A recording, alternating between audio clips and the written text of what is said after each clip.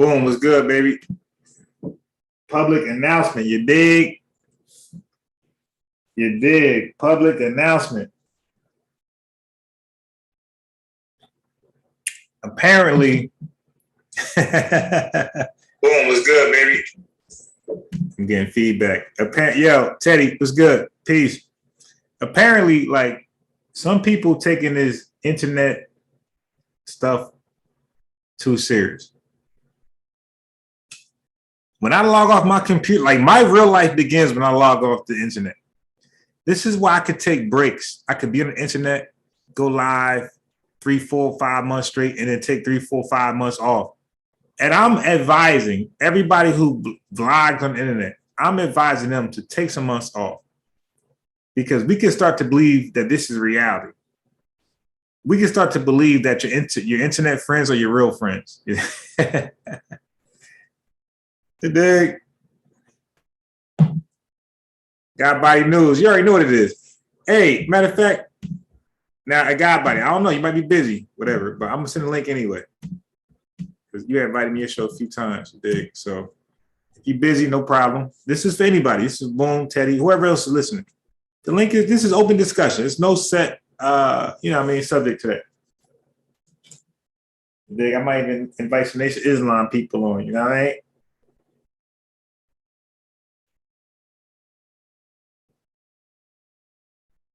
But like I said, this is just open discussion. But I believe that it's a good open discussion. And if time permits, I got some stuff I want to read. You know what I mean? Some information that I think we'll all benefit from. You know what I mean? I'm a straight researcher. That's all day, I'm a legit researcher. I'm not somebody who has a bias going in and researching, hoping that, that my research checks out, with my ideas that I've already believed in. That's not real research. Okay, real research is you just read stuff and whatever that you get, that's just what it is.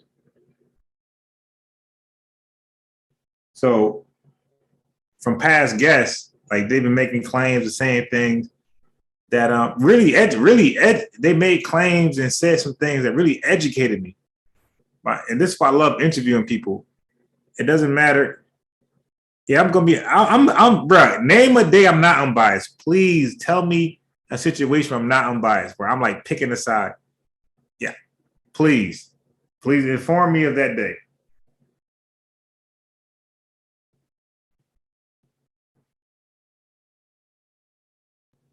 I need to know what subject you think I was biased on, please. I need that. Because I got my biases, but for the most part, I'm unbiased. So I want to know when you guys think I'm actually biased. Hey, Brandon, peace, man. Like I said, this is open discussion. I'll put a link out there. It's open discussion. It's nothing, no real subject. I got some things on my mind, of course, I'm going to talk about. You know what I mean? But for the most part, it's no real subject. It may be a subject later. Because I always got subjects.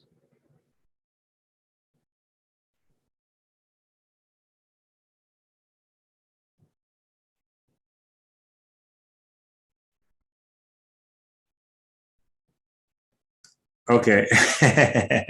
He said just messing with me. Yeah, so the regulars, I think Amber's working. I don't know who's live. Unc could be live, pseudo killers, whoever could be live, Cincinnati. I don't know. I just been live. Like it was getting late. I said, let me just go live. Let me just share some information.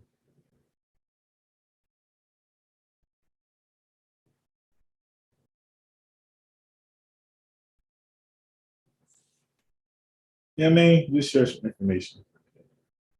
Damn it. Like I said, indigenous, man,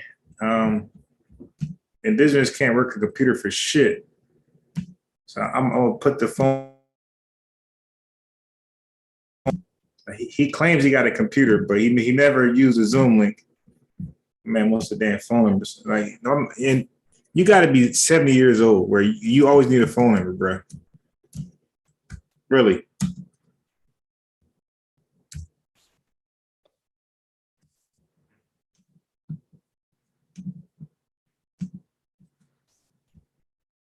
Nah, it's open topic. That's what I'm trying to say. They got body. Keep on. I hear you. Salute, bro. I heard you talking about the people taking this stuff to the head, so I had to come up.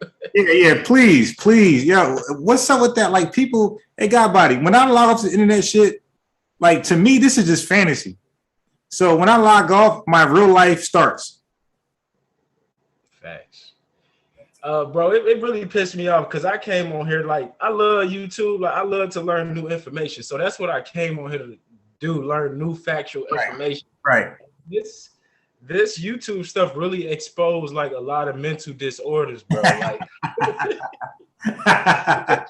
because I be dibbling dabbling into that, that so-called woke community, right? And I step off into the real fact, your community. I say this is all actual shit. So, man, I go into that community. People so it was this one guy. I was just on his stream the other day. He took it so serious. He started cussing everybody out. He talking about people don't love him.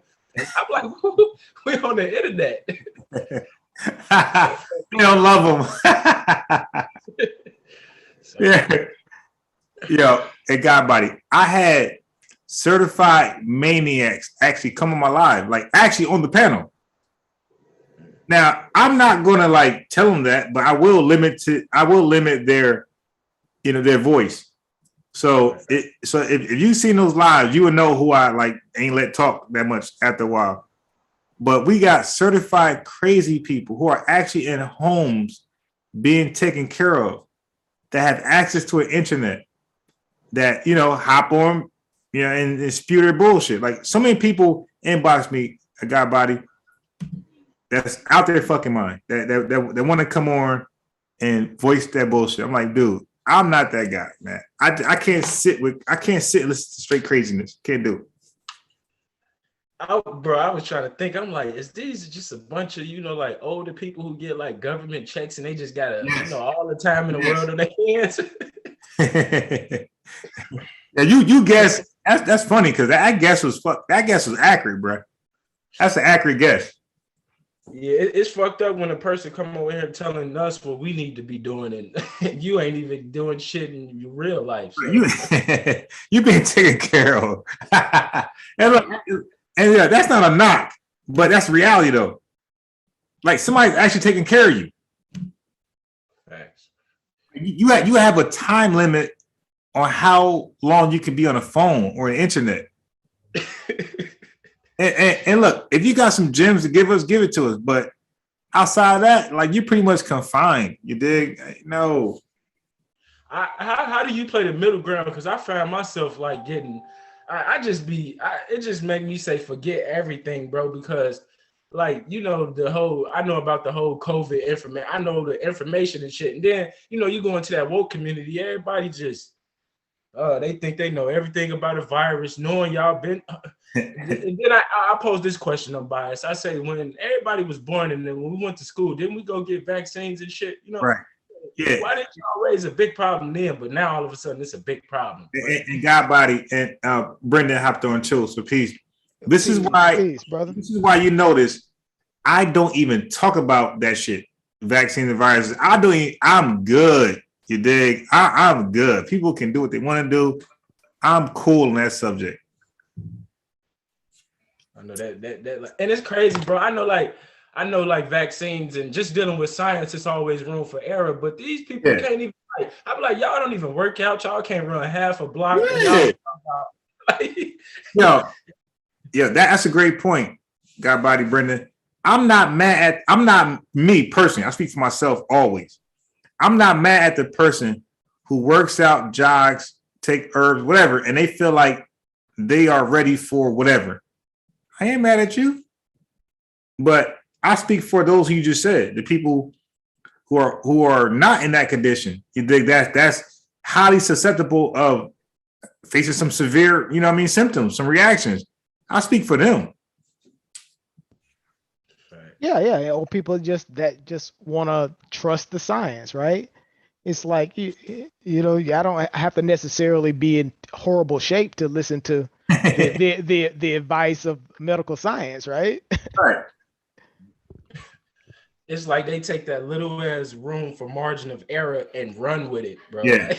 Always, right? That's this community, right? That's what we do. This right. small piece of unknown, right? You inflate that, blow it up, and run with it, right? Straight out the window.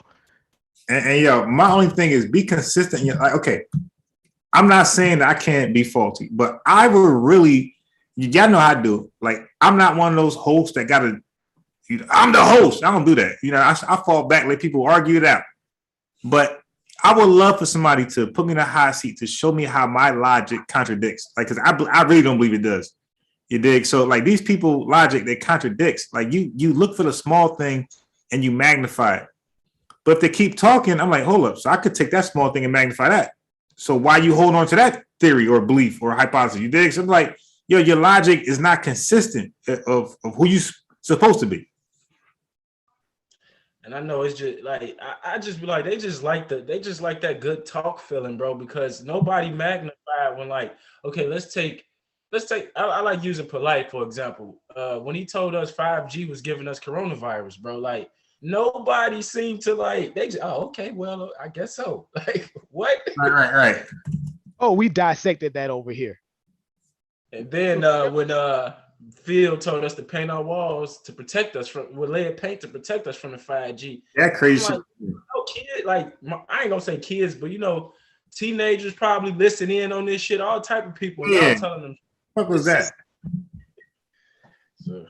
Hey, speaking of playing it down the middle, quick question, bro. I didn't get through the entire Chief X interview, but what was your take on it? Because I was sort of listening to it, but of course, like I said, it's the beginning of the year. Things are sort of heating up with my job as well. So I haven't had a lot of time, right? So what were some of your takeaways? Because I know it was a long interview.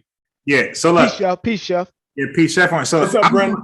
So look, what's up, Unbiased? I'm gonna let God Body, I'm gonna let Chef, and I'm gonna let you, Brendan, speak on that because they're gonna say I'm biased no matter what. So God Body, if you can answer that question to your best ability, go ahead, brother. And then Chef, and then it's hard for me, bro, because I can't. Sometimes I find myself taking it too serious where I want to cuss a motherfucker out because they sitting here blatantly giving us fallacy, and that's why I just gotta stay.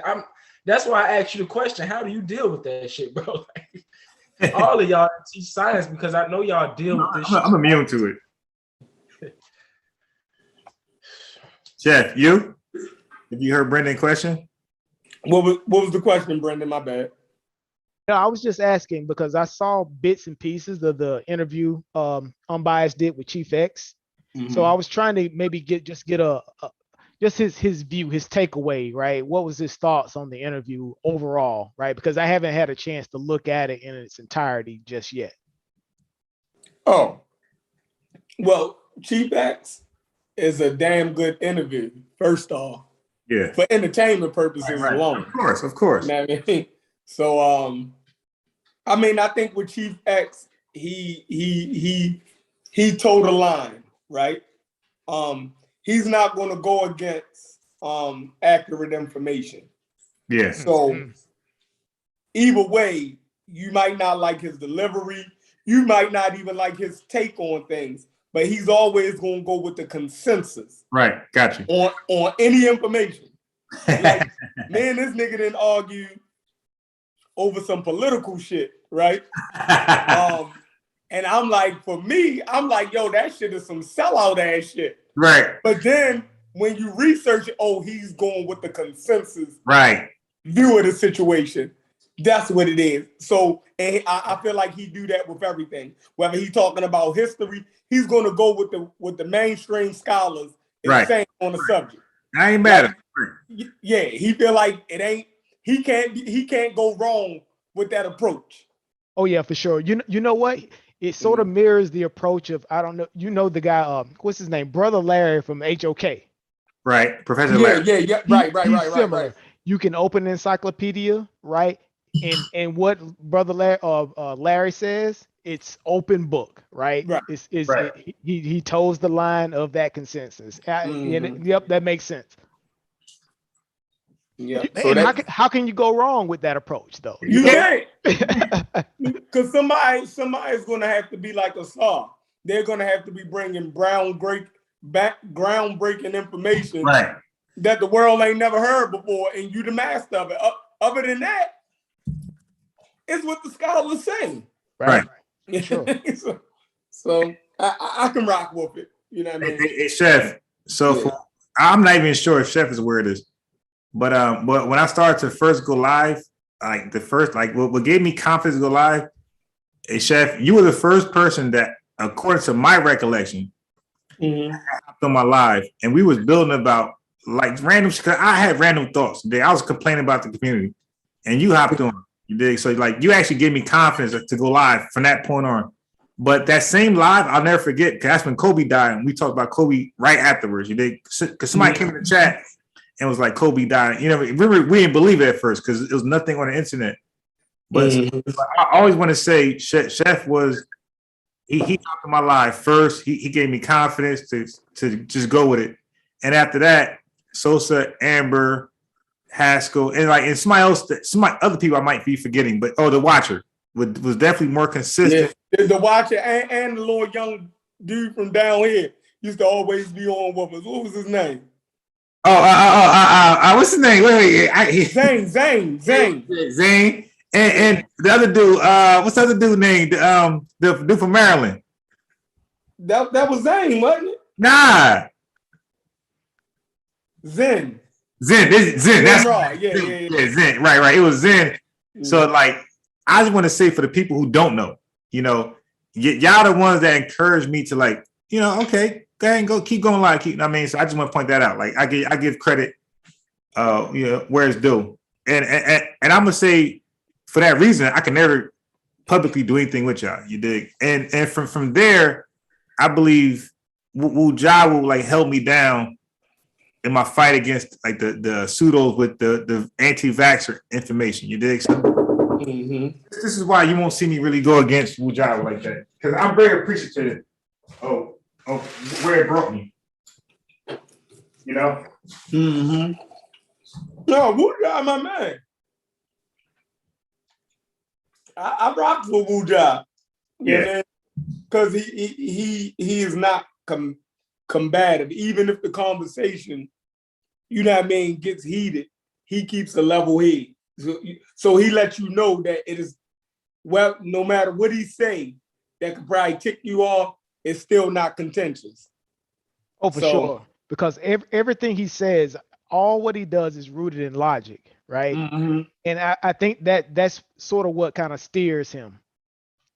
And I can appreciate that. Yeah, he's a serious brother. Yeah, he definitely stayed grounded in the argument that you're having. You know what I mean? So and I think that's why I think he throws a lot of people off with that as well, right? When when people want to get off to other subjects or stray, right? He always brings it back, right? Whether if you agree with what he's saying or not. Right. Exactly, right? It's your fault, right? If you go down a logic rabbit hole with him. Yeah, that's a fact. Right. That's a fact. Yeah, we had a good bill with him the other night. So, you know what I mean? Sure. I ain't never had a conversation with Wu Ja with me and his where we got off track, where we was actually argumentative. So yeah, for sure. Are you able to hear me? Hey, yep, for sure. Chef, you can hear me, Chef? Yeah. Okay. So people always inbox me. And like I said this is not to rehash anything. Like it first started with Garfield. You know, he inboxed me and said I should not be dealing with Chief X, right? So but he's not the only one. People always inbox me. Don't talk to don't talk to Amber, don't talk to Chief X. Like everybody always trying to tell me what to do. They like, yeah, like, and then they act like they have authority. And that's when the fallouts happen. Like, dude, you're not going to look. And these people have their own platforms where they invite who they want to invite. They didn't ask me. Right. It's like, no, we're not doing that. So people keep telling me who I can have on my platform and who I can't. It's like, yo. And so my thing was, what me and Guy Body Sean was talking about was like people take the internet shit too serious. Mm-hmm. I take real life serious. And like I'm saying, like people really need to take a 5-month break off the internet. It's not real, it's fake. You know, I took my break. They gotta take their breaks, they can embrace life. Mm-hmm. Because like I think they're having a hard problem really disconnecting. Right. So recently somebody was asking me a question about something. I don't know. They sent me like a little dialogue with them and somebody. And I had no idea where it was going. But apparently I mixed it up with what I was in my mind. So I was gonna have Chief X and a brother named Aku on to talk about whatever, like random shit, like what we doing right now. So yeah, cool. That's my man. So anyway, so the person that inboxed me, I'm not following their thread. I don't know what they're saying. So I mentioned names, and I looking back, I see how they can mix it up, but they mix it up as though I was identifying the troll who they was dealing with. You dig? And like they thought I was saying Aku was a troll that they was dealing with. That's not what I was saying. Like I was totally confused while I'm reading this thread. You know what I mean? I was totally like, please call me, people. Please Facebook call me. You know, don't just type to me if it's something like that. Because now this person blocked me. So I never had a chance to respond. Like, I mean, it just blocked me. So I'm like, so I showed Amber the whole thread. I'm like, Amber, where did I go wrong? Like, what did I say that was crazy? She couldn't point it out either. But that's my point. Like, people taking this a little too serious, man. Like, just too serious. I'm getting blocked by people who I thought I was cool with. Yeah. That's the thing. Mike, go ahead, man. No, I was just going to say just briefly, you know, people don't want to be wrong. People don't want to be challenged. Well, I would say just a lot of people don't, right? Mm-hmm. And because, you know, I think they're not acquainted to that or used to it, right? And like for me, I can only speak for myself, right? Just like through my experience, just career and everything, I'm constantly being challenged, constantly saying, people are saying, okay, well, is that right? Right? Can we have a different approach? Right? People are always challenging what I do. Right? So over time, I think I kind of just gather that thick skin. Right? That's what people have to do. You got to gather that thick skin over time. Right? And I think that's what a lot of what we end up seeing. Yeah, I agree. People ain't used to being challenged at all. Especially, you know, a lot of these conversations that we have that are rooted in like religion and stuff like that. Mm-hmm. It's like, and you, like I said, you put those two together, people that aren't, you know, used to being challenged or you know, questioned, and then you put a religion on top of that, you know, that's what we end up dealing with, right? Yeah, and I think in the Afrocentric community, Africanism is religious to people. They are definitely married to certain ideas. So you're going to get the same pushback. I remember years ago when people first that I know of on the YouTube started pushing back on the Olmecs being Black. Oh my God. Like, it was people losing their goddamn minds, yo. They just couldn't even accept the fact that people was actually challenging whether the Olmecs were African. I mean, that's called being married to a position. It's religious at that point. Right. You know what I mean? Absolutely. Even if the evidence don't back it up, you know, you still won't go with it. It was the Olmecs, and it was then after the Olmecs, it was the Moors being Black, right? Mm-hmm. Yeah, so it's like, all right, you knock down one thing, the Olmecs not Black. right? Then now y'all going to Africa saying that these African people wasn't black. And then after the Moors wasn't black, then it was the Israelites, what the original Israelites wasn't black. And now we went to the topic of the Egyptians wasn't black. You know what I mean? So it's religious at this point. You know what I mean? So yeah.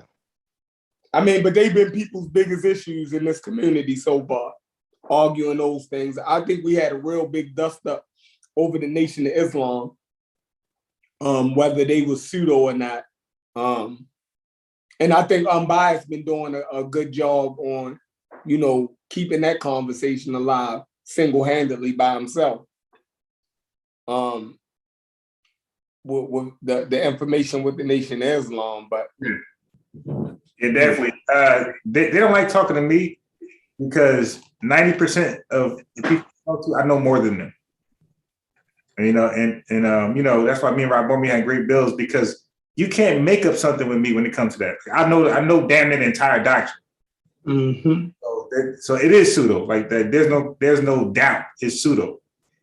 These guys don't understand science. If they did, they would have been questioning the doctrine when they first heard it. No damn atom is floating around in the universe, and they don't know which atom it is. There's 100-something atoms. Like, which one? Like, you never thought to question that? Which atom? And guess what? It could only be helium or hydrogen, because they were the first two. So you see, your God was a floating atom of helium in the atmosphere. Okay, fine. But then if it grow brains, you have a problem. But you know what helps with that conversation as well, I think, with the NOI Unbiased, you were ensconced in the culture for a minute, right? So you can empathize with some of the things that the guys are saying. You know where they're coming from, right? Yeah. So inside of your interviews, you kind of show that empathy piece, right? And I think that's a big thing in terms of just people opening up and just saying, okay, I can have that conversation with you. Right, exactly. Right. Yeah. Man, look, I was done with the Nation of Islam when I found out that Farad was white. I don't care what he say after that. Once that sunk into my head, because I always seen pictures of him, right? But it's crazy how the mind works. You know, you can see that this is a white man, but you don't even see it. Right. Like, how they never connect with me? You know what I mean? Oh, I saw it when the first thing, you know, you pick it up. What is it? The Supreme Wisdom and the Message of the Black Man, and you go to the very back of the book. That picture is there, right, with him looking down. He's not looking directly at the camera. Right? He's like, what is this? Yeah, and you see it, and then they give you the explanation of it. Yeah. And then you just, you don't connect. The Nation of Islam, this pro-Black group that speak with it, there's no way that the founder is going to be a white man. So just your logic. Yeah, he can't be, right? It don't allow you to gauge that shit. It's crazy. Don't believe my lying eyes, right? Right. Same with like Farrakhan and Gaddafi. Like, why is you why are you not doing business with another African? I guess like Gaddafi. Where it's always somebody non-black, like clearly non-black. Yo, hold on, let's not stop there. Haile Selassie, another guy, like clearly non-African black that we worship. Oh, Selassie was black? Is you crazy? Huh? Like obviously black, or we got to believe some mother and grandfather. No, Haile Selassie, you ain't never seen a picture of that nigga? He look mixed. That nigga look like he look like you.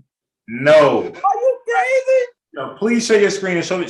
Look, share your screen and show me one picture where he looked like Shamar Moore. Give me one screen. He looked like who? Selassie hair nappier than mine. Right, he look like you. Unbiased. Is you crazy? Okay, even if he did look black, my point is he lighted. Said look black. Yeah, I didn't see a picture yet, but if it's out there, I'm not doubting you. Oh my God, let me share my screen. Look at what I'm saying though. Look at the overall message. My overall message is that we're looking at somebody who's very light and bright. So my thing was, I think he's darker than you though, unbiased. Yeah, but okay. Do you think he's the same color as Wesley Snipes, or let's say Denzel Washington? Why he gotta be that? I'm not their complexion. I'm still black. Okay, so I'm gonna ask you a question.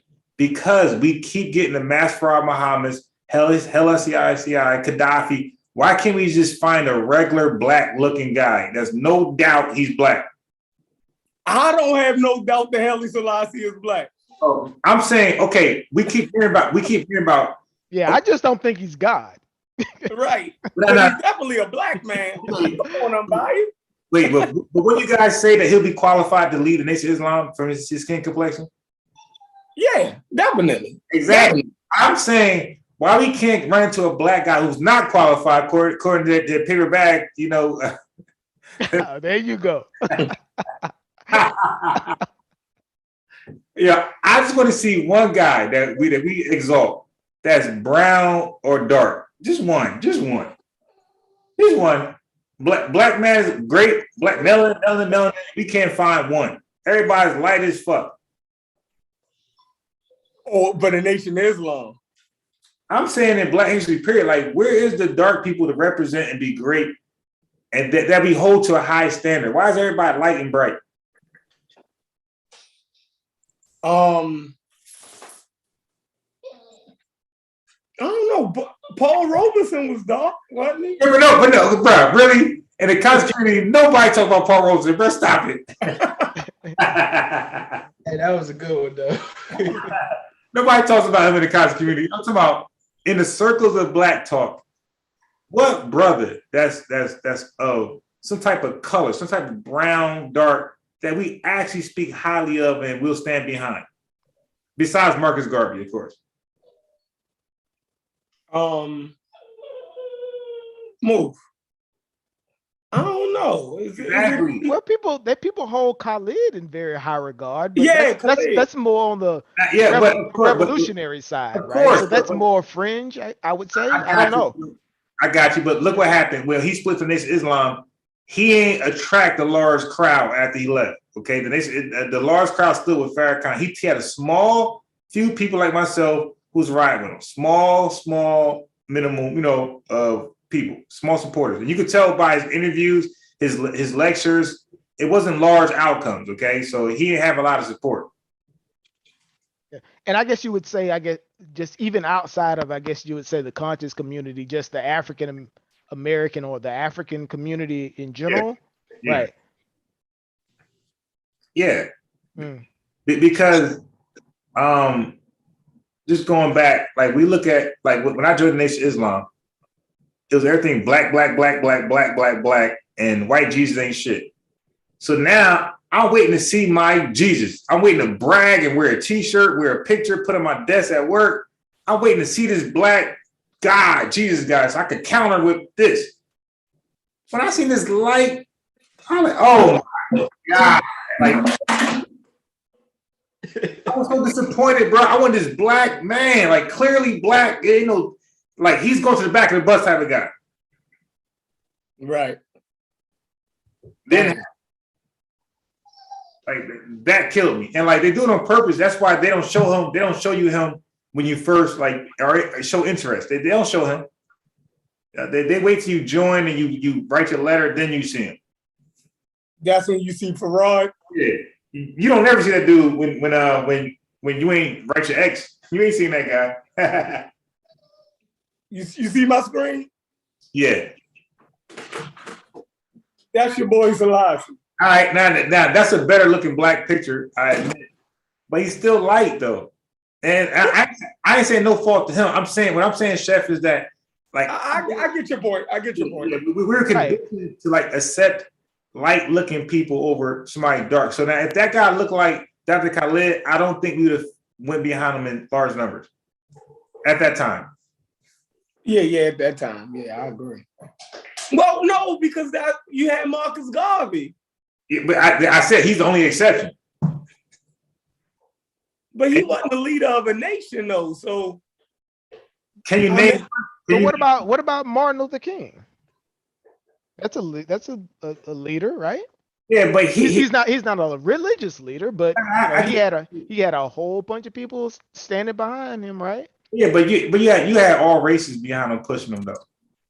Yeah, media, yeah, everybody behind him. You know what I mean? Like he was a trademark. You know, but that's not a disqualifier though. Nah, it's not. I mean, that's a great point, but I'm saying like what he stood for is what Marcus Garvey stood for was unorthodox. Mm-hmm. What Haile Selassie stood for was unorthodox. What Dr. King stood for was orthodox. Like the whole world's behind that. Really, I don't know. Maybe in hindsight, but at the time, I don't know if you could say that. At the time, I believe only racist white people were against him. No, that nigga was a terrorist, yo. Yeah, oh yeah, like I said. He got his head blown off. Yeah, now, hold up now, because maybe I hear my stance in this country. Mm-hmm. My stance is America is divided between 50% racist white folks, 50% non-racist white folks. So when you have police officers, when you have people in the banks, all type of areas, they can be either non-racial or racial. And the racist white folks are going to show they're gonna show their colors in whatever field they're in. Police officers, lawyers, your cable guy, they're gonna show their power. So J. Edgar Hoover, all those guys, that they represent one side. Like America always been divided. Since the South and the North, way back Civil War, they've been divided always, and people maintain their position all through the 1860s to 1700s, all the way till where we at now. They still hold a certain position in this country.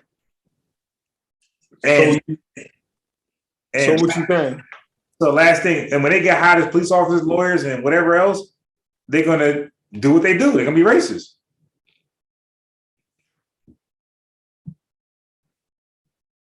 That's all I'm saying.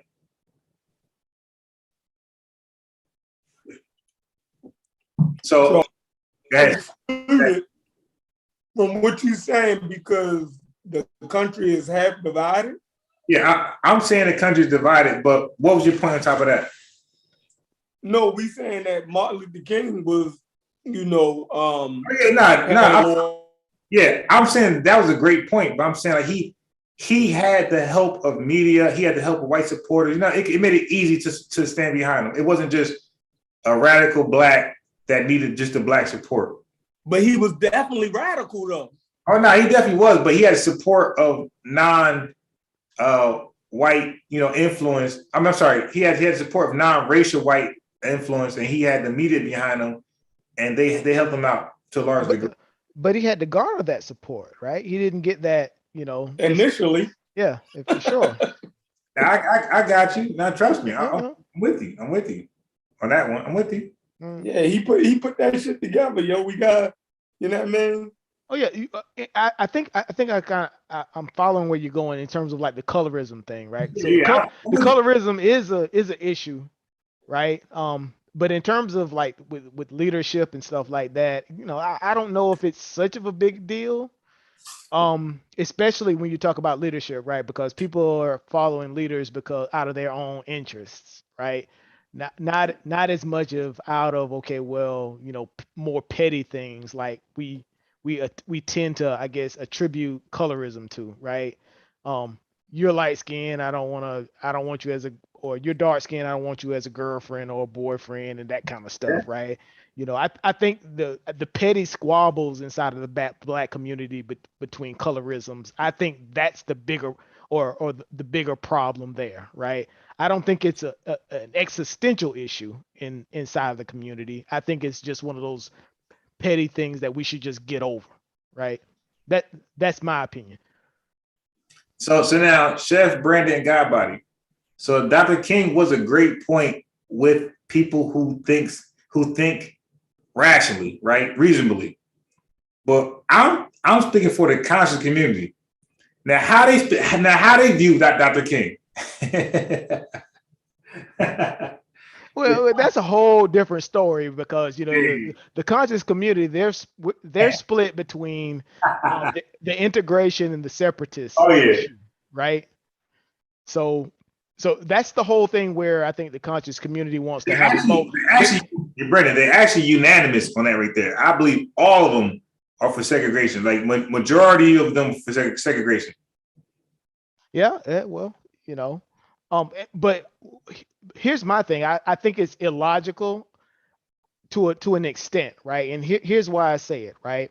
Like for instance, you'll hear an argument that you'll say, well, look at you have these Europeans going into space, they're doing all these things, they got an international space station, they have all these advancements, right? What are we doing?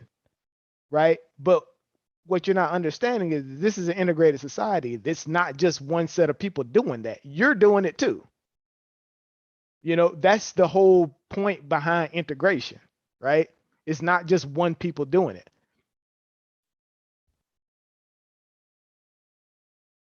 Hello? Yeah. I'm sorry. Yeah. I'm listening. And I think that's a part of the problem. You end up, and under that, I think that line of thinking, right? You end up contributing everything good, right, to an outside culture, right? And then you're sitting looking at yourself. It's like, okay, well, what am I doing? We're not doing anything. It's like, no. If you actually go into some of these fields and you go into some of these areas, you'll see as many black faces as you see any other faces. Right. Right.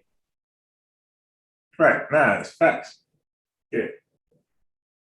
So just to end one and go to the next. Just to end one, so we be clear. Does everybody, Sean got body, right? Chef, Brendan, in the chat. Do y'all think it's goofy, or you think is I don't know, whatever word you want to use? I say goofy.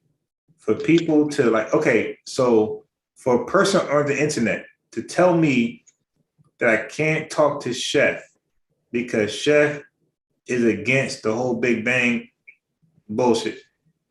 And because he's against that, you know what I mean? You think it's fair if somebody tell me that I can't talk to Chef because they are mad? Because that's what's going on here. And I'm getting blocked on Facebook. I'm getting blocked on Facebook for other people's opinions.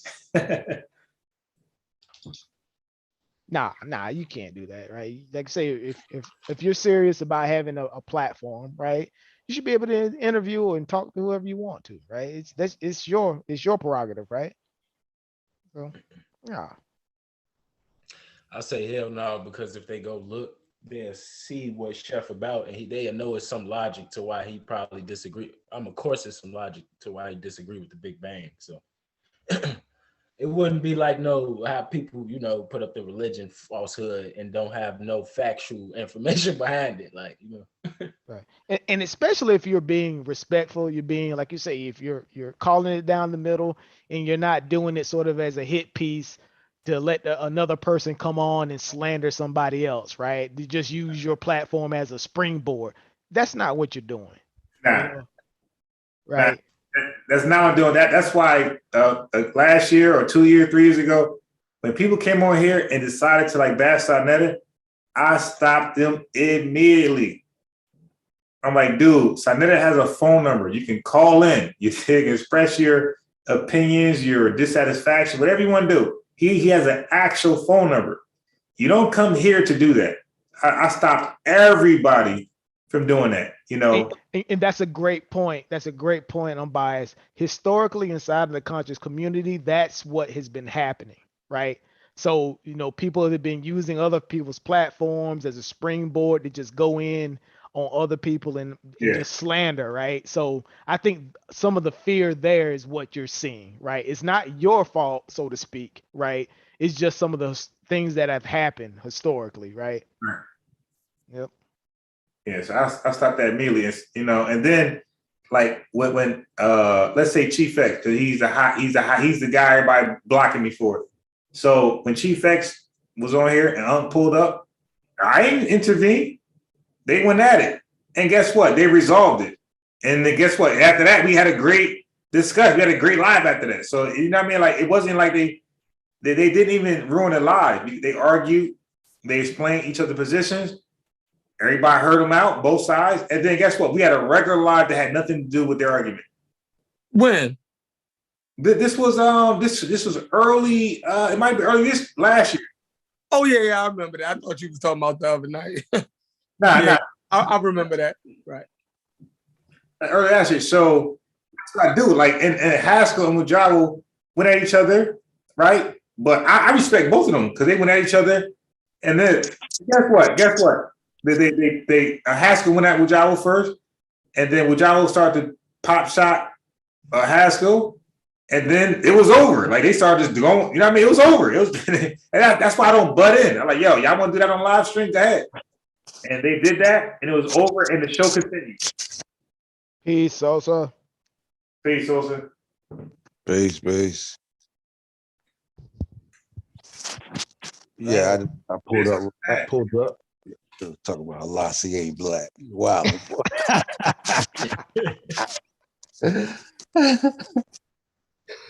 Shit. And you saw the picture. He had that mustache looking like Ron O'Neal. Plus, you got to take it to county Ethiopia. You know what I'm saying? Like Ethiopia is looked a particular way. Oh yeah.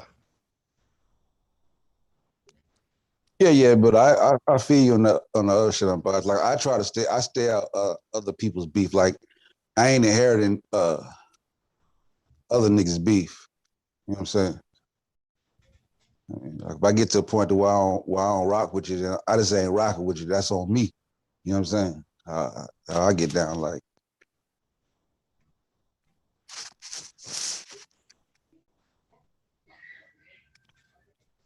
But I do take issue with like I just feel okay like I watching Nassar and he had the polygamy thing on, right? And I feel like if you put yourself in a position to where you are trying to be at the forefront of information, then like you supposed to at least be able to like challenge some of the people on your platform, like if they come with some shit that's incorrect. But you're supposed to be like, oh, where you get that from? You know what I'm saying? So like he had a dude in there talking about goddamn women rub men's beard and the reason they like men with beard because when they rub their beard, they get the pheromone gets on them. That's what attracts them to the beard. I'm like, we ain't no goddamn rats and shit. Like they haven't even identified a human pheromone molecule. You know what I'm saying? Like he just way out the window. So I'm thinking like I maybe give Asar a pass. Like maybe you don't know that Asar, but I'm thinking like how you gonna let him just say some shit like that and don't even challenge it? You know what I'm saying? But like me, when I get to that point, no, I do. I just unsubscribe. Like I ain't tripping. That's like if you seen Garfield and them on Slander the other day. When the dude for those two PhD dudes was on there. And Reggie and Jabari. Yeah. They was going on about this West African to Egypt connection and the influence. And you know, you look that shit up and you don't see nothing. Like, yeah. So it's like Garfield went on there and challenged it, and they went crazy on him. Yeah. Kicked them off, and it's like, okay, like that type of stuff. Like, how do you get a PhD, 2 of them, and then start lying? Like, right. Why waste the money?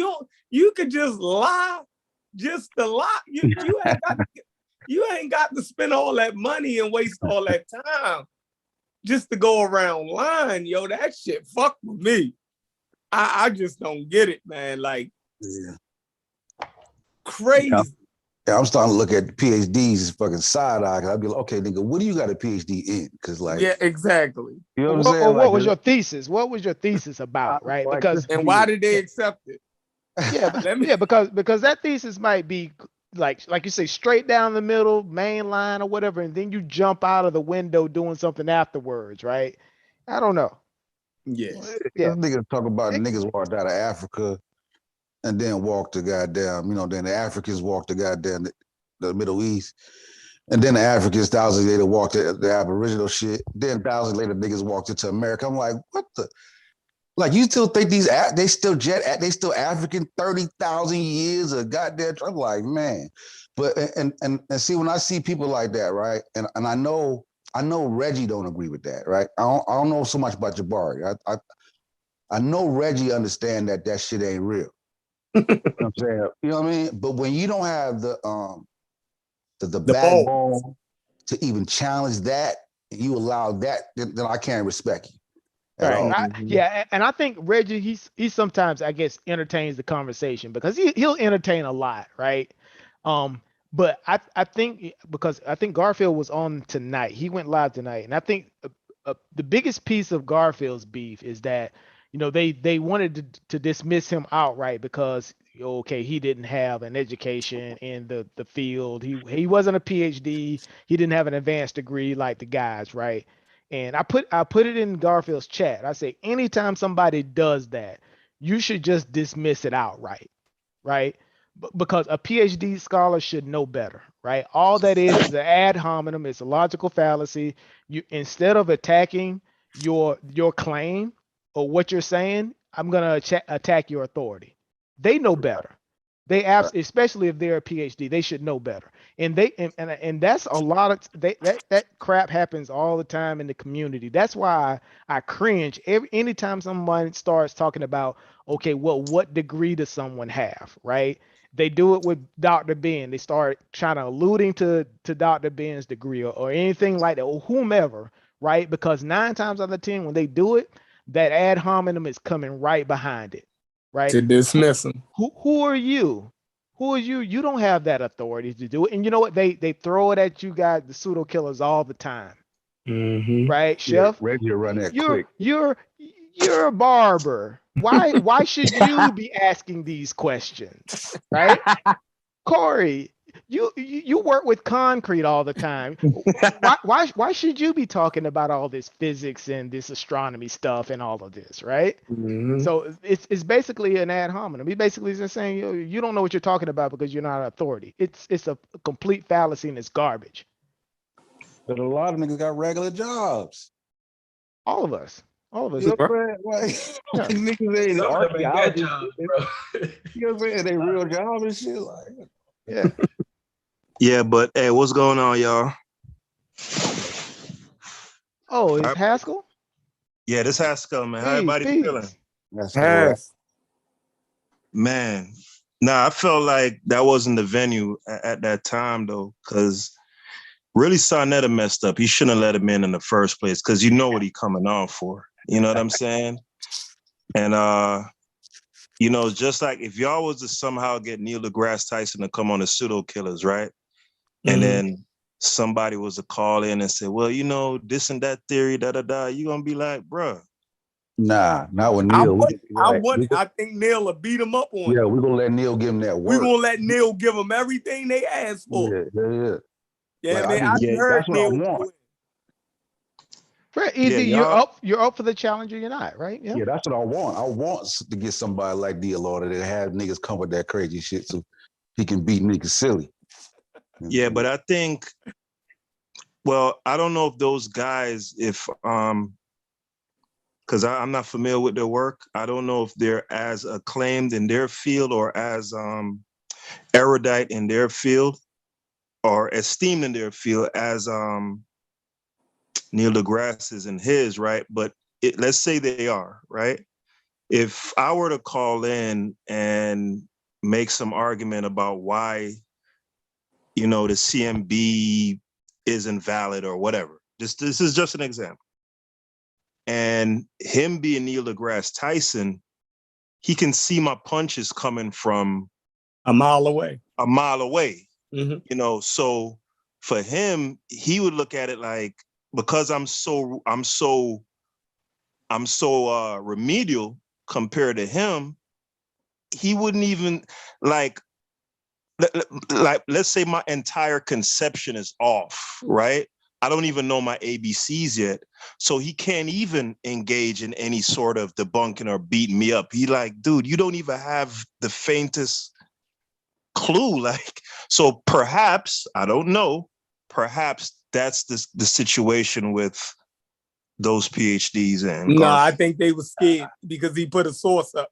And I didn't see Neil deGrasse Tyson go to a rap radio station. Oh yeah. And motherfucking get at Lupe Fiasco and them for saying that the earth was flat. So he definitely up for the challenge. Now, that just goes to show you that he's completely confident in his command of the information. These dudes, if they had it, they should have washed Garfield. Like they could have showed how remedial he was. They could have did it. Right. Like they could have proved it. Garfield put up a source, and you can look at him looking at the source. They zapped out. The source actually debunked what they were saying. The source said exactly the opposite of what they were saying. Because remember, they was just talking. Garfield actually put up a source. Now, quick question.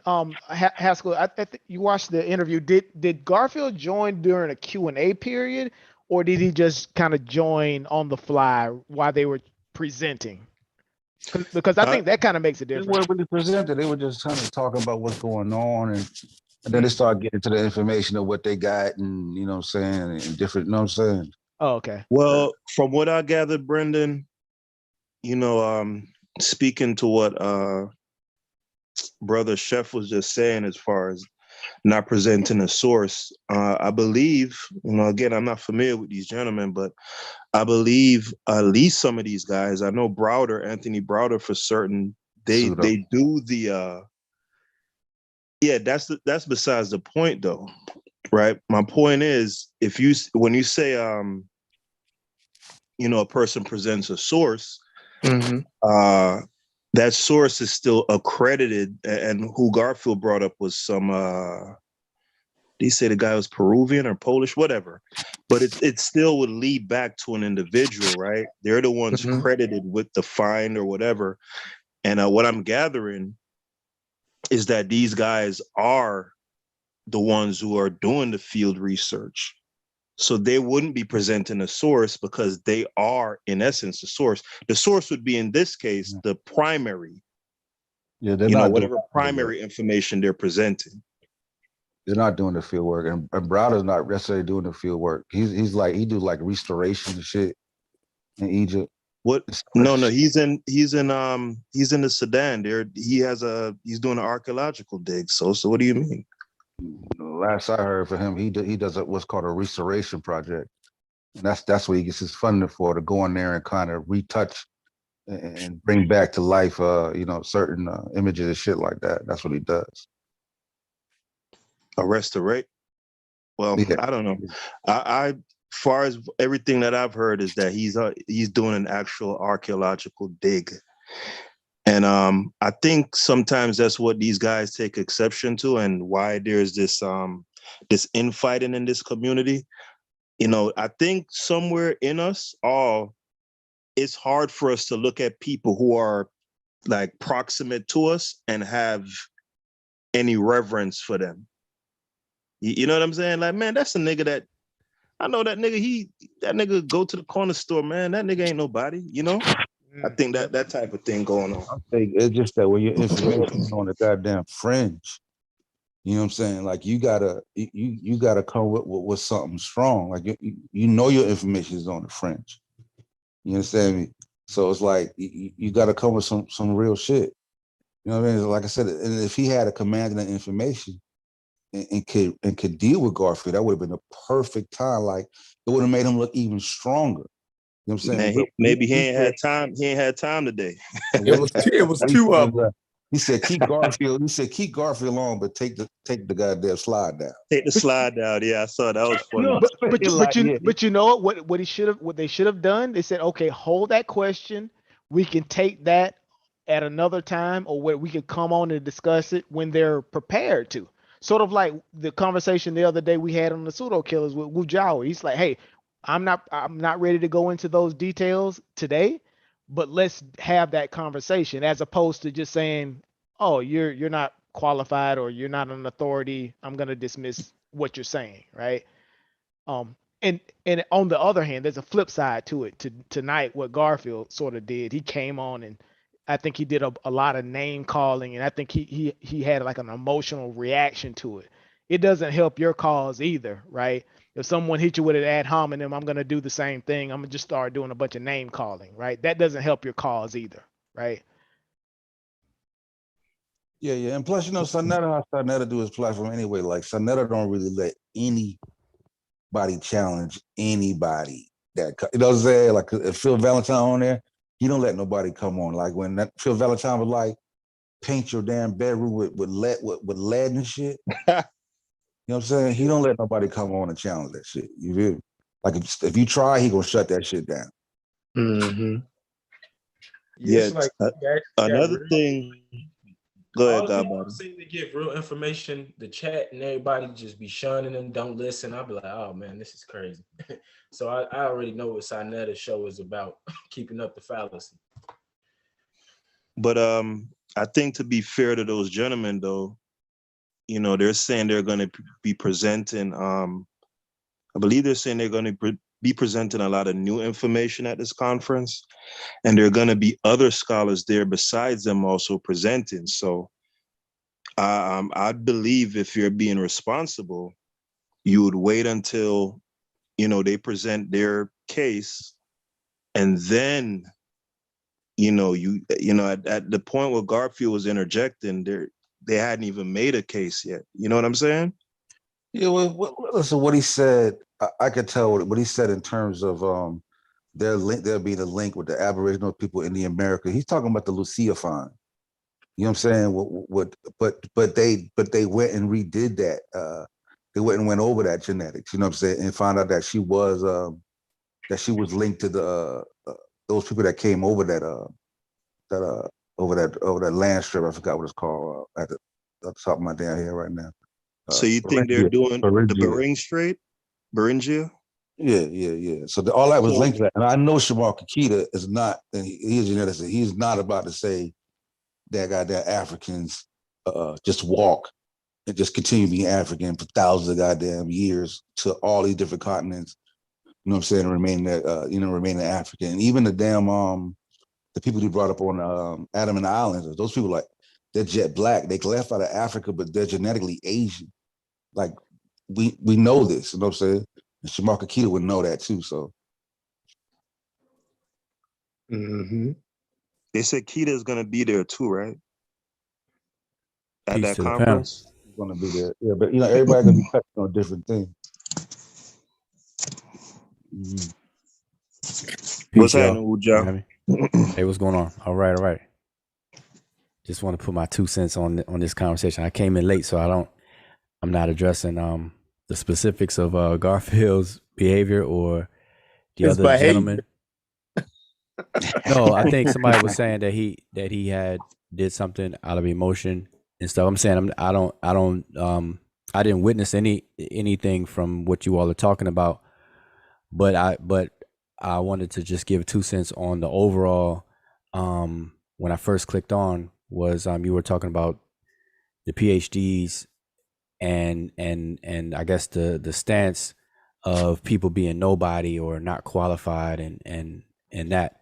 And I didn't hear one of you all say that to keep things like more objective and balanced, that, it depends. I guess it depends on the nature of the conversation or discussion, because if you're going to have a casual conversation, then that's one thing.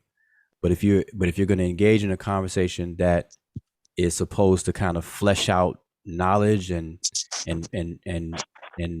move forward or whatever, then both sides will have to just be real brutally honest and have to have an understanding of the subject matter. And so if a person who is ingrained in the subject matter talking to someone who's not, then by default that sets up a situation of a student/teacher relationship. Like, for example, if Neil deGrasse Tyson talks to one of his colleagues, like Peter Krause or whatever, we would expect a certain dialogue to come out of that. But if Neil deGrasse Tyson is talking to one of us, or a person who's 12th grade high school, that's going to be a different scenario and situation for that conversation. And I'm not even talking about whether it gets bad or good or whatever the case is. I'm just saying just on the strength of the default setting of the situation itself and the conversation. So if we're honest, the knowledge of a subject does matter. And so and like I said, it just depends on the conversation. If you have a casual conversation, then maybe to a less degree. But if you're trying to have a serious conversation, there is a degree where people you expect people to have knowledge, a certain amount of knowledge in the subject matter, to talk about it, to push, to formulate arguments, to have an understanding, to even create a worthwhile question, and so on and so forth. So I think some people don't want to waste time if that's not this setup or the environment in the first place. And so it may be on the fault of people, of someone structuring the conversation from the get-go. Maybe that wasn't made clear, or even if it happens ad hoc, as soon as it happens, you're supposed to pause it and make structure and make it clear, then continue. And I don't see that being done on these platforms. I don't see people properly moderating conversations, or even without a moderator, I don't see the participants knowing how and when to do stuff like that. So that, to keep it really, really good. And, that's just my observation. And where I come, my background, I seen it, I'm used to that. And that was like an important point that's pointed out in my background and people I've rubbed elbows with in the past, in education, school, college, and everything like that. So I see it and I'm like, wow, it's a point, it's missed. I just noticed stuff like that. So that's what I'm saying. I don't think that's done enough.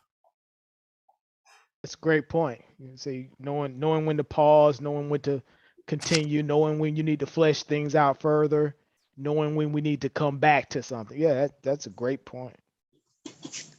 Well, no, even with the situation with Garfield to come on, it's the outsiders jumping in and taking it to an offensive, insulting term. Saw the situation that spin the conversation in a different direction, because he came on with questions. You know what I'm saying? Like, okay, so what is? Okay, then what do you say this? And then like, what time? And then they just get out of here. Yo, get on, kick him. You know what I'm saying? And then Right. the outside, it wasn't even the dude he's trying to engage with. Now it's the people from the outer circle jumping in and becoming combative, and not allowing the conversation to even flush itself out. You know what I'm saying? They could have possibly got to that point if all the goddamn hoorah hadn't come in the midst. Yeah, see, just as a disclaimer, I didn't see anything that you all are talking about, so I'm just speaking just on the topic in general from what I heard. Yeah, when I came on, heard y'all talking, I was like, okay, it's interesting. Yeah, I don't know what happened. I can take from what y'all are saying. I could guess. I could guess. Yeah, but Sosa, what's been going on. To say that Garfield came on in earnest just to ask questions and be edified, that's intellectually dishonest. Like, those of us in this space, in Sonetter's chat, in this chat, are very familiar with how Garfield sees any arguments pertaining to any sort of interconnectivity between Egypt and West Africa. His stance is well known, and he's kind of rabid about it.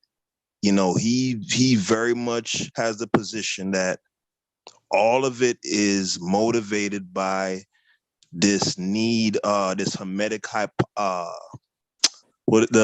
Hermetic hypothesis or whatever it's called thing. And so that's the angle he was coming from, bro. Like, come on, we all know. I get that, but when you come in and the first part of the conversation wasn't really combative. He was showing that because he said he misheard the Polish people, and he was showing. Yeah, because he got to creep up. That's how you do it. Yeah, but he was showing that. But then, but even when you ask a question, if he said, "Yo, when do we start hearing these stories about them being Egypt?" He's like, well, "At what time?" Like whether he had an agenda or not, you can deal with that question. You can say, okay, around so and so, around, you know what I'm saying? You can handle it that way, but before it goes crazy, you can say, around this time, that time, that time. You feel me? And then they can dialogue. And then if you want to put a pin in it, they can put a pin in it. They could do that, Sosa, but from the very beginning, before he came on, they told him in no uncertain terms, we're not doing that today. Just so you know, we're not doing it, right? So if you come on under the auspices that you're just going to ask a question, you're not going to try to debunk and be sneaky about it. And you come on now, y'all know he was creeping up in the bushes and low crawling, and I'm with that, but I'm with all that. Them niggas sounded crazy. Like at a certain point, like even if Garfield, his attempt to question him, yeah, it was definitely traps. You dig what I'm saying? He was definitely trying to debunk them niggas straight off the muscle. I agree, Haskell. You know what I mean? But I'm saying these dudes supposed to be two world-class scholars. If what Garfield was presenting was bullshit, they should have ran him out of there with that work. They should have ran him out of there with the work. Them niggas looked as scared after a minute. It looked like Garfield really had something. Right. It looked like Garfield really had them niggas, yo. Come on, Haskell. Like, Sinetta and them saved them niggas, yo, in my opinion. I think Garfield would have washed both of them, yo. Yeah. I think he would have washed them easily. I don't know, because I already know where Garfield was going. With the whole idea that that the black people of Oceania, of Australia, you know what I mean, of Fiji, and then they came to the Americas, you know what I mean, and the Olmecs. This nigga was out of his mind, yo. He ain't mentioned no Olmec. I think Garfield would have washed them niggas, yo. That's the Olmec type shit, bro. He did not say no Olmec, bro. You don't gotta say it. Once you to the goddamn Americans, nigga, you already know he going that very certain route. You know what I'm saying? I think that Jamaican would have washed them niggas, yo. Basically, what he was saying is like, because he was saying like, yeah, of course they got these megalithic structures elsewhere. And he was crediting that to the Africans going out of Africa and going all around the globe with this information. That's what he was doing. And he said they was always connected to Africa. Always connected. Yeah, so, like, yo, this is what they was saying. They was out of their mind. So, yeah, like, but see, Garfield, Reggie was on the panel and didn't give no pushback. Jabari just sitting there nodding his, come on, yo. Well, why would they give this the HOK, yo? This the HOK. If they're in agreement, why would there be pushback? Like, I know Reggie ain't in agreement. He just Reggie ain't in agreement get pushback. With that he shit, just wouldn't man. do it. I know Reggie ain't in agreement with that shit. He just wouldn't do it. And Garfield was the only one to come on there with enough balls to show some damn pushback from that information. And they looked as scared. I don't know what you saying, Haskell, but them niggas look scared to me. Especially the dark skin one. Issa. Yeah. Yo, he's mad at Garfield for the last. He mad at Garfield and Rob Ward and True Story for the last time they got this shit. They got bad. They got bad blood. I remember that show. That shit was on goddamn man cave shit. Yeah, he was the ones like, get him out of here. Yeah, get him out. Kick him off, Sinetta. Kick him off. Garfield said, Sinetta, what did I do? Hey, Garfield was begging, boy. No, Garfield sounded like a little kid, yo. He said, Sinetta, what did I do? That'd be hilarious. Hey, yo, these niggas act like they 10 years old, yo. That shit was funny as hell. Hey, quick question to those who saw the stream. To those who saw the stream, did Dr. Faraji and Faraji mention if they were going to publish some of the information that they were talking about on the stream with Sarnetta? Yeah, that's what they was talking about. I was just gonna ask that. Yeah. Right. Because it could be if they're going to publish the information, maybe they don't, in terms of the pushback, because I've heard who is it Dr. who is it Faraji, and who's the other guy, the bigger guy? Issa, Dr. Issa. I've heard his argument before. He said, okay, well, if I publish something, if I put it out there, right, in the domain, right, for peer review, you should do a likewise critique and publish a critique as well. So maybe are they coming from that angle? He's saying, okay, well, don't challenge me on social media. I'm publishing my work. You publish something and do it that way. Is that what they're? Well, they're not necessarily saying publish anything, but I did heard Reggie say there can't be a debate until the information is reviewed. So I don't know if they necessarily would have an issue with a verbal review. I don't know if they're necessarily saying you have to put something in writing, but at the very least, Reggie was saying, okay, we are going to actually publish whatever sources and supporting evidence that we're using to make these claims. Wait until that is presented, then you can counteract. That's fair. I think that's fair, right? They ain't gonna overturn goddamn art of genetics. I don't give a fuck what they push. See, but there's a process. There's a process, you know. There's a process. I'm just being for real. Yeah, but if you going, but Sosa, you're saying your mind. Sosa, you're saying your mind is fixed from the very beginning. You don't give a fuck what they present. Solid. I'm saying that's what I'm saying. But that's not scientific, bro. You're not being a scientist, that is right? Scientific, bro. That is scientific. The evidence is solid. Yeah, it's already out there. What are y'all waiting for? Yeah, y'all saying connection between West Africa. Y'all saying that it's nothing they find? Y'all saying it's nothing they could find, nothing they could present that would overturn. Yeah, they're gonna dig up a pyramid over that. That's what I'm talking about. The interconnectivity from Africa to right. That's what I'm saying. So you saying that shit is a done deal, a done data, and shit they could show that genetics don't exist. Who are they examining? Who are they examining in South America? Right. They looking at that. I'm saying, but you're agreeing they have the review. You're saying that your mind is rigidly fixed. You don't want to hear shit, and that's cool. What I'm saying is that, bro, what any dig that they would be doing in South Carolina, what dig would they have? You said that nigga Anthony Browder is a nigga that just do pottery and paint shit up, pretty it up. I mean, he do restoration, bro. We can just look at it. We can just look at it. So I mean, bro, we all got our biases, so I get it, bro. But you can just look at it. He's on Facebook, bro. Nah, bro, you clown that man, bro.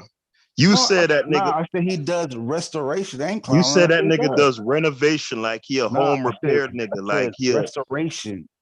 Same shit. Yeah, he showed he a nigga that he like retile shit and I mean, that's not that. Honestly, that's not a bad thing. I ain't clowning for doing that. I'm just saying that's what he does. Like he shows videos of him doing it. That's not like some secret shit. That's what he does. That's what he does. That's not. I ain't saying that's not a knock. That's what he does. He gets funding, and he gets funding to go in those pyramids and those tombs and whatnot, and do restoration, bro. That's not negative shit. Let me look this up, bro. Cause this nigga that's going around making old shit look pretty. I thought he was doing like. Nah, I mean, that's what you're supposed. That's what they do. That's what they. I mean, the shit's been there for a while, bro. They got it. That's what's being done now. You know yeah, but that ain't how he present though. He's saying he over there doing an archaeological dig specifically for, scholarship purposes. You're saying the nigga just. I'm saying I know how to do ornaments and you know what I'm saying, beautifying shit. That's a big gap, bro. If he got an archaeological dig doing his own independent research, I'm not aware of that. So if I see that, then that's another thing. But I'm aware of the restoration shit that he does. You know what I mean? Because that's well documented. He got a, you know what I'm saying, he got a Facebook page, and he takes donation for the restoration program. And if you ever watch his lecture, he shows a video of him in the tomb doing some of the restoration, so you can see what it looks like after they went back in and do some of the restoring. See it. You know what I mean? But I know Anthony Browder's also still, you know, in agreement with Van Sertima. You know what I mean? You think Van Sertima's working solid. My understanding of some of Browder's work, years ago, I had opportunity to deal with some of the finds that came about through the work that he was doing in conjunction with others. I forget the tomb's name off the top of my head. Yeah, I'm looking at him right now. Caracamon. Yeah, that was it. Caracamon. And in the tomb, like whatever work they're doing, there, you know, we can say it's restoration or whatnot, but in the process of restoration, it's not like the tomb is already cleaned out and they're simply freshening up the paint or whatever the case is. There's a lot involved with that whole process, especially tombs that have been lost and then newly found again, because, you know, the sand had overthrown or whatever the case is, and filled them in, debris, whatever.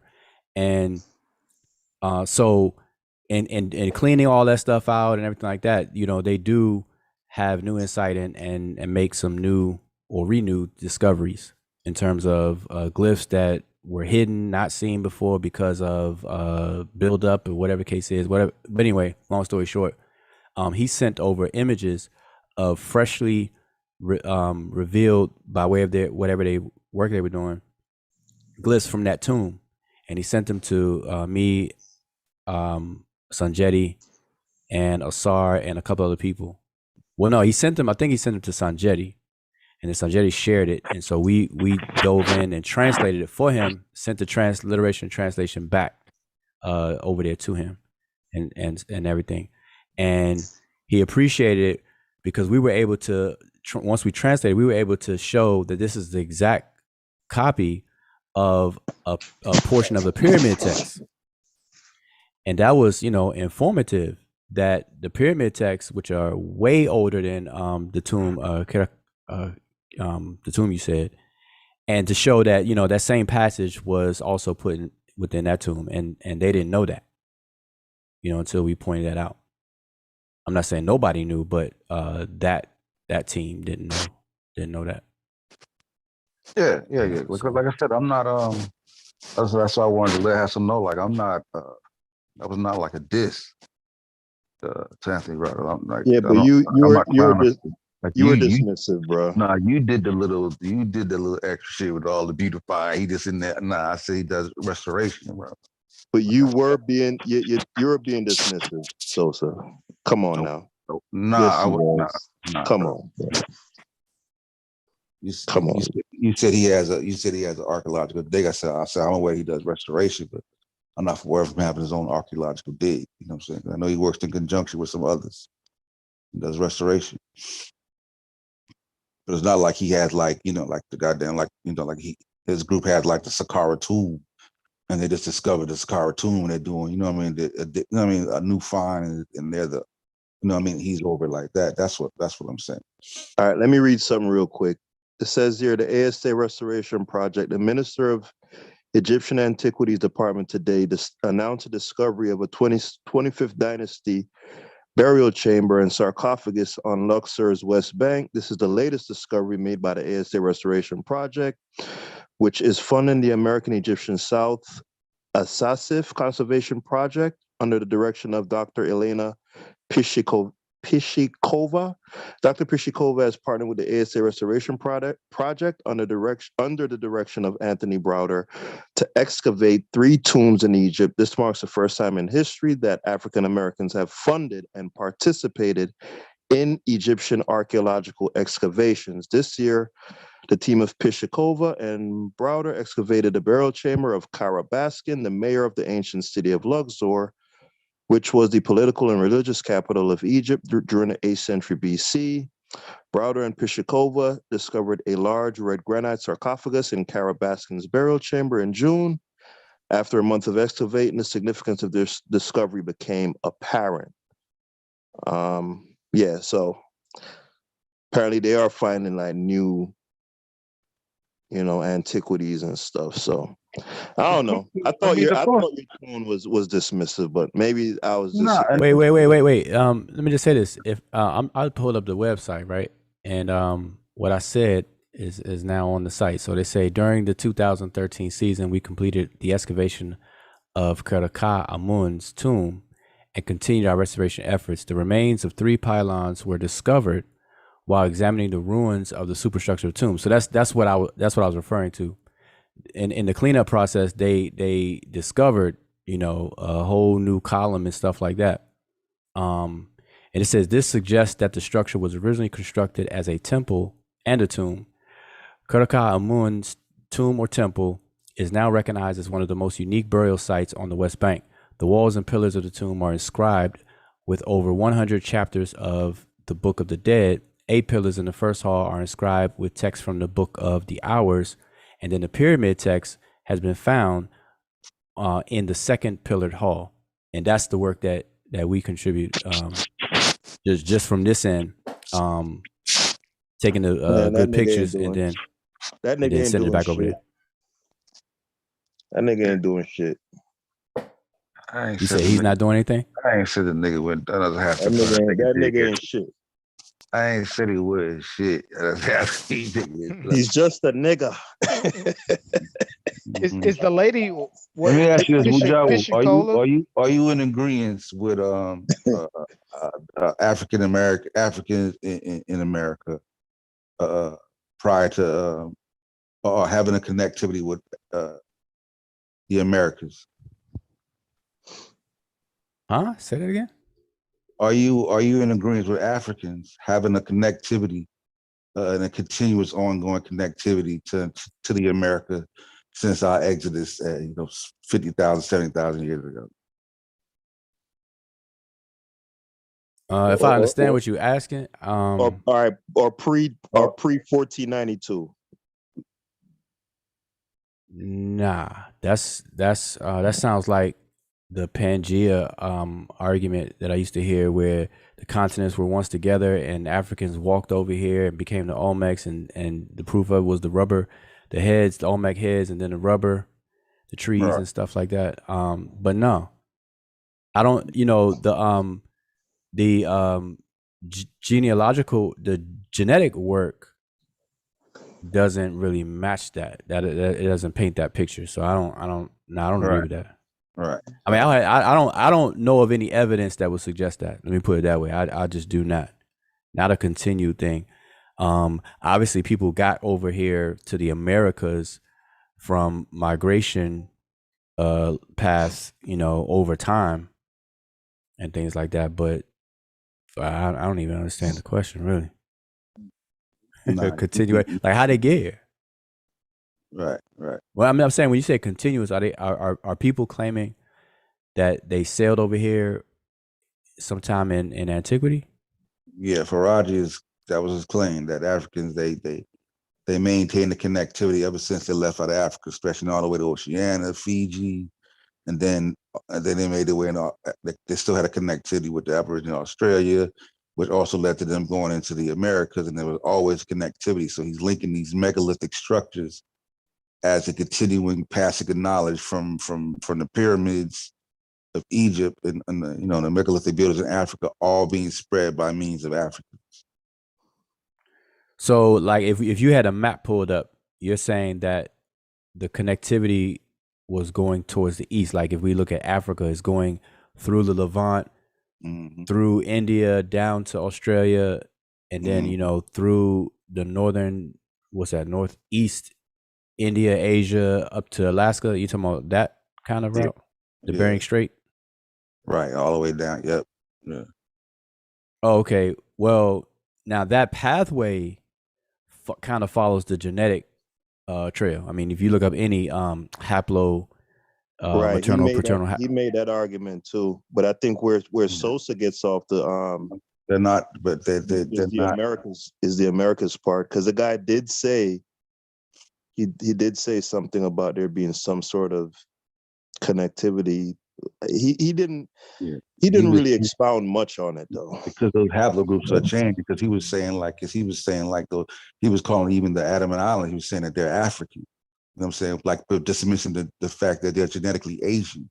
You know what I'm saying? He's just dismissing the mutations that occur within people traveling and mixing for thousands upon years. See, I'm gonna tell you right now that conversation has to be like 5-mile-an-hour conversation, because, and that's the problem I always see throughout the years on these discussions. People don't understand and respect nomenclature, and when you hit a bump in the road, you have to clarify. You have to really just dig and understand what's meant within the field where the work is actually being done. So you can't have for example, you can't have a racial conversation and then blend it with a biological conversation and not understand that that's what's going on. That not to say that that's being done there. I'm just giving an example, but I'm saying you just said African. So what define, they would have to, and I'm not saying that they did or didn't, because I didn't hear anything that they said, but what would have to happen in that situation is they would have to explain what is meant by them or whatever by African. That has to be made really clear before that moves forward from making that statement. People in Adam and Islands are African. Now you have to explain where's the demarcation of what is African and what's not, or who is African, who's not, because that can get confusing really quick. Just that one statement, you got to pump the brakes, because you just said that they're more genetically Asian, but somebody else is saying that they're African. So the listeners are going to be confused right there, and see, somebody got to understand, be wise enough to pause the conversation, fix that first, then move forward. And I guarantee you, most of the time, I'm not saying, I don't know, I didn't see theirs, but I know from my experience, people just don't do that. People don't know how to pump the brake in a conversation, fix something, then move forward. It's like driving on a flat tire. Like, once your tire goes flat, you pull over, you got to fix the flat first, then you get back in and drive forward. People don't do that in conversations. The conversation gets a flat tire, and then they keep on driving with the flat tire, and then another tire get flat. Before you know it, they wreck. They crash, and then that's what I'm against. That's why y'all hear me. I'm passionately against stuff like that. But they're working with that. I think it was a diffusionist model. You know what I'm saying?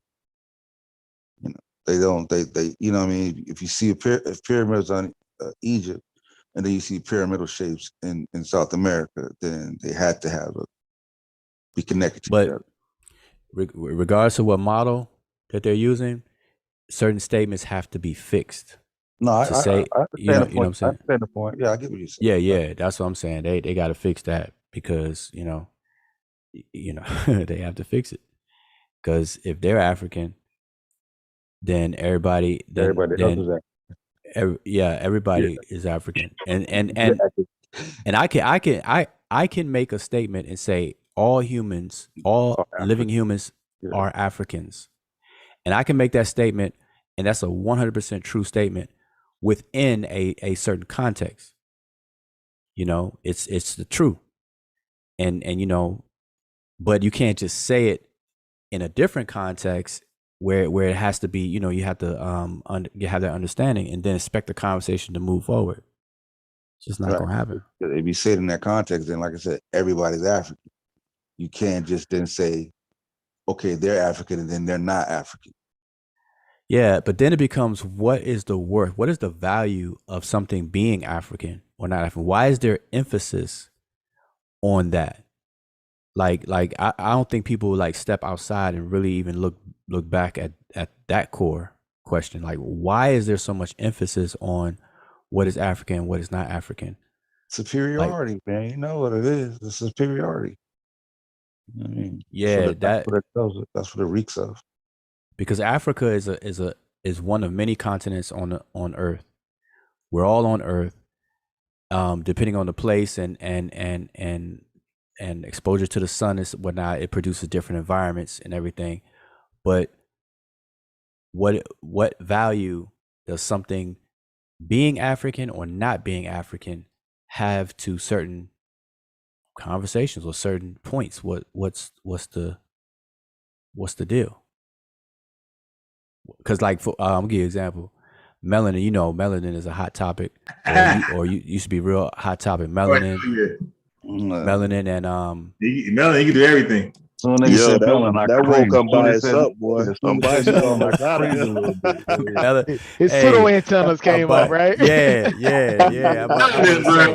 A bias, something ding ding. No, but melanin, you know the whole melanin superiority argument. And here's an example. To have an abundance of melanin on the continent of Africa is a great thing. All right, because you're exposed to a certain angle of the sun, UVB and whatnot, and you and your melanin balances out the exposure with the process of vitamin D, all that good stuff, right? But if that person, high concentration of melanin, moves to an Arctic environment, they're weaker. They're going to have some serious problems. So in that Arctic environment, light or pale skin, or what we call white people, would be quote unquote superior or stronger. And that hurts black folks to hear that. Yeah, so I'm saying so wherever anybody is within their own thing, everything is all good. So I don't understand the emphasis on what's African and what's not in a lot of contexts. I just don't get it. I just don't get it. Like, if the Andaman Island folks are African, so what? Right. If they're not African, so what? Yeah. Like, what's the what's the? Yeah, I'm with that. Right. It's like, okay. Yeah. The Olmecs being black or not, like, right. Yeah. What does it, like? What does that do? You already know it speaks to African dominance. Yes. Yeah, but African, but you know what I'm saying. I'm just using it in their. So it would job. So I would say this. So it goes back to, you got white supremacists who are out of their goddamn mind. They're pseudo themselves.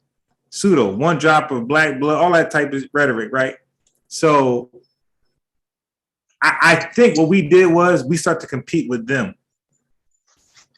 Just the white supremacists. And then I think we believe that all white folks share those views. So everybody white. Jesus, everybody white. Prophet Muhammad, everybody white. So what we did was, everybody black. Balance that shit out. That's what happened with y'all. That's what happened. And that's why we're in the state that we're in, goddamn. Yeah, but how many people are honest and have that understanding that is what's going on? You know what I'm saying? Like there's because what you just described is a collective pride thing to kind of jumpstart a how they do the Philiberator or whatever, where they pump your chest, bring you back. Yeah, that's what that does. It's trying to jumpstart our pride again, right? By doing that, and that's cool, but we have to just understand the reality that it's not like you can't say black superiority and whatnot when collectively on the planet, what people are calling black is not running the planet. Right. Exactly. Yeah. So the problem there. So there's a disconnect. There's like at what point do we stop trying to do the clear patoosh? At what point do you stop?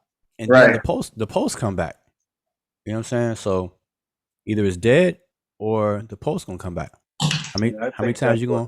though. I think that's what hurt us because in the beginning it was done to jumpstart, right? To bring a type of pride, right? But nobody ever came back around and was like, okay, let's straighten some of the shit out and get it right.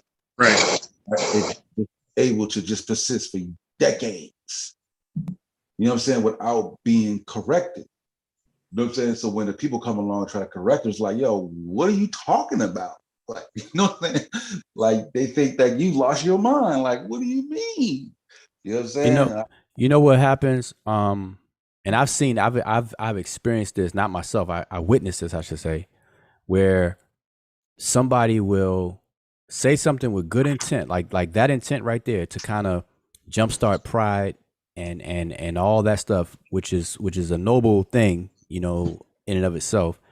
But it'll go on for so long that they will forget that that's the purpose of it. But then they believe their own, you know, game. You know how a child, you have to encourage children a certain way, and sometimes you'll exaggerate stuff or whatever to motivate children.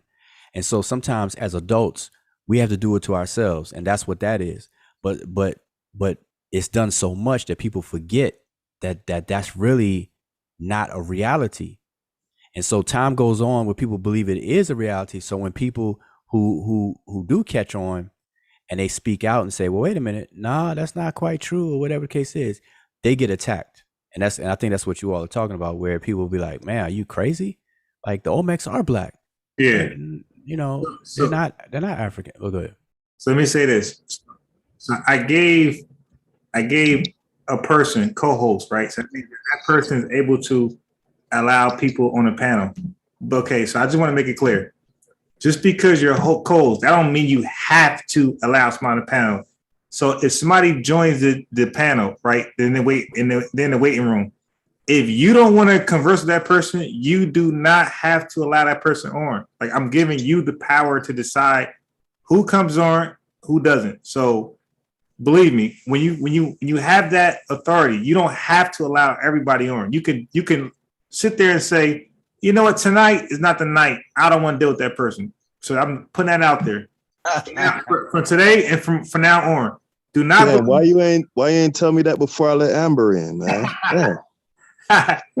So I just want to say, like, from now on, if you don't feel like dealing with somebody and you have the power to allow them on, you do not have to let them on. Okay? You could just let them sit in the waiting room and that's it. So I just want to put that out there. Don't feel like because you have that you have to. You don't have to allow somebody on the panel. Okay? So I just want, okay, so anyway, the show continues. Just know that. You don't just getting the queue doesn't mean they gotta be on. That's all. Peter Bag Juice, would you like me to leave the panel? Hell no. We need you. Let me say this. The person in the waiting room, they don't know who have the power. So we have Brandon, Amber, Sosa, Ujaru, and Peter. And Peter pretty much told them himself, right? So the people that's waiting in the area, they don't know who have the power. So therefore, it's nothing. You don't gotta feel guilty. Like they don't know who has the power. That's all. Because it's a lot of people. There's a lot of people who just how long has what's Sertima's book name? They came before Columbus. That book came out in the 70s, right? Something like that. I'm not sure. It's been out a long time. He was making his book is basically a collection of deductive arguments, using, in a lot of cases, circumstantial evidence. A good deal of it, though, right? To make a case, right? And in this particular space, it's kind of a punching bag. People often refer to it like in kind of derisive way. But, you know, I have the book in my house right now. I got it. I'm surprised that, you know, so many people claim they're scholars, but their criticism of the book is basically limited to, he just got this, he copied some stuff from Von Woutenau. I think there was some other guy too. But there's a bunch of other deductive arguments that he makes. You know, I've yet to see anybody, the people who deride the book, come out with something written that goes down the list in a, you know, in an itemized manner and say, okay, we disambiguating this argument, we're disambiguating this evidence. For example, he has an argument in there where he says, he talks about a particular breed of cotton. What would you call it? A strain or whatever terminology they would use. Barbendis or something like that. That is indigenous to, I believe, somewhere in Africa, and then showing that it, you know, it came to the Americas in a certain time. And he also went into explicit detail as to why it couldn't have come over by serendipity because of how the seed is, it wouldn't survive. And, you know, he goes into very, you know, intricate detail. And for the people who always berate the book, I don't see the requisite level of scholarship to disambiguate the book to where these people can come and dig up their chest and say, oh, that's certain.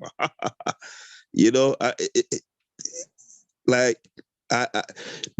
that's the issue that I have. Like, if you come with the level of professionalism that he brought, because you could be pseudo and still, the way how you format your thing is very scholarly. Like, there's like somebody, I think it was Brendan was saying, there's a procedure, right? So if you come in that vein and then you knock out all those points, man, you that dude. But the little sniveling and, you know, and you're not really getting into the nitty gritty. You know, that's my issue. It's a good point. Academia really doesn't care about if you're correct or not, so to speak, right? You can propose anything. If the method is correct, they'll accept it. They will certainly accept it. Yeah, and if you present it in a way where it's comprehensible, you know, like it makes sense, even if it's not necessarily all facts, if you could just support the claims and they can follow the argument, yeah. Like, that's what people fail to realize. It's not always like a finite, this is proven. Better arguments can be made. Yeah, and I think, you know, because even the people who criticize that work, a lot of even those people hold him in high regard in regards to other work that he's done. Like I think he has a book on Black inventors or something like that. But for me, you know, just from a personal level, when talking about our scholars, even if they were some lunatics, right? Just as a matter of, I guess, for lack of a better term, like racial courtesy or respect for his standing and his the effort put into it. Right, as a professional, you know what I'm saying? Yeah. That you would give it the due amount of respect to debunk it in a very detailed and scholarly way, not this dismissive. I don't like that. You know, I don't think that's right.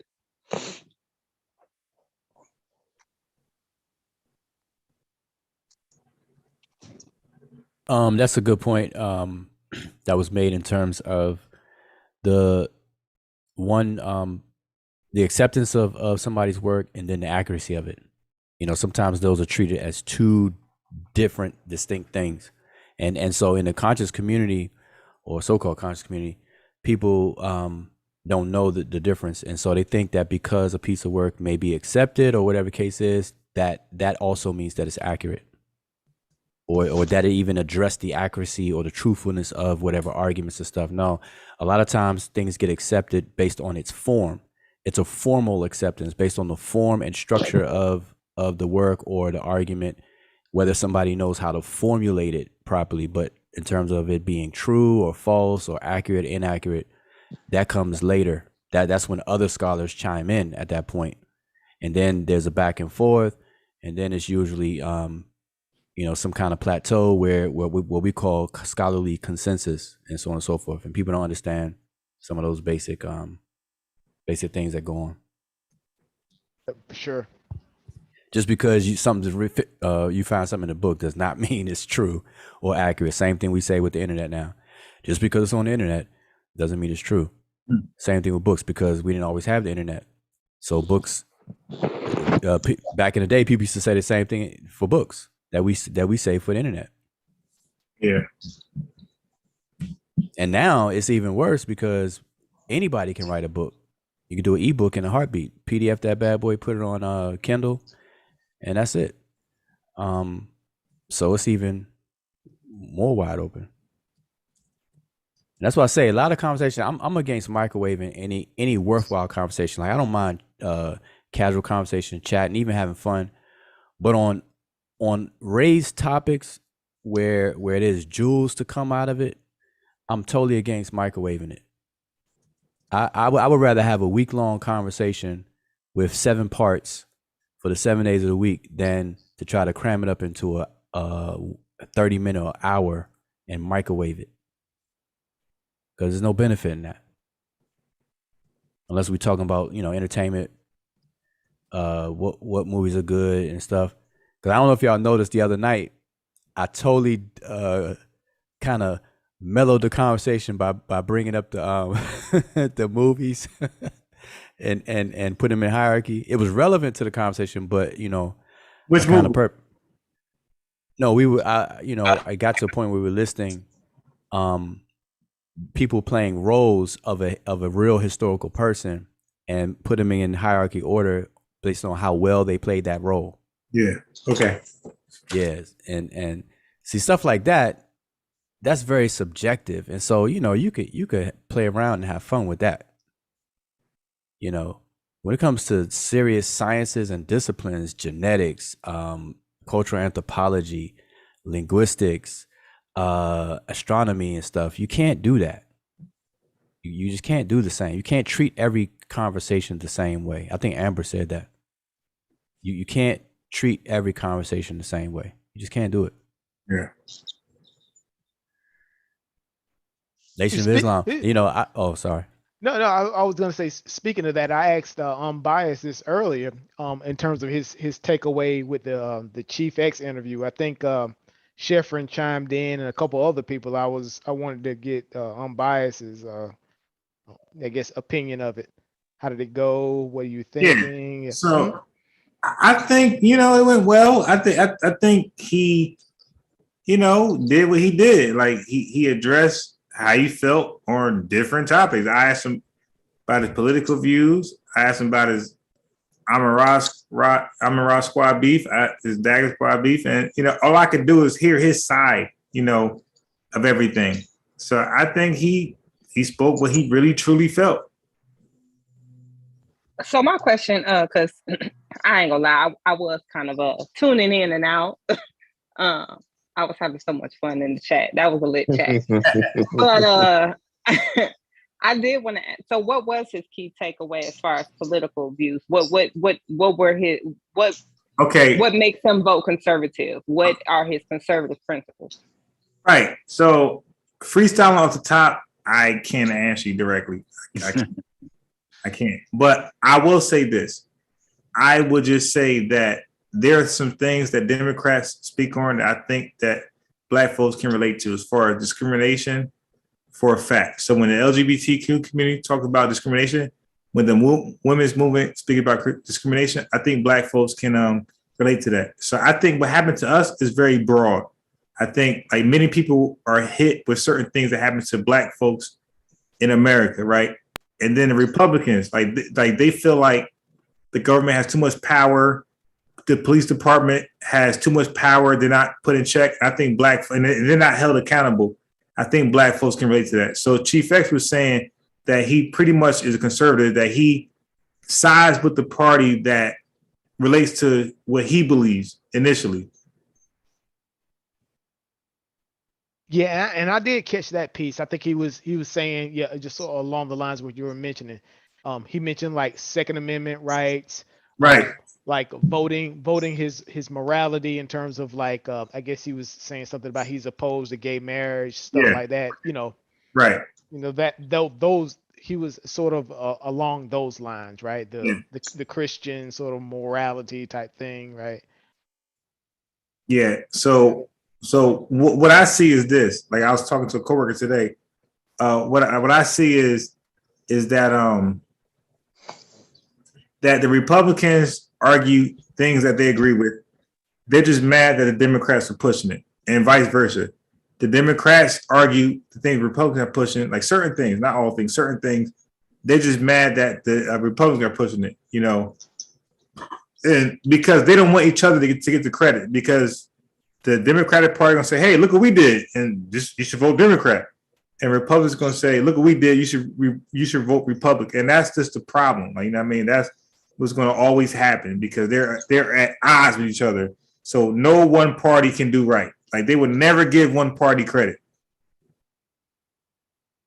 Only blame. I mean, I think if anyone identifies wholly with one party, then they're probably being disingenuous. I mean, I could say that there are different concepts that I can support, but when it comes to like issue after issue after issue, you know, I tend to lean towards one party because they tend to speak more to the issues that I'm concerned about. Now, do I have, am I necessarily in support or against gay marriage? No, but even if I was against it, in my mind, I just don't marry another woman. That's how I be against it. So what other people do is none of my business. Right. I'm with that. So, I mean, that's just how I tend to look at it. But I know some people, you know, they do kind of feel like the more liberty to do certain things that people have, the more they're willing to engage in those things. I can't say whether that's true or not true. I haven't read anything on the matter of one way or the other. So, but I definitely do understand the sentiment. I just, you know, choose to address it a certain way. Yeah, I just want to say something about that conversation though. Because I was on the platform. I came on the panel, I mean, and then Amber came on, and then I dropped out, and I came back. But within that gap, I didn't know until I went back. I listened back to it, and I heard that I heard Amber and Chief X go in with each other, and I just felt that in hindsight, I'm saying that was really terrible.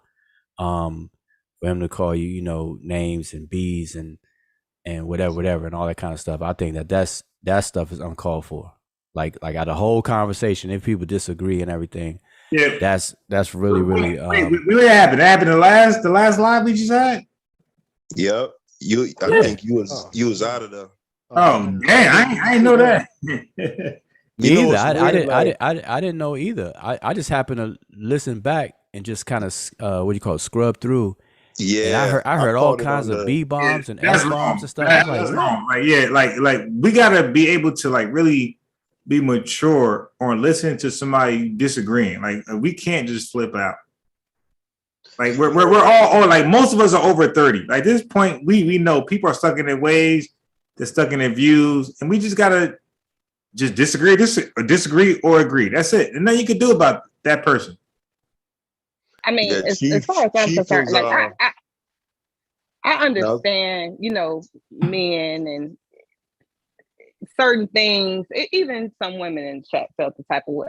I wasn't surprised by it. I wasn't fazed by it. I understand how some people don't want to hear it, you know, but to me, I expected it because one thing about him is he wants to be respected he wants to be perceived a certain way, like righteousness. You know, he kept speaking on that.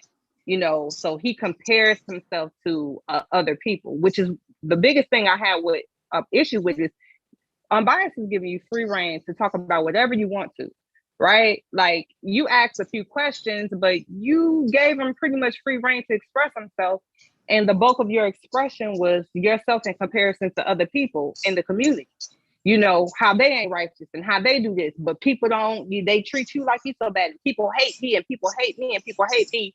So for someone to tell you that they don't like your personality, I don't think it's that people hate you. I think it's your personality that's a throw off. Like, that's the problem, at least for me.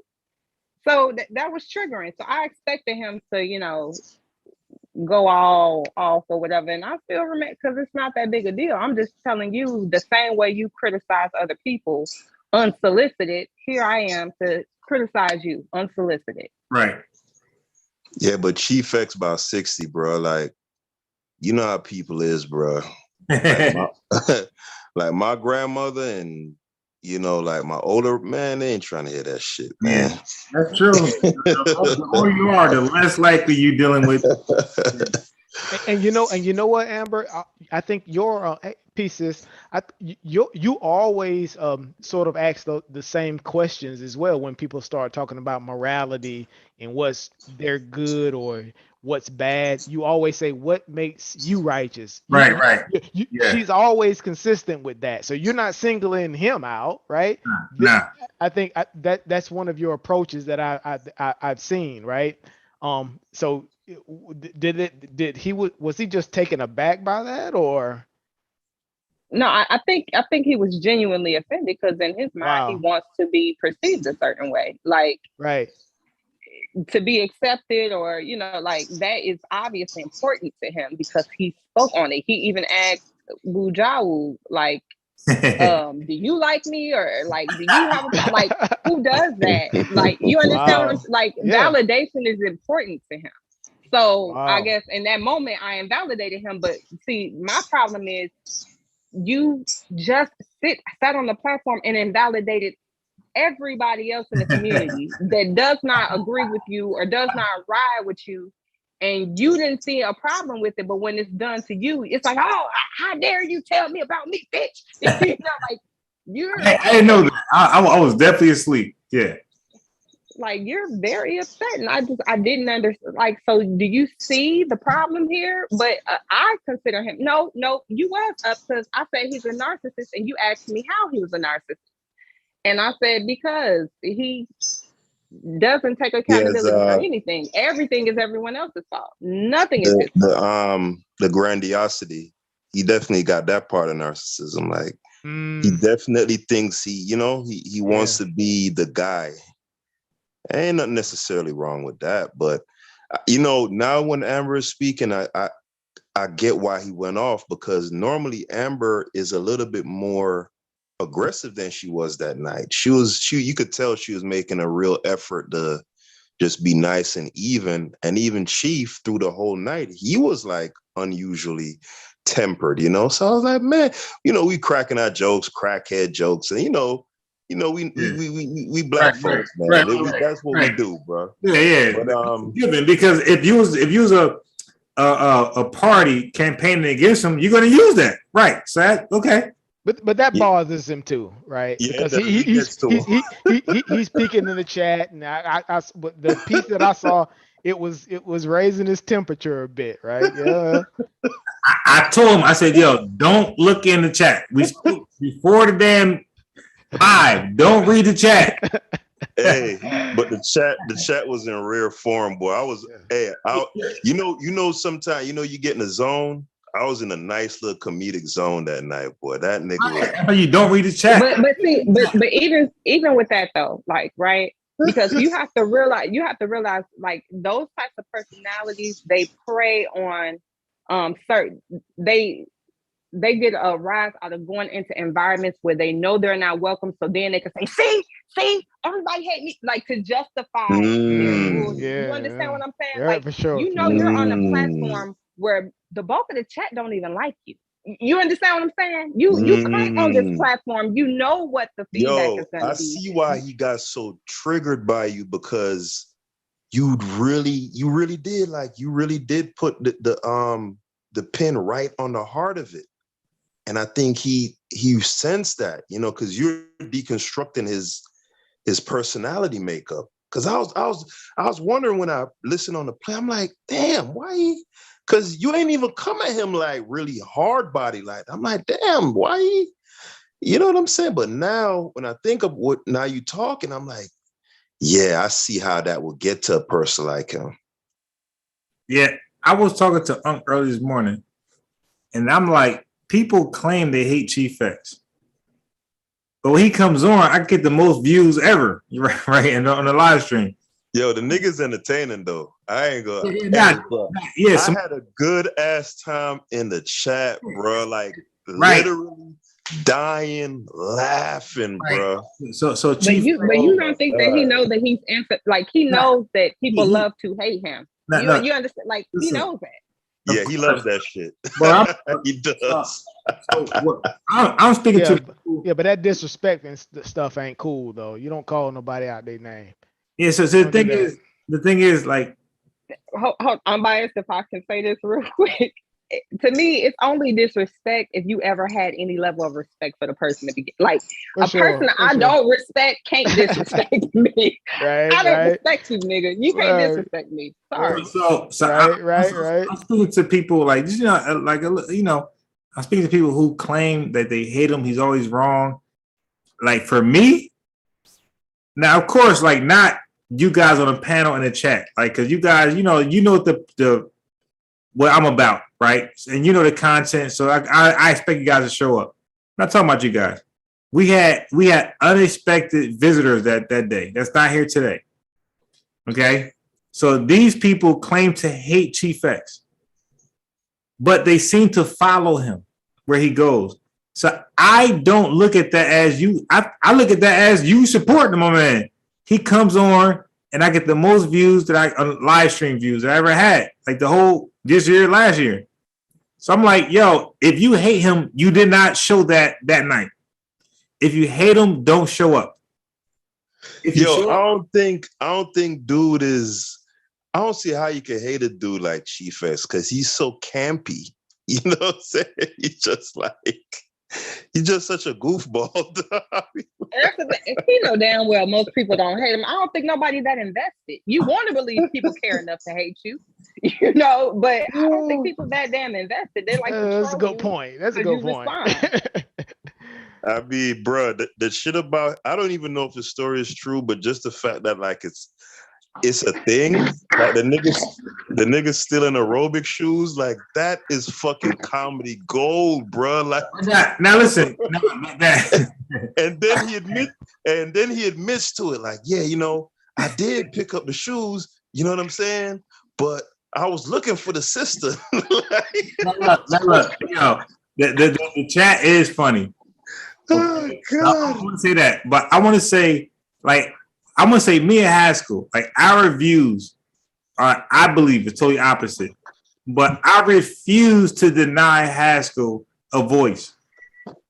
I believe you need that. Like you need the balance. Okay.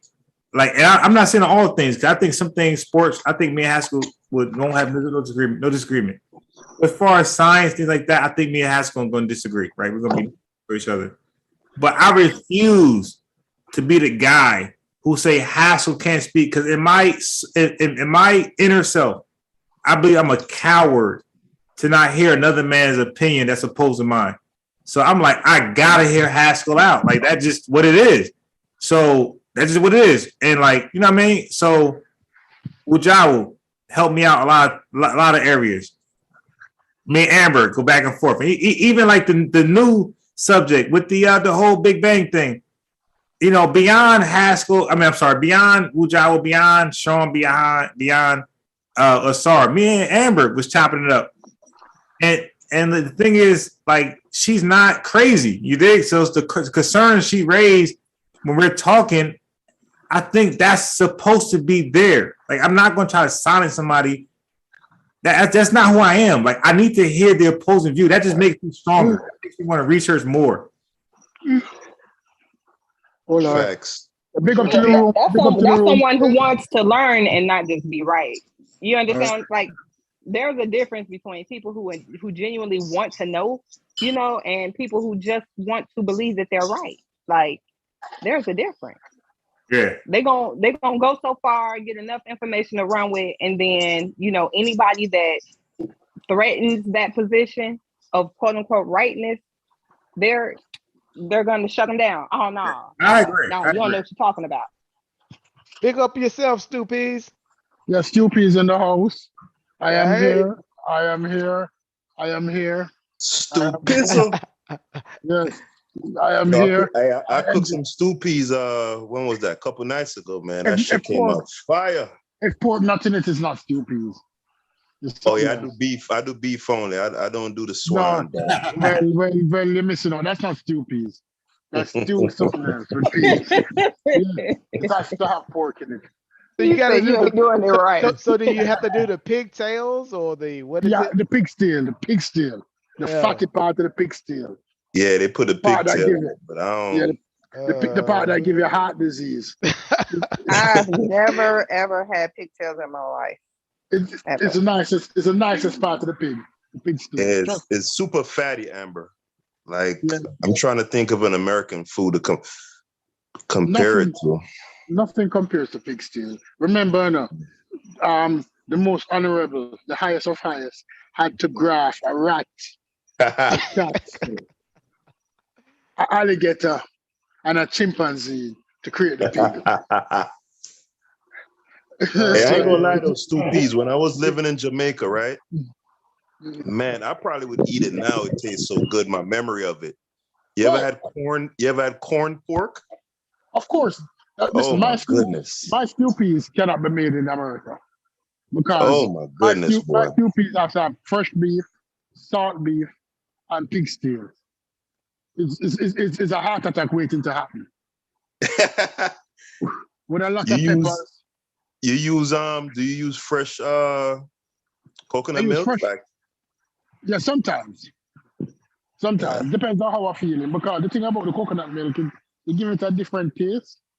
Sometimes you want, remember, why we cook with a lot of everything in Jamaica is stew, If we're cooking chicken, is brown stew. If we're cooking curry goat, is stew. If we're cooking chicken, is stew. Because stew allowed the protein to stretch more. Because we're talking about poor people here, extremely poor people. So we had to be cooking stews. So you get a pound of meat and you stew it with other things. Carrot or Irish, or it's to stretch the food. So it was slave food. I would flavored it. I know that stew peas is definitely slave food. Yeah, you got some peas and you cook them down and you put meat in it because you're stretching the protein. So you don't eat source of carbohydrates or rice or yam or anything. So that's why we stew things in Jamaica. Because coming from slavery, people was poor, they didn't have anything. A man gets a pound of meat and him have a family of 5, what you do? You create a stew. So you eat the gravy and all that. You enjoy it. Barbecue is rich people food. Right. Yeah, because barbecue, think about it, when you barbecue a chicken, it shrinks, it gets smaller. You can't afford, but when you stew something, it stretches it out. You can't afford to barbecue when you're poor. And you have a family of 5, the chicken looks smaller. When you roast a chicken, by the time somebody cut off piece, half of the chicken gone. You can't do that. You can stew the chicken. But anyhow, back to Chief X. Chief X is a goddamn liar. But the thing about it, he doesn't recognize that he's a liar. He lives in his own bubble. Because he just say anything that come to him mouth. Anything that come to his mind, I created it. I did this. I was the first. Nobody was talking about what? So put out one thing he lied about. Well, he lied about Garfield. That was the first thing. He lied that Garfield said was against reparation. I don't think he said that. I think he said. I think Garfield was a heavy. Don't remember find the tape. He said that in the beginning. He said that. think he made the statement Garfield was against reparations. I don't think he Right. said that Garfield said he was against reparations. I think he drew that conclusion based off of the behavior he thought. Yeah. Yeah. And that's why I responded by saying that live, that interview, I said Garfield asked good questions. So I definitely said that. I said he definitely asked good questions. You dig? So I wasn't against Garfield. No, but listen. I was listening to Yvette Carney, Yvette, whatever her name is. Yeah. And I went back and listened to it. And her version of reparation was Bernie Sanders' version of reparation in the beginning. She wasn't talking about cut the check. She said she agreed with Bernie Sanders' approach to reparation in terms of tax break and all that stuff. She wasn't talking about cut the check. People evolved that they got more information. When I come on this panel, I don't know everything. I evolve. As I get more information, I evolve. My knowledge change. So how I interpret it and how I see it different. Like I was talking to Google Scholar the other day, and on my whole thing to say, intelligence. I probably evolved my thinking on intelligence. The people weren't less intelligent, but because they didn't necessarily need a certain tool, they didn't develop it. I'm willing to take that. So I won't say people less intelligent, no. I need to find somewhere else to frame it. For sure. Right? But I don't have no problem if somebody explain a situation and I listen to it. I don't have a problem beating it around in my head and say, you know what, that might be right. It's not an L to say somebody is right, you know, but it's in this community. In this community, people feel that if you tell somebody that their points are stronger than your point, it's over. L. Right. And that is not an L. Yeah, and you lost, right? Yeah. How is it supposed to be an L? That means that we're coming in not to learn shit then. Nothing, right? And I think you have to look at it on both sides as well. I think a piece of where Garfield is coming from with the ADOS piece is that he didn't like the xenophobic streak, right? That was sort of like permeating through that, right? And he sort of reacted to that because, you know, Garfield, he'll get emotional, he'll react, right? That's just who he is, right? Like I say, you know, he does that. And like I say, I can appreciate that. You know, it's like you have to you kind of have to understand where a person is coming from, right? He's not against reparations, right? He says that over and over. He's against like coming against, right? You know. Yeah, no. The other day, after I left the city and I look around and I realized something. Jamaicans. I'm not talking about the rest of Caribbeans. I'm talking about Jamaicans. There's approximately 1 million Jamaicans in America. Okay. So we make up 2.5% of the black population. Yeah. Right? But that means that if you have a bus with 50 black people, the chances are one of them is Jamaican. That's a lot of people. And then when you look at it, whether we want to believe it or not, the average income of Jamaicans, when they work it out, the median income of Jamaicans is like $50,000, while the median income of a black American is $30,000. Right. I mean, when you add up everybody. And the other thing, so when I start looking at it, it's probably what Yvette should have said that these black people skew the data. Because when you put these people in the bunch with us, it appears that we're doing better than we're doing. Right. And in fact, we're not. But how she explained the situation, because if you explain the matter to say, listen, when you call Jamaican black people, black Americans or African Americans, you're actually skewing the data because it appears that we're doing well because the median income is $50,000. Right. Why you complaining? Yeah, but that's not doing well either. I mean, I know. Right. That's still poverty. No.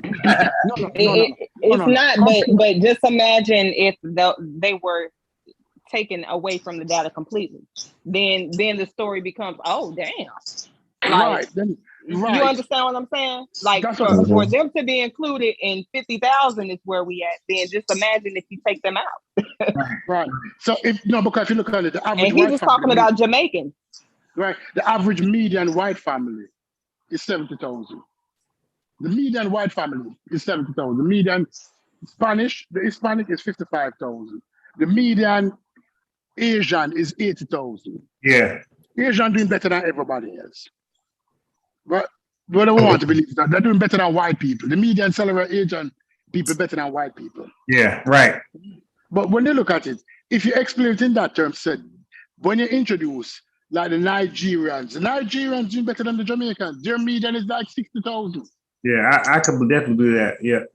Right? Certain other people doing better. But when you skew all black people together and then run the data, it affects the data positively, but it's actually negative towards African Americans.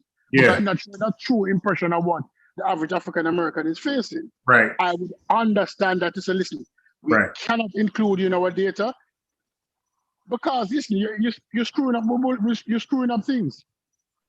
Because when people include you as part of the group dynamics is not the reflection of what really happened in the group is not being shown. Right?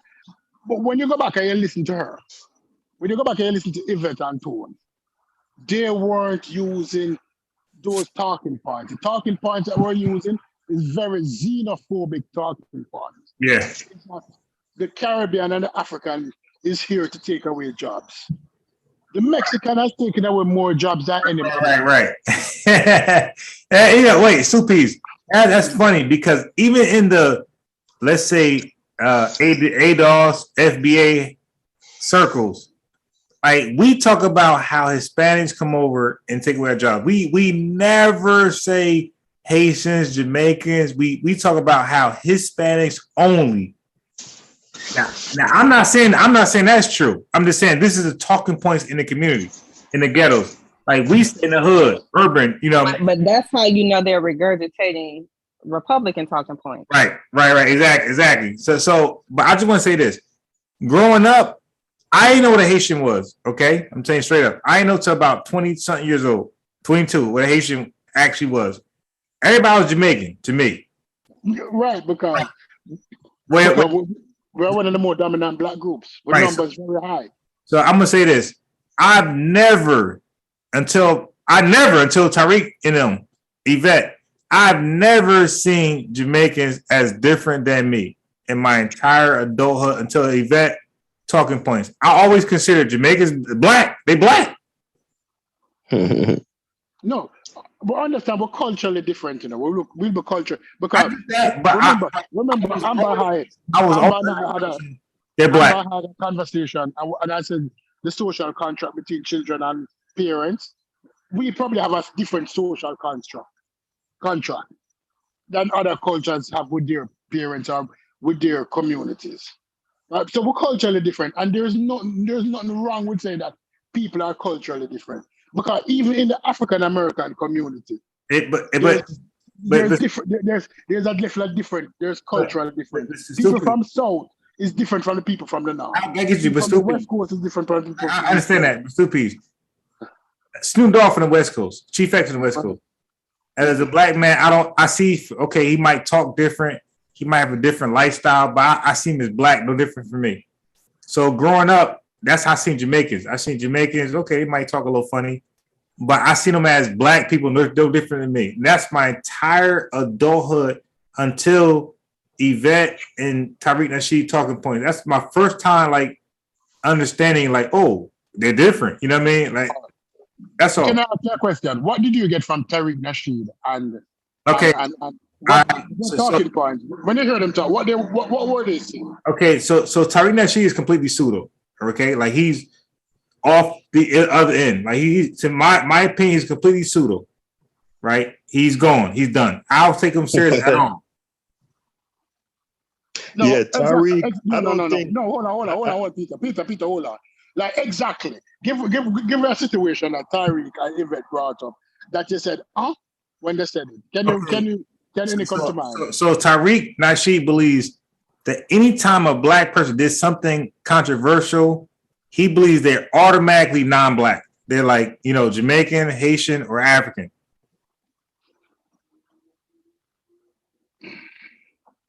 One of the things with Tariq, when Tariq said the Haitians were responsible for the AIDS epidemic. Okay, again, like that was crazy. Amber said though, like he's repeating a Republican talking point, and this is why if you listen to him, he never condemns Republicans. He go after Biden, Obama, Bill Clinton, whoever who's the Democrat. He goes after them. He gives Republicans a straight pass. No, Stupid. So I don't think that's Tariq's angle. For me, Tariq says whatever is expedient at the time to further his enterprise. I don't think Tariq is really sincere about anything, because at a point in time, Tariq was pushing and collecting money to build houses in Haiti. Right. Yep. Right? How about that? Yep. And then after that, he made a movie about the Haitian Revolution. I got 1804. I got it. I got right? And he would always speak glowingly about Haitian people, right?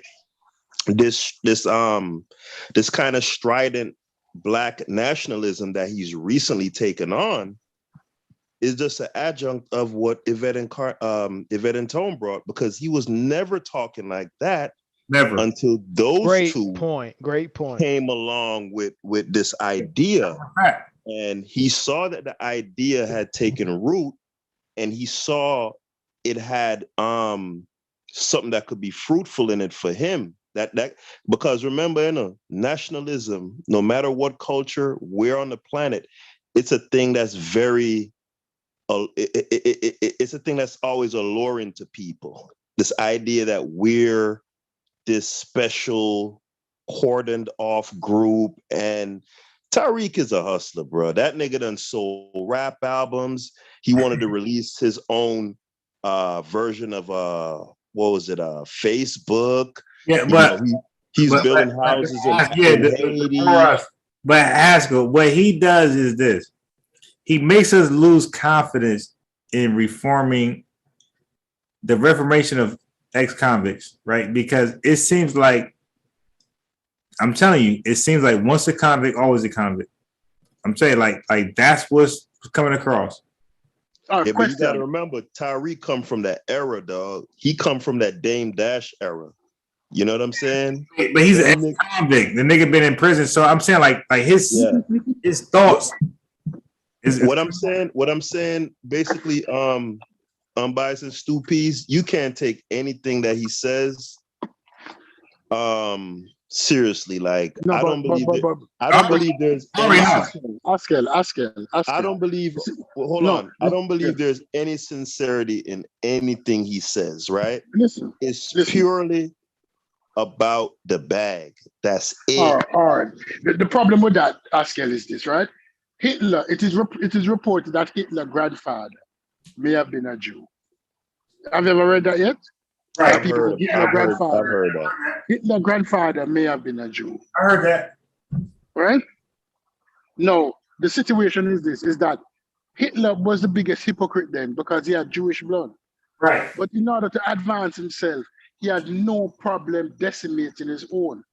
When somebody can tell you that today they're FBA, tomorrow they went to Jamaica, last week they went to Africa, they went to Ghana, right? The mother-in-law is a white ex-police. You understand that? And then he's putting up himself for leadership. Yeah, that's crazy, bro. That's another thing that's crazy. No, hold on. Yet saying that FBA have no leaders. Everybody's a leader, but his voice is the loudest in the room. But not only that, Stupies, he incorporated FBA. He incorporated it. Yeah, he did. He did. Like if you look it up, you'll see the that's all him. That's all him. Right. He's a registered owner. Right. So, dude, like I said, dude is a hustler, bruh. That's it, bruh. No, but my question to you is that who are the gatekeepers in the communities now? Who are the gatekeepers that are going to allow? We need strong gatekeepers, and we need them even on the pseudo level to get rid of the pseudos. We need some gatekeepers now, because people cannot be just running rampant and in the theater and be yelling fire, fire, fire. People cannot be running rampant in the streets and yelling fire, fire, fire. Nah, ain't nothing you could do about it because it's the internet era, bro. Like even in other communities, you look at the white community, they have your Alex Jones, and you can't do really anything about that, bro. You really can't. Yeah, you can't. So we have some Judas goat then. You know Judas goat, right? Yeah, I know Judas. Judas goat. Judas goat, they train the specific goat that lead all the sheep to slaughter. And they follow him into the slaughterhouse. Yo, so we're going the nigga releasing R&B albums, rap you know albums, what I'm saying? Conscious album. Wait, Mace, the Ogun Juice. Yeah, his little Ogun Juice. At one time he was a pimp. Remember when he was a pimp? Yeah. He was a pimp. He was a pimp. Back in you can look at it. He was portraying himself to be a pimp. Right. He was a pimp. The Art of Mackin. I got the book, The Art of Mackin. Bruh, he sell to his audience this idea that he's this strident, like black nationalist and da-da-da. And look, I'm not partial. I'm not partial to the Beckys, the mixed girl. Man, listen, I'm the can man when it comes to that. You hear me? But he put off like he's just this stride. How the hell your wife? To me, if I'm like a black nationalist, no. Ask him. Going on the wife, right? No. Go ahead. No. I was just saying, if don't mention the wife. Say the mother-in-law. How is it that your mother-in-law? No. This is not against the wife. Oh, okay. I was just no. This is not against the wife. Like if I heard that Marcus Garvey had a biracial wife, it would just be it'd be weird. Like for me, I gotta say the same thing. For me, all that black talk, and you don't want a black woman. Yeah, for me, that's a problem. It's weird. Like your mother-in-law is literally a white woman. Like you not talking that shit at Thanksgiving dinner. You can't. Well, the man can't control his mother-in-law now. Come on now. Yeah, absolutely. No, Amber, I'm saying you put yourself in a position where you can't live what you're talking. You get what I'm saying? Well, I mean, I understand what you said. I mean, if it's his mother-in-law that is, your mother-in-law ain't running the house, right? No. Yeah. Like no, I'm saying, all right. If I'm Marcus Garvey, I can't marry a biracial woman. Nah. Well, you know what I'm saying? So did he not identify biracials as being black? Yes, he does. That's the tricky part right there. That's the tricky part. Wait, he's right, and he does, and he's right. And within the context of this society, ain't no biracial. He's right about that. I see it the same way. The whole biracial thing that feeds into the whole scientific racism, where the one black rule, right? But I'm biased. It's not based on science. We're saying that is the social reality, right? And the people who run the society, they enforce that. So the science don't matter. Like that's what it is. I'll say that's been the social reality, and I think the impetus was the pseudoscience. People just have embraced it, right? But I do feel like society now is starting to try to change that by making biracial more of I like it a thing. You understand what I'm saying? Versus you're black. Now, of course, those people still have the option to choose whether they want to identify as biracial or black or whatever. But they're no longer being forced to categorize themselves as black if they feel like they want to, acknowledge their shared lineage. Amber, I understand all that, but I want to know where you're going with that. That's all. I get what you're saying. My point is Garvey's perspective was his perspective that biracial people were not black. Then I would say, okay, yeah, it looks bad. But if his perspective was biracial people are black, then to me, the mother-in-law being white doesn't take anything away from him. He's still sticking to his message. You understand? Can I ask you something, please? Can we put this on the table? Two piece. Before you do that, I want to say to Amber, there was a category that was called mulatto at that time. Mm-hmm. Okay, so mixed people were thrown in the mulatto segment, right? By themselves. They were not black, they were not white, they were mulatto. So if anybody was mixed at that time, they was categorized as mulatto. Well, even mulattoes were still considered black. They were just I don't listen. You got to source up. I got apartheid. They had mulattoes. They had octoroons. Yeah. I'll source up on that. Let me continue. I got medical Amber, and I do not read in that book. I'm biased. Black. Wait. I'll source up on that. All throughout historical text, mulattoes were still considered black. Yeah, I'm biased. Challenge. Hold on. Let me say something before the challenge.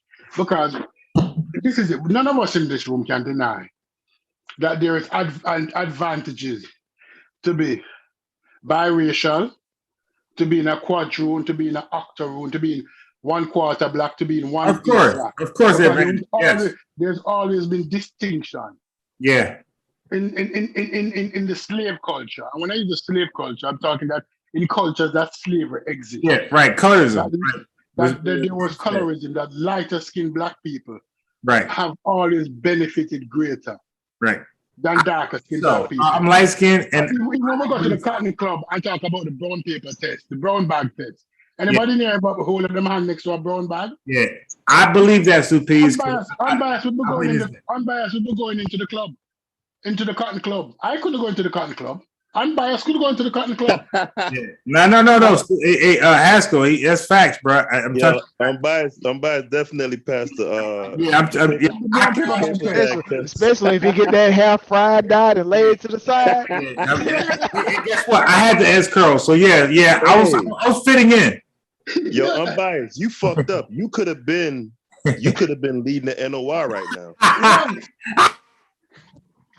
Right, the NO have the brown people bad test, but I don't want to believe it or not.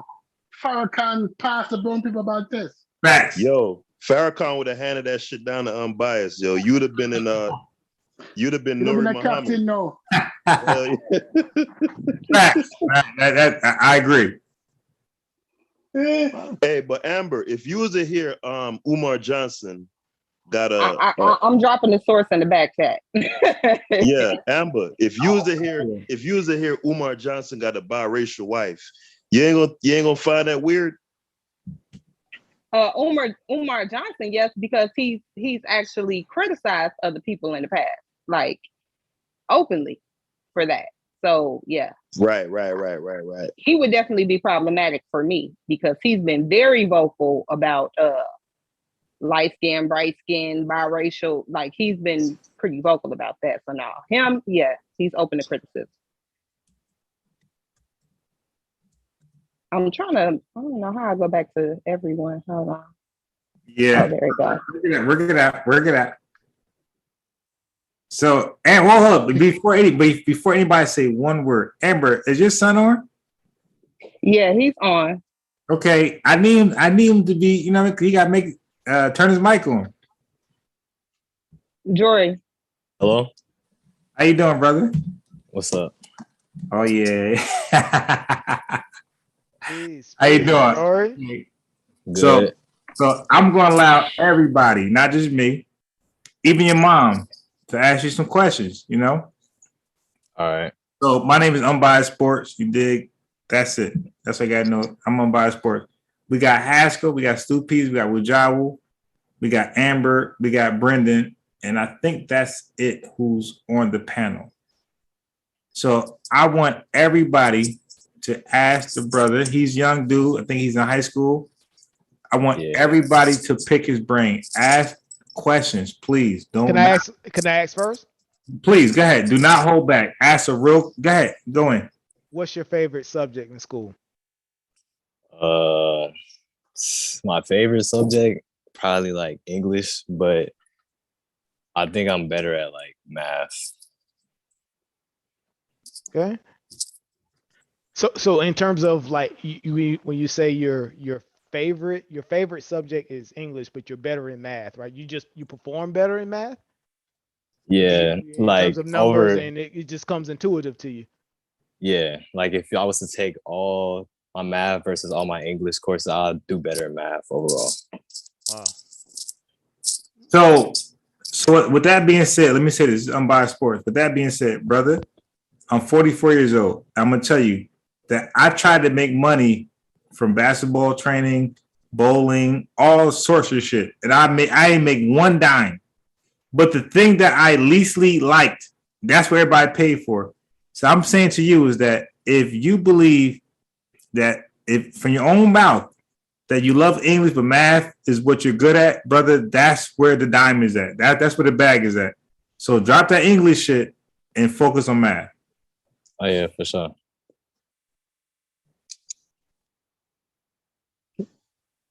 Yes, sir. Who's next? Y'all supposed to be coming with some questions, man. All right. Hey, not suggestions, questions, not suggestions, right? He's Yeah. 18. Yeah, he's 18. High school student. He can handle it. Yeah, it just Is mom Jory? This Haskell. Is mom's a disciplinarian? What you mean? You mean like she like strict? Yeah, she's strict. Yeah, that's good funny. I'd say she used to be, but not anymore. Oh, Amber, you weak.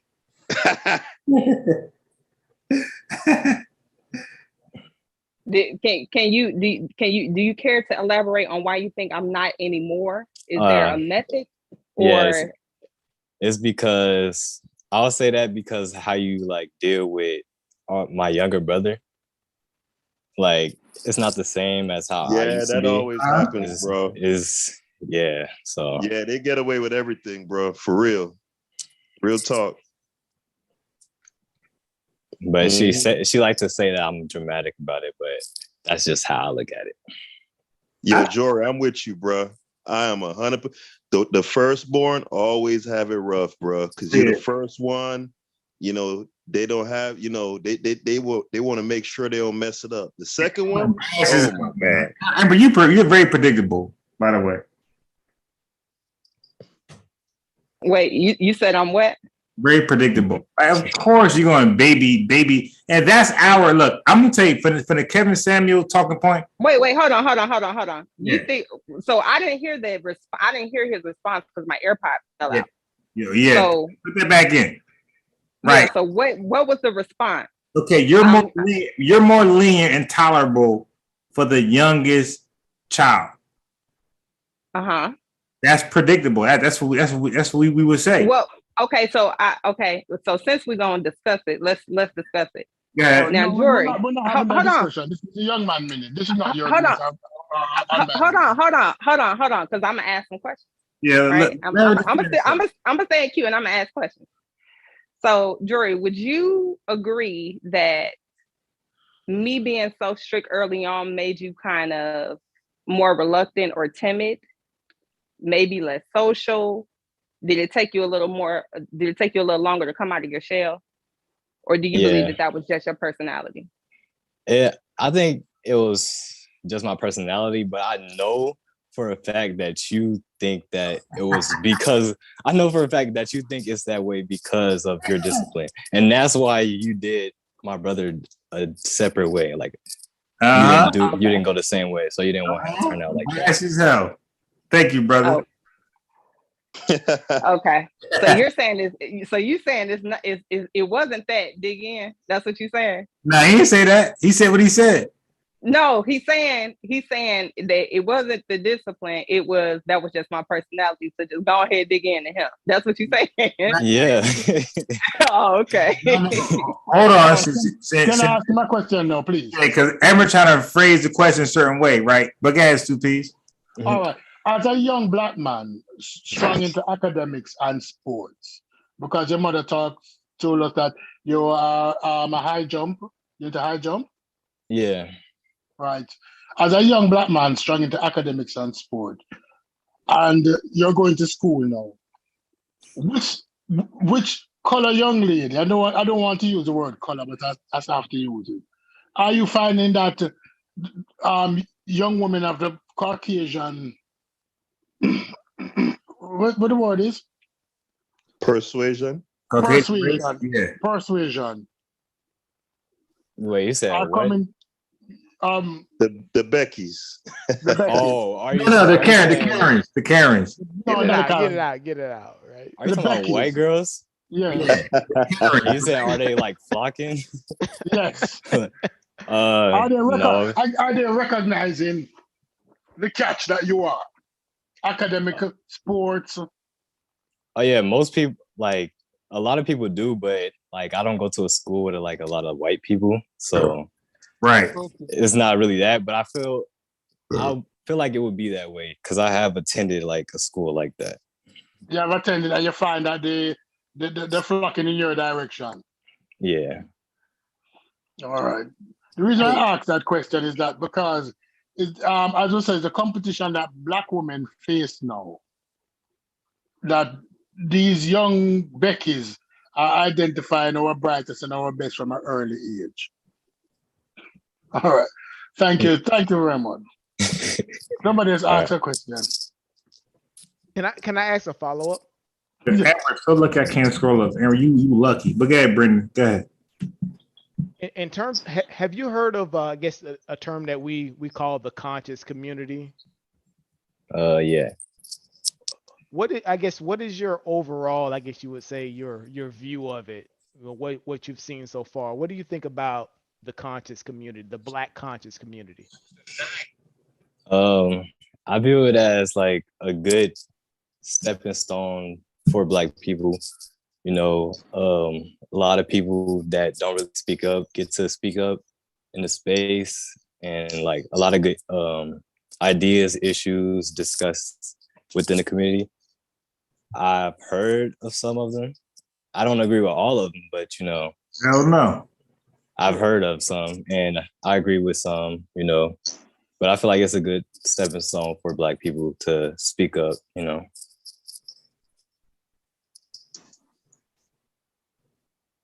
So since you got quiet, brother, I'm gonna buy. I'm just going to have some nice curly here, some C4 grandchildren. So brother, Stew, bad stew peas. So brother, I'm gonna say this. I go by the name Unbiased Sports because I'm unbiased in all things: sports, political, religion, whatever. Right? And most people are not. Most people are biased, right? That's why I go by unbiased. I'm not that person. So, brother, I'm gonna say trust your education. As opposed to anything people say outside of education. I'm going to say, if you got to make a decision, trust your education, opposed some silly nigga telling you something. Trust your education. Be up and above that crazy nigga that ain't got shit, okay? That ain't living like the way you talking. All right? So I'm going to say that from the door. Now, I'm going to ask you this. Tough questions. What is your religious affiliation? Christianity, Islamic, atheist? Where you at? None. Okay, wait, hold on. I said Christianity is when you say none, then that goes to agnostic, skepticism, and atheism. Are you which one of those? Well, I can say atheist because I know about that. I don't know like the other term you said. Okay, so a skeptic is not sure. And no, atheist for sure. Okay, all right, cool. All right, no problem with that. Now, okay, so let me tell you how I feel, and you let me know if you feeling it. I feel Black folks got a lot of excuses why they're feeling like they refuse to acknowledge what's in front of them and dealing with that. The problem right there in front of them. So instead of dealing with the problem in front of them, they make up excuses to why they're in that condition. What's your opinion on that? Like, and the condition of Black folks today. Like, do you agree with me, Or do you think there's another situation going on why black folks can't get ahead? I think it is something else. Like you can say as an individual, you can push forward, break what do you call it?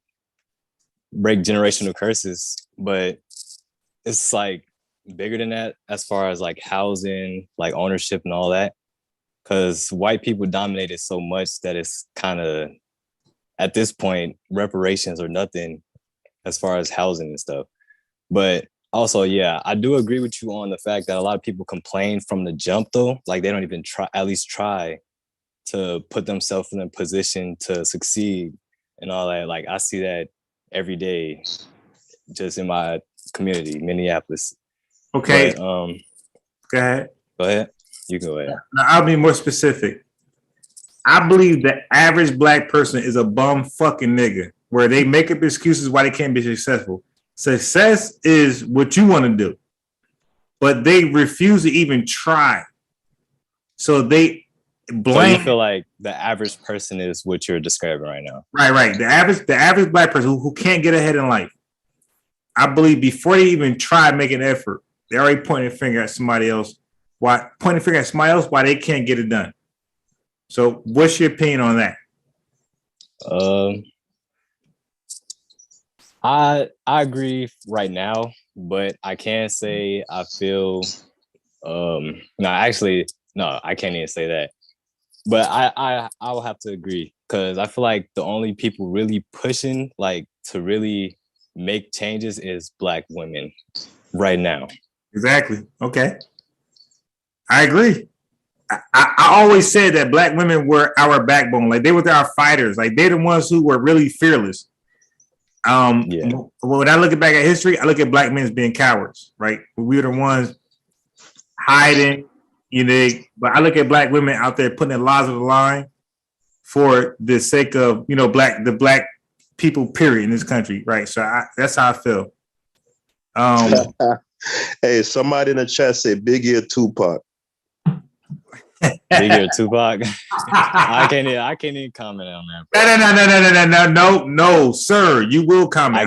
I cannot because I can't say I listen to a lot of either one, so I really just can't. Yeah, I got you. Okay, so let me do this. Biggie, Tupac, Nas, Jay-Z, or Drake or Future. Okay, I can say between Nas, Jay-Z, Drake, and Future, I can make something up from that. I say I have to give it. I'll say I like listening to Future more, but I'll have to give like accolades to Drake. Okay, right. And then between Nas and Jay-Z. No. Not Nas. They all in the pot. You got all four. All of them. I'm picking Future over everybody. Okay, you dig? That's what we try to get at. Okay, so now, when it comes to the rap, where's that today? Yeah. Where rap is at today? Give me some positive. Yeah, that's bad parenting right there. Hey, brother, give me some positives out of rap today, like that you get out of it. Wait, hold on. In my defense, I do try. She tries. She tries. Don't work. But I failed.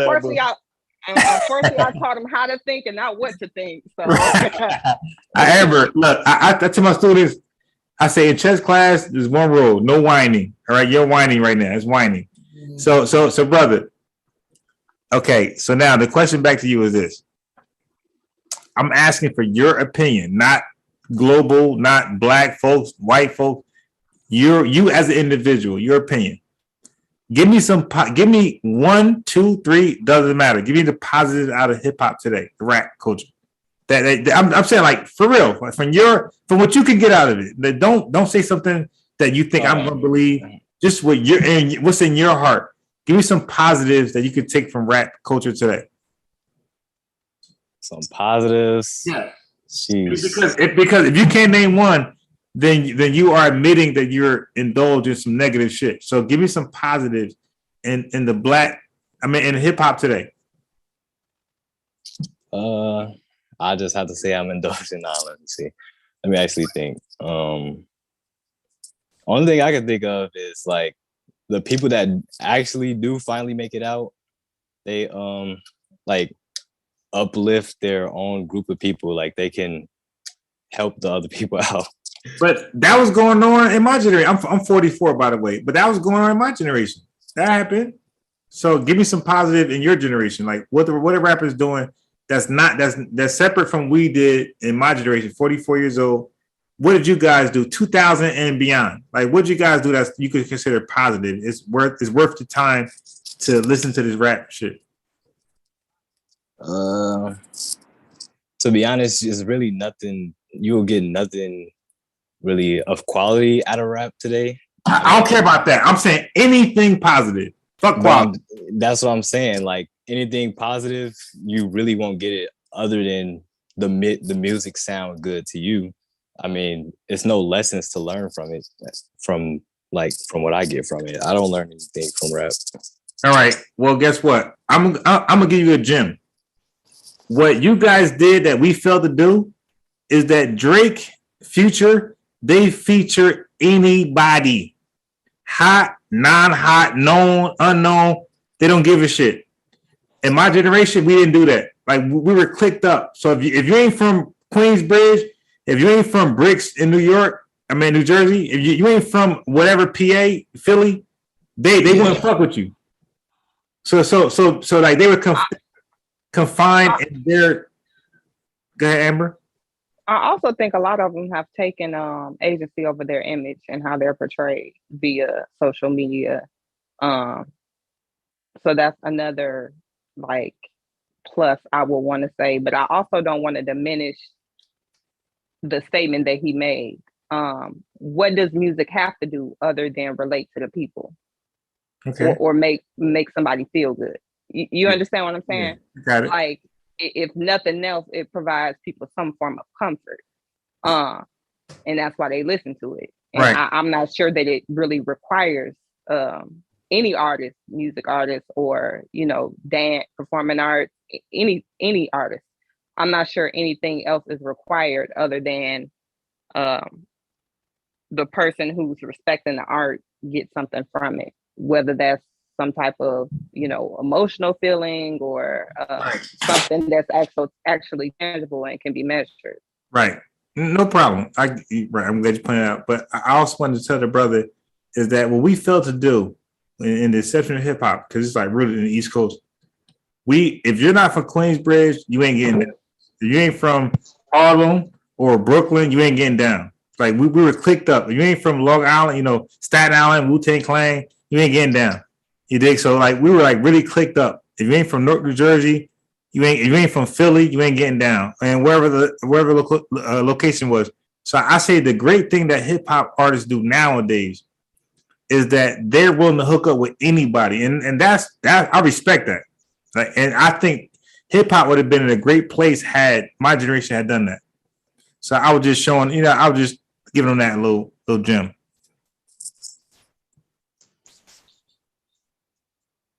Another question. I wanted to. Oh, okay. Go ahead, Brandon. No. Yeah, see, in terms of the young brother jumping on, man, I really respect what you're doing, right? Here's a question that I would say, because we always talk about solutions, right? What would you say? What would you ask from us, the older people, right? Because I know what you guys are going through is a lot more challenging.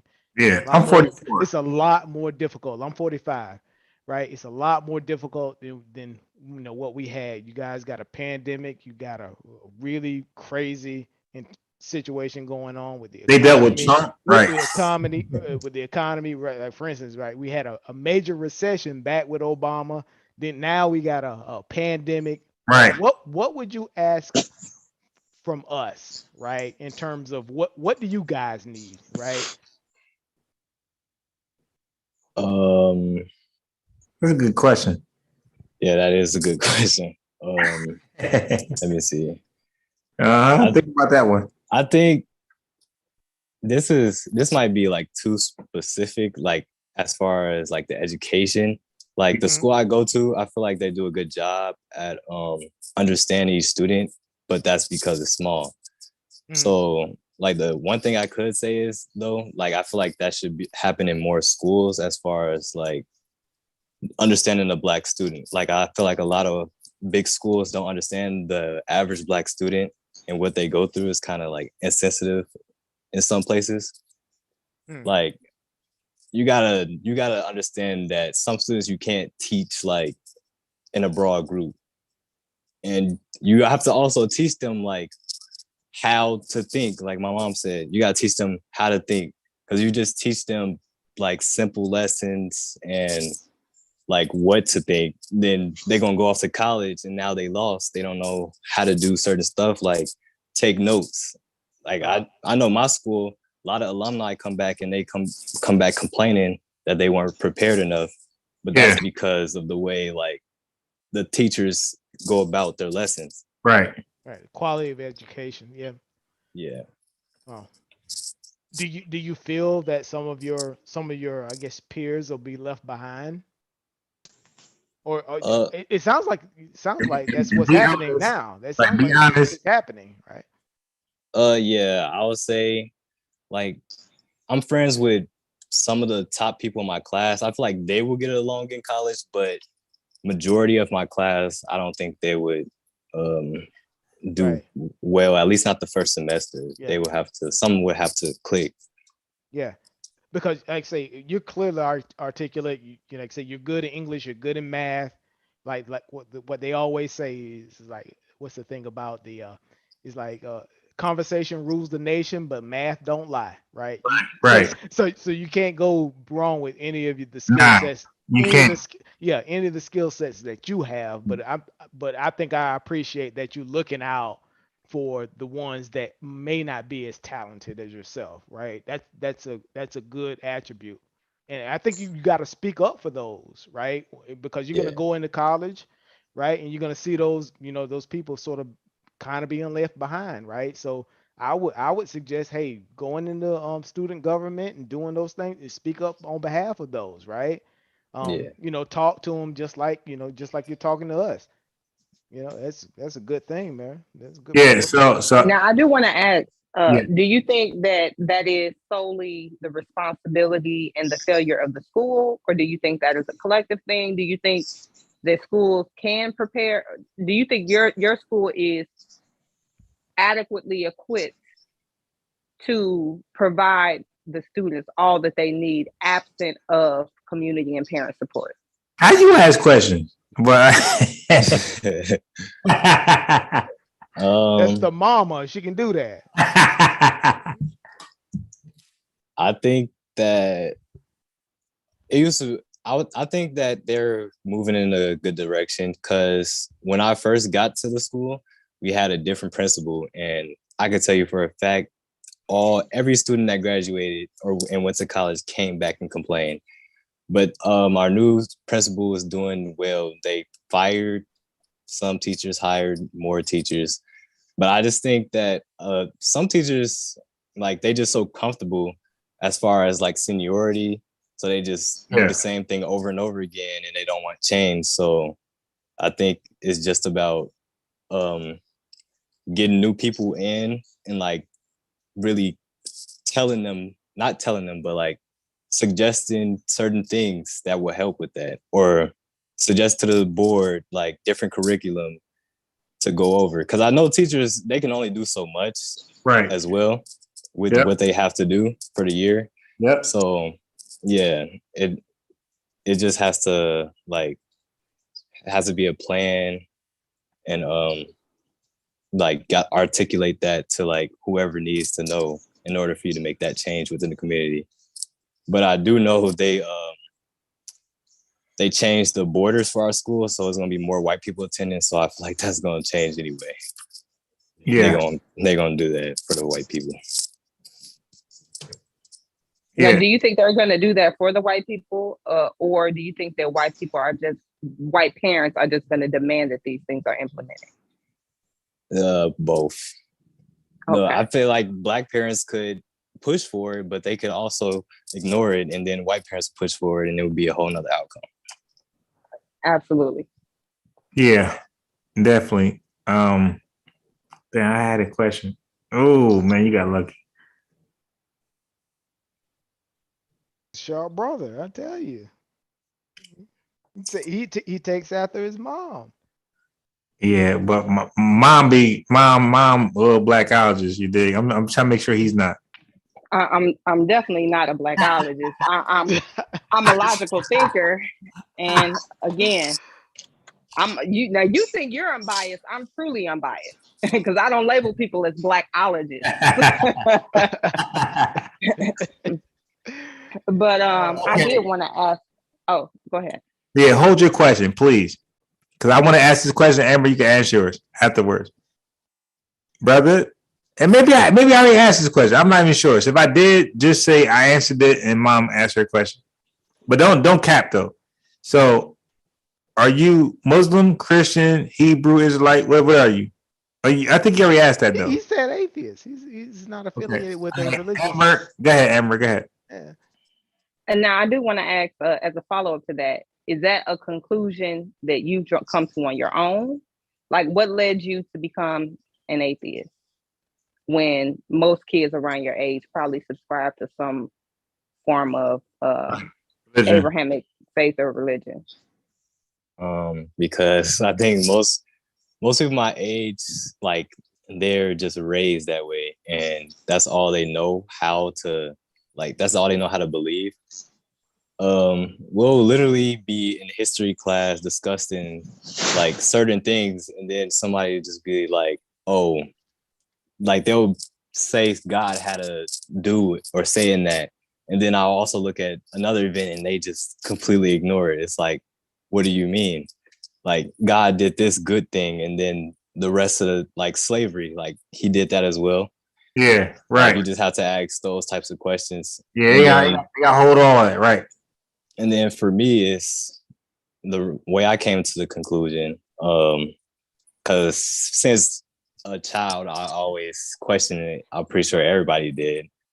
But once I grew up and I really thought about the logic of it and heard people like that were diehard Christians speak about it, it was just like, it's no way. Like, it just doesn't make sense. Like, it's not historically accurate. Like, I like to go with facts. So I'll be more content and I'll be more at ease knowing like the facts of it rather than just being on blind faith my whole life. How old are you again, brother? 18.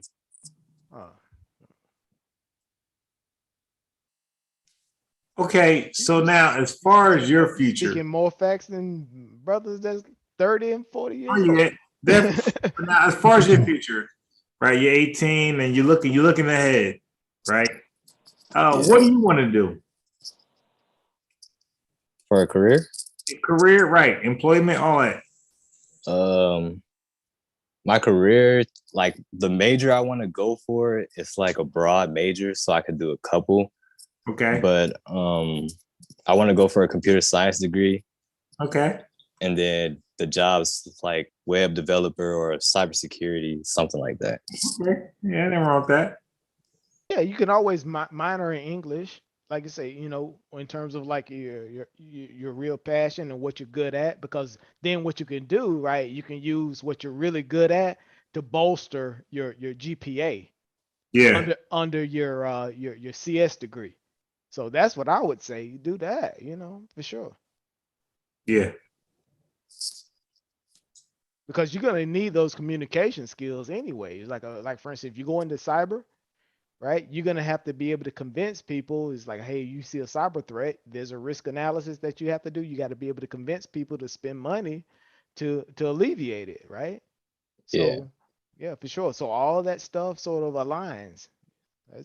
You know, in terms of like nerd degrees and tech degrees, it's I think the whole tech thing is sort of evolved, right? It's not only just a specific like, okay, you got a bunch of people in the basement doing things or whatever.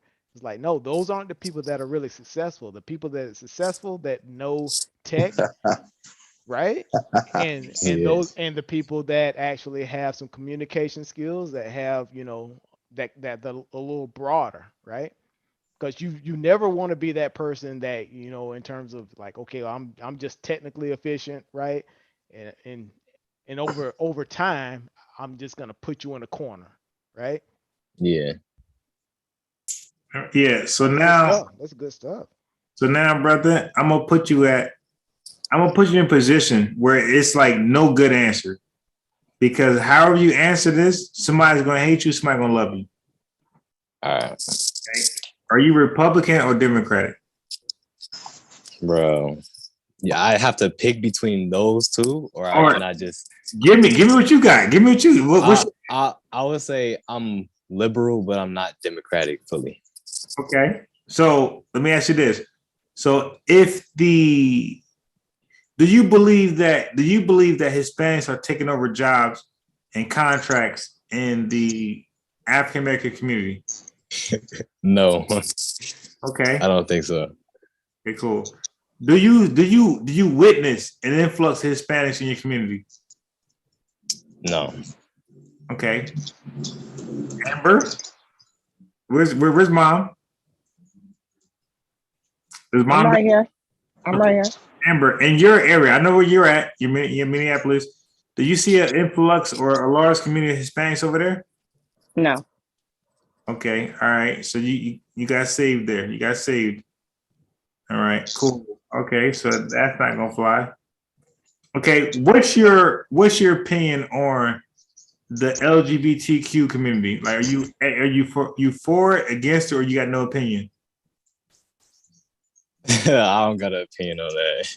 All right. So okay. So I'm biased with the wedge issues, right? So look, brother, if they're going to pursue with their lifestyle, right? They're let's say homosexual or lesbian, and they want to get married. Do you feel like they should or they shouldn't? I mean, I don't really care. It won't affect me. So like, okay. All right, shit. You might be unbiased. At the same. Unbiased Jory, right? All right. Okay, let me ask you this: do you watch sports? I can't say I watch sports no more. I used to, but okay. I don't really watch it. So what do you do? Do you play video games? Yeah. Yeah, don't even try to cat. All right, cool. So what video games that you find yourself playing the most? 2K right now. Okay, so it's basketball. All right. So do you believe that there's an agenda to have the youth occupied in video games? Yeah. I wouldn't say just video games, but like overall social media, games, all that. I ain't talking about social media. I'll get that later. I'm talking about video games, brother. Video games alone. Do you feel like there's an agenda to occupy Black youth, colored youth? No, I wouldn't say Black youth. I would just say youth in general. It's an agenda to right. No, but I'm saying Black minority youth playing video games. Do you believe there's an agenda for that? No. Okay. So now the agenda you speak of, explain. I mean, I can't say what the agenda is, but I can say there is one, because there will be no reason for people to constantly produce the video games, and for the content creators, like a lot of content creators primary audience is little kids. Now, do you believe you could be doing something more constructive than the time you put in?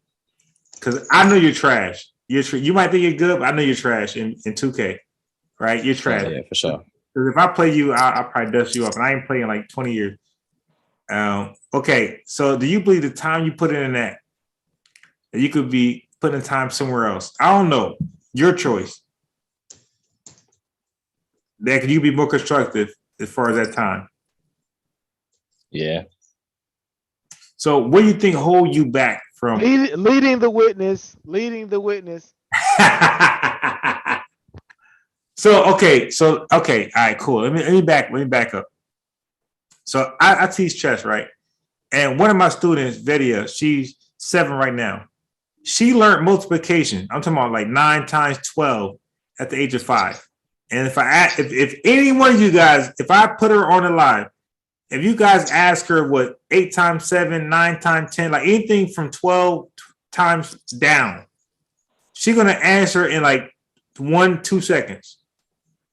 Okay, so her family clearly put that as a priority. She's only 7, and she knows hard. I learned my stuff in 3rd grade, so she's 2 grades above me.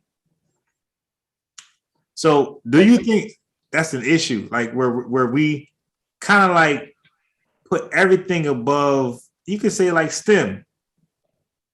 Well, I think you're making some assumptions here, right? Okay, go ahead. So, of course, you could always be utilizing that time to do something great, right? That's what I was gonna say. Or better, right? Right. However, at the end of the day, no one is 24 hours around the clock doing something constructive. Yes, you're right. You have to have leisure and downtime. Yeah, you're right. And some type of vice. Some people watch TV. Some people come on live. You know, some people. Bullshit. Myself, I've been bullshit. Right. You got it. Right. So I think we have to qualify what's excessive, right? And so out of 24 hours in a day, how much time do you spend on the game versus doing other things that are in that productive category? Good point. So basically, forget whatever I said just now. Just forget it. I like it was never said. Just forget that. To get to it, do you think you play the video game too much? Right? Do I think I play the video game too much? Or are you being productive in terms of like what you're doing in terms of your schooling and your work and all that stuff? Do you think you have a good balance there? I wouldn't say I feel like I got a good balance, but I feel like I could be more productive than I already am. Like right now, I could be doing something for like my PSEO program, but instead, don't we all? Instead, I'm just chilling. Right, for sure. And what is your PSEO program? Post-secondary enrollment option. It's like college courses at an actual college, but not taking a full-time load. All right, so now the next question, brother, yeah, hey, just as I feel your pain. This is my last semester in my post grad at Penn State. Is like I probably should be writing now, but hey, we're on a live hanging out. You know, that's what we do, right? Baby, sometimes you need a break you can for sure listen. Oh, so what course are you taking up? Enterprise architecture. Well. I'm sorry. Go ahead. Oh, I didn't know who the question was directed at. Is it for me? Amber. Both of you all can answer. So I'm with all of it. So Brendan, after her son answers, you're next. All right. I've taken 2 already. I took college composition, and I've taken economics, and now I'm taking programming logic and design. So, have you ever heard of opportunity cost? You ain't gonna give me a chance to answer. Yeah. Just a quick question. Brother. Now I got you. I'm sorry. Go ahead. Have you heard of opportunity cost in economics? Yeah. Okay. Explain that from the best you can. Explain it. I can't really explain that. I took that course like a whole year ago. All right. No. I don't really remember. My bad. No issue. No issue now. It's okay because none of us knows exactly everything we were taught. So Brendan, go ahead. Yeah, I got 3 courses this semester. It's one is in security analysis, and actually security and risk analysis. Right. The second one is financial management, and the last one is my research project capstone. Right. When I'm done, I'll have a master's from Penn State in enterprise architecture and business transformation. Okay. That's the long-winded explanation. So for the young brother, real quick, opportunity cost is just basically this. So they're saying that somebody wants to go to college for 4 years to get a degree, as opposed to somebody who's working at McDonald's for 4 years. So if the person at McDonald's goes there who skips college and does 4 years at McDonald's, if they make, let's say 40 grand a year, that's 160K. So they're saying when you get done with your degree, you should at least be making, no, not at least, but you should be making more than 160 grand a year in that time frame. Otherwise, your degree was, I'm just, from my understanding, is a waste. Because they're saying like opportunity cost. That's not quite. Okay, go ahead. Go ahead. So opportunity cost is the idea that there's always a trade-off, right? So when you make a decision to do one thing, right, you are you're giving up something else, yes. Right? So let's say my friend invited me to the movies and my other friend invited me to a dance party, right? So the opportunity cost of me going to the movies is not going to the dance party. The opportunity of me going to the dance party is me not going to the movies. You understand what I'm saying? So like, while you were almost correct, it's not the 160,000 a year. It would be that money that they were able to make over the time that they were in school. So year one, if this person at McDonald's is making 40K a year and I'm choosing to be a full-time student and not work at McDonald's, then the opportunity cost of that year of school is that 40K a year at McDonald's, plus with whatever other opportunities, that I foregone to have this opportunity. Full-time student, right. That just refreshed me a little bit. Okay, so that's what that means. Like, you really got to weigh out, not you. I'm saying like in general, for everybody listening, like you got to weigh out your decisions, and if you want us to do certain things, or you got to know like, okay, this job, this opportunity is offering A, B, and C. I don't want to do that. I got my own dreams. But your dreams should at least be equivalent, if not more, than what you just passed up. Is that right, Amber? Yeah. So, what did I want to ask? Well, I guess he shut down the religious questions. So as far as your immediate goals, right? How do you determine, or what's your motivation? First off, what are your immediate goals? And then what is your motivation behind those goals? My immediate goal is to attend, well, not even attend, to obtain a computer science degree. And my motivation for it, some motivations, one, the opportunity, like as far as the tech field, I know it's growing. When I moved to Minneapolis, I was admitted to the STEM program, and the computer science class I took, I was vibing with them. So I was like, all right, this could actually be like a career. That was in like 9th grade. And then the next year, they put me in more STEM classes, but they like kind of disbanded the STEM.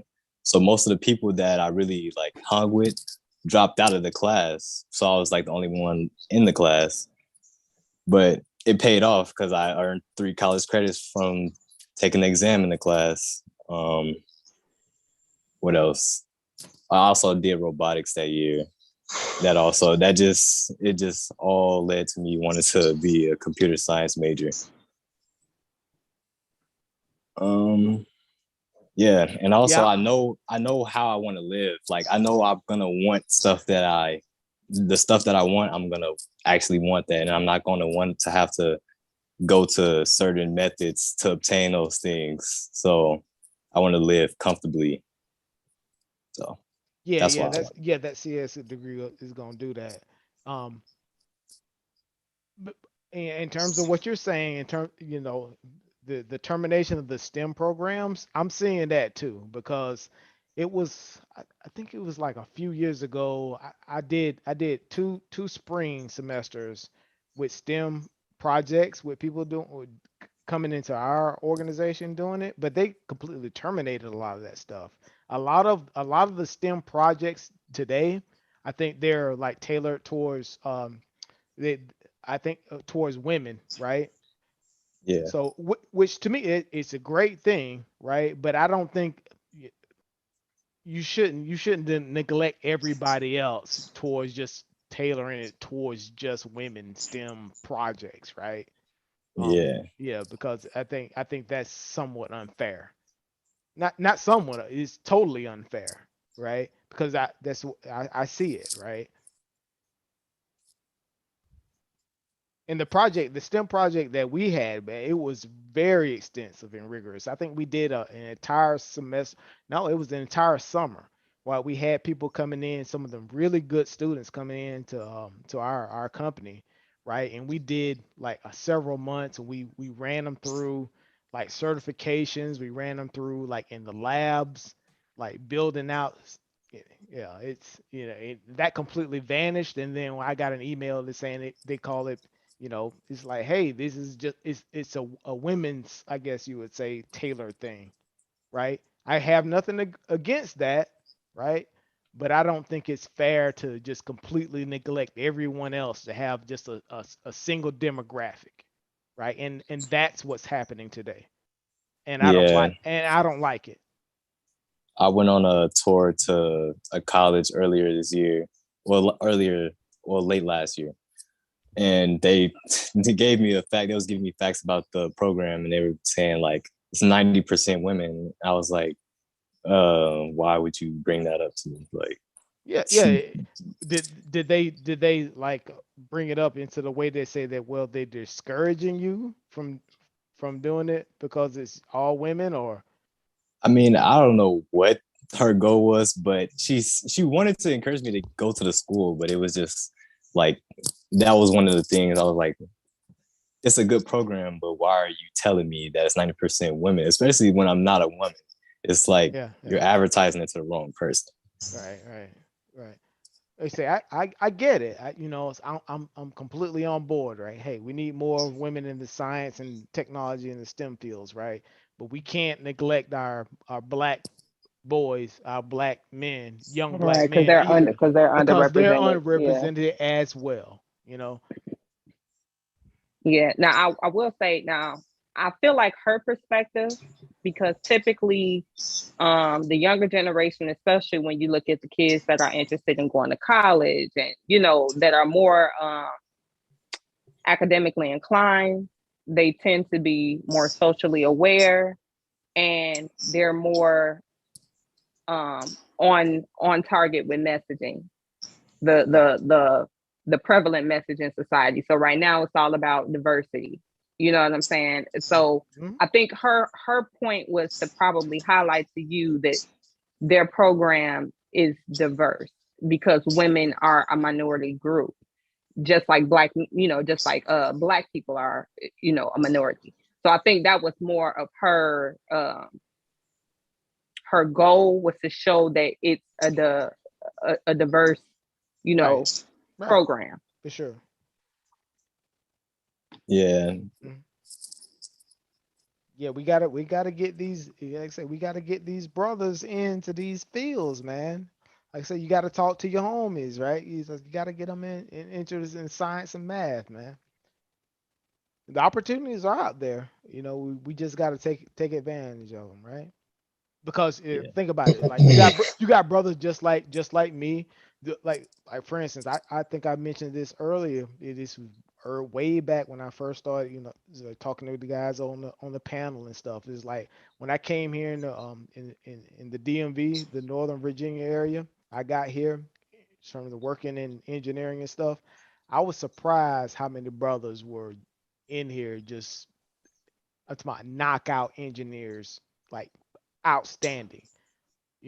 Basically just, hey, come in, mentoring me, showing me the ropes, doing all this stuff, right? Like we're out here.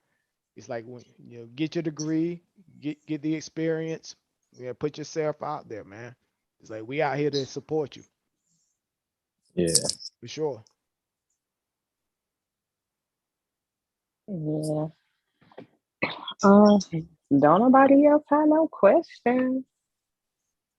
I see Peter Bagdu's been silent. Bias been silent. Now, of course, there was some ratchet comments in the chat. I don't even know if you got YouTube open and you watching the chat. But you know, you can choose whether or not to answer those at your leisure. But what else was I gonna ask? Yeah, I'm gonna be nice. I'm gonna be nice my first night. I mean, honestly, I don't think he would care if he ain't gonna answer something. He'll tell you. Yeah, but nice. Your second time, I'm be more. You know what I mean? More aggressive. Okay. Well, I don't think I have any more questions. I thought y'all was gonna really dig in. Nah, he did. So let me ask you this, because you did speak as to other options that are available, and you don't want to have to do, nothing out the way to live the way you want to. So there are plenty of people, and you're in a community where that's prevalent, right? Kind of taking that side street to success. What has been the deterrent? I mean, you're 18, you had the freedom to do what you want now. You just turned 18 a few months ago. What is the deterrent? Is that a choice that you're making, or do you feel forced into that? Or, like, what is the driving factor? The deterrent is really started from you, but I will say, like, my whole life, I really never looked at people as like idols, or like, this is what I should be doing, rather than I try to like look at what people do and see what I shouldn't be doing. So like an example was like my dad. So my dad was like, I ain't gonna speak on how heavy it was, but he was in the streets, but it wasn't like gang stuff, but and then also it was like I was witnessing gang violence and all that.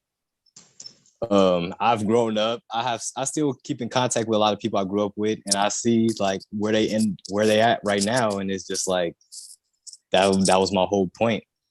And doing certain stuff I did and not doing certain stuff, it was just like I didn't want to have to resort to those back doors, because I know the it's heavy consequences for doing that, and you could easily just do college, trade school. You could do a lot. It's so many opportunities that people just don't take. You'll make a lot more money anyway. Yeah, you make probably double, triple that. More. You make tons more money, right? Just by learning how to do it. That's all you got to do is learn. So that's just where I came from with it. I would say though, like where I come from, Gary, Indiana, it's a horrible city, but a lot of people take education as a route out, and I gotta give them props. Yeah, do that.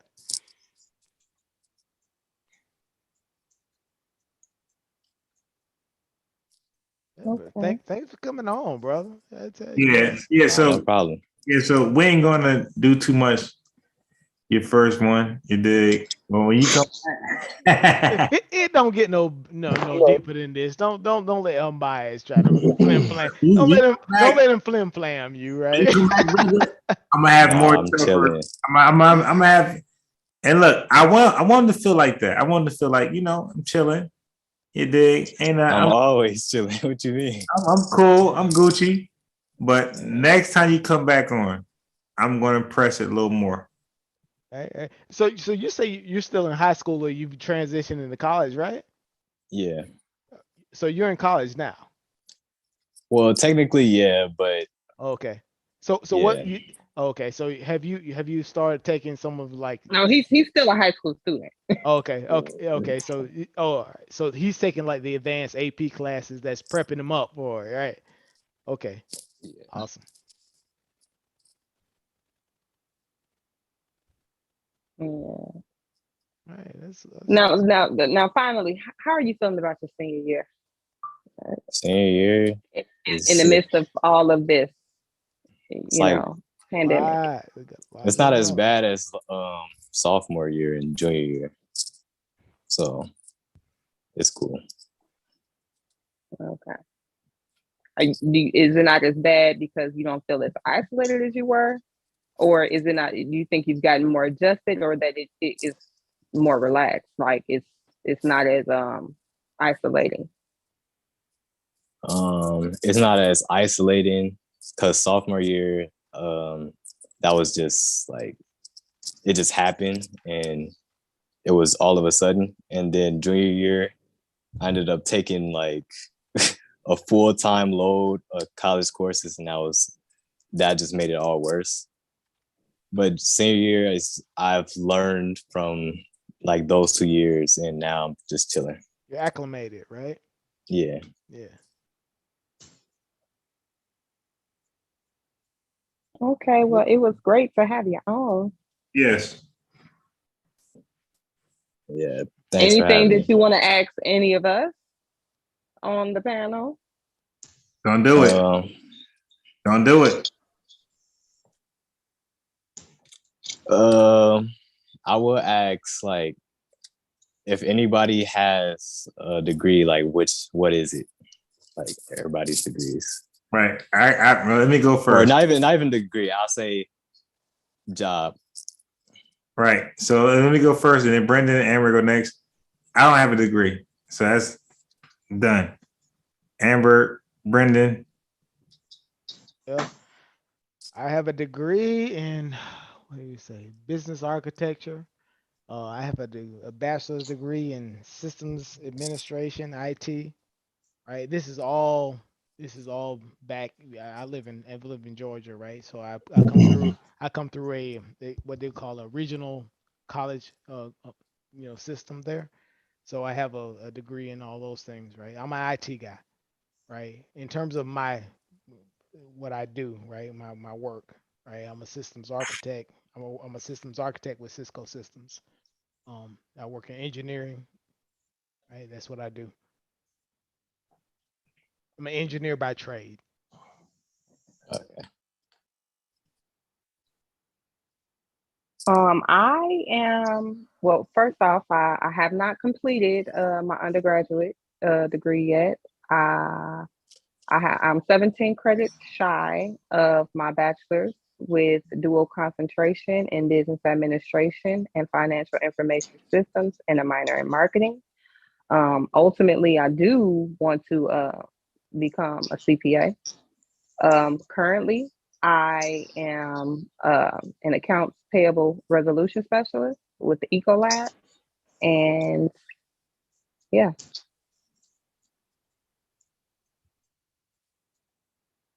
So what was your follow-up after that?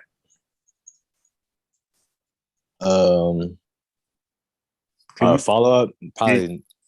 You asked 2 questions, so I was the one you follow up. Oh yeah, I just asked what everybody's occupation was, but okay, I got y'all really answered that. I did not answer. Like, you didn't?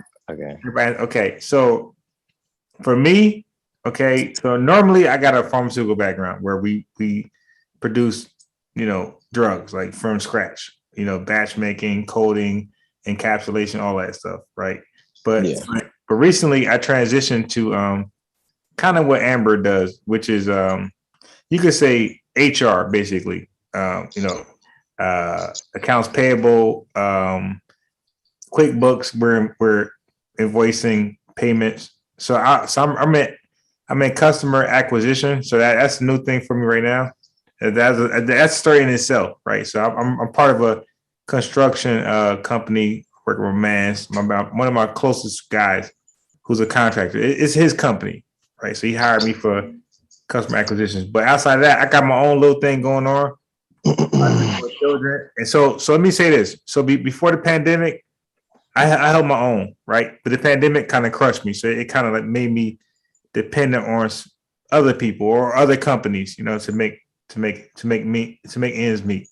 So the pandemic crushed me, and now I'm relying on other companies and other, businesses to give me opportunity to, to make some money to make ends meet. Before that, I was straight. Okay. You got a question from the chat. They said, besides Miggy, and hell, I might not be your favorite panelist. Who's your favorite panelist? Currently, who's my favorite panelist? It's gotta be your mama. It's gotta be your mama. Don't answer that question. I'm not answering that question until a good. This is besides. Go in.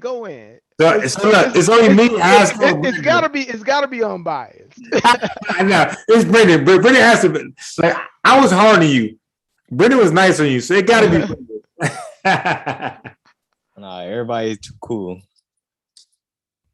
But another question I had was, if everybody in here watched the NBA, who's y'all team? Okay, Brendan, you go first. Georgia, so it's got to be the Atlanta Hawks, right? Oh, okay. Is that an NBA team, right? Yes, it is. Okay, all right.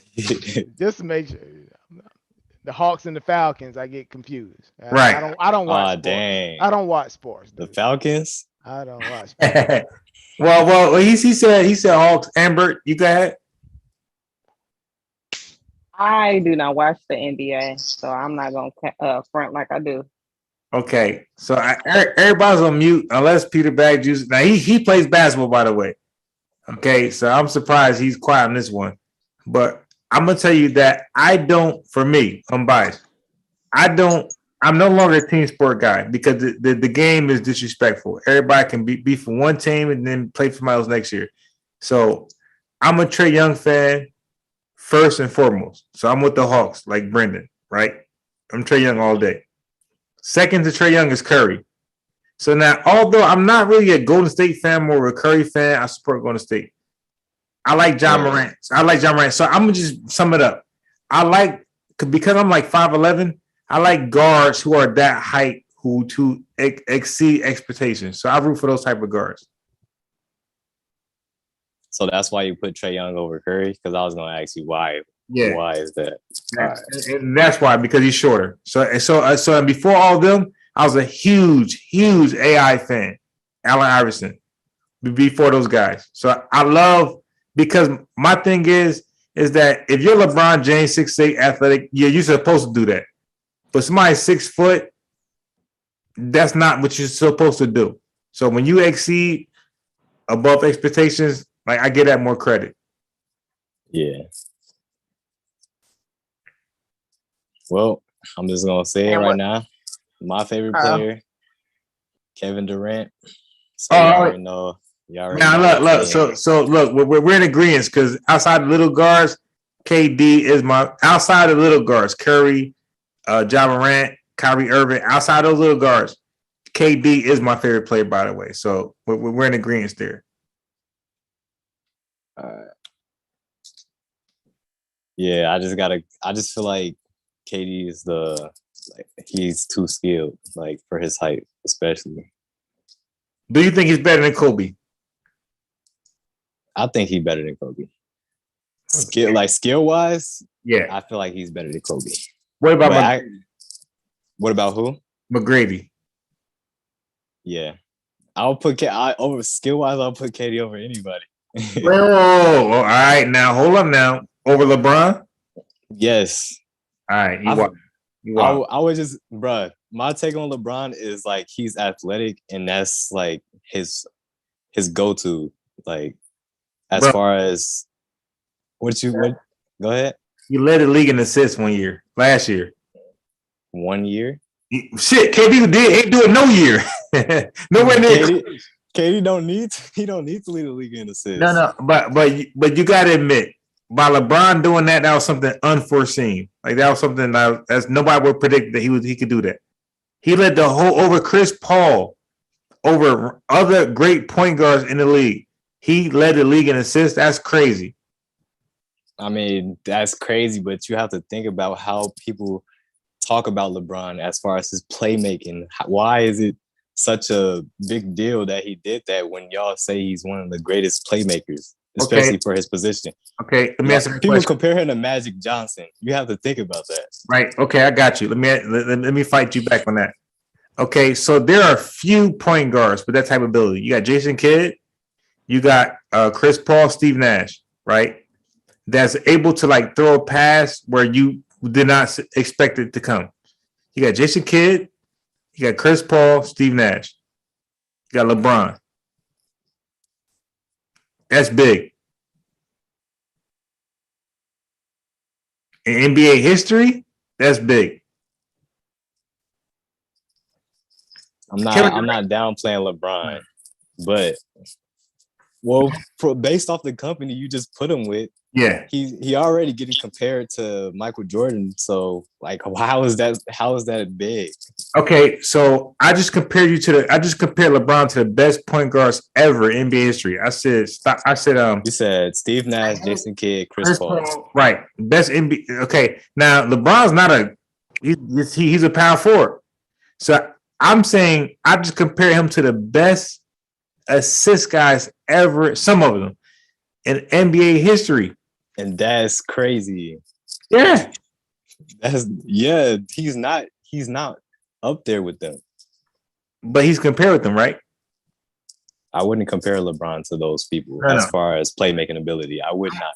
Okay, I'm not okay. The fact that he led the league in assists, you think any guy who can't pass can do that? Look, James Harden led the league in assists. Okay, but he got good passes though. Would you put James Harden with Chris Paul, Steve Nash, and Jason Kidd? Yeah. What? Yeah, James Harden this year. Yeah, he's been throwing good passes. Like, so what I'm trying to say to you is this. Like, passing, brother, you play basketball. Passing is not something anybody can do. You got to be skilled to get an assist. You can't be some bum-ass nigga just playing basketball. It's going to be a turnover or an obvious pass. But if you can lead the assist, you get 10 in the NBA, brother, you talking about Rondo, you talking about Chris Paul, Nash, and Stockton. You dig? Like, ain't too many people in the NBA. Like, give me somebody outside those people that led the league in assists or was top 2 ever besides Chris Paul, Steve Nash, James Harden, Westbrook. These few guys we're naming. Give me another point guard in NBA history besides Magic Johnson and Stockton who was in that category. You couldn't. And we talking about hundreds and hundreds of players from like the 50s to now. That's 70 years. You couldn't give me a point guard who can do that. You had Tiny Archibald, AI, all these guys at that time. Nick Van Exel, Mookie Blaylock, Gary Payton, all these guys. Not there at all. Zero. So that's a huge. You could say it's a lot of people that have led the league in assists that you can't name right now. Give me one. Did you? I just said you can't name them. Okay. I'm pretty sure an underdog has led the league in assists. Give me one. Besides the names you just named, you telling me nobody else? Brother, I'm putting it in the ball's in your court. Give me one. I can't even name that off the top of my head. But that's my point. I'm saying those few people have not been the only leaders in history to lead the league in assists. Brother, I just covered almost the 90s to I covered 30 years. So now you got to cover 80. You got to cover 80 to and backwards. That's your job. All right. So you telling me Steph Curry could not lead the league in assists? Has he? No, but can he? Okay. Steph Curry. People who have led the league in scoring could theoretically lead the league in assists. Now, brother, I'm gonna say this. If you're gonna go there, I'm gonna say I can lead the NBA in assists. right? So no, because you're not in the NBA though. Okay. So Shaq can lead the league in assists. Shaq could lead. Yeah, he could lead the league in assists. And Shaq could also score 1,000 points. You know what I mean? But again, that's all hypothetical as it's wishful thinking. All we can go about, or we can judge. So when we debate players, no matter who it is, we go off what they've done before and what they're doing right now. We don't judge people of hypothetical potential. Because in that case, John Starks is the greatest ever.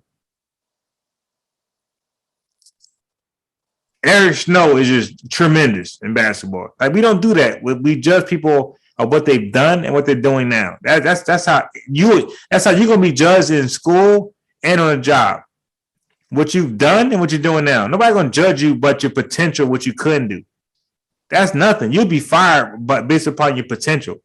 If you're not producing, you're not being productive. That means nothing.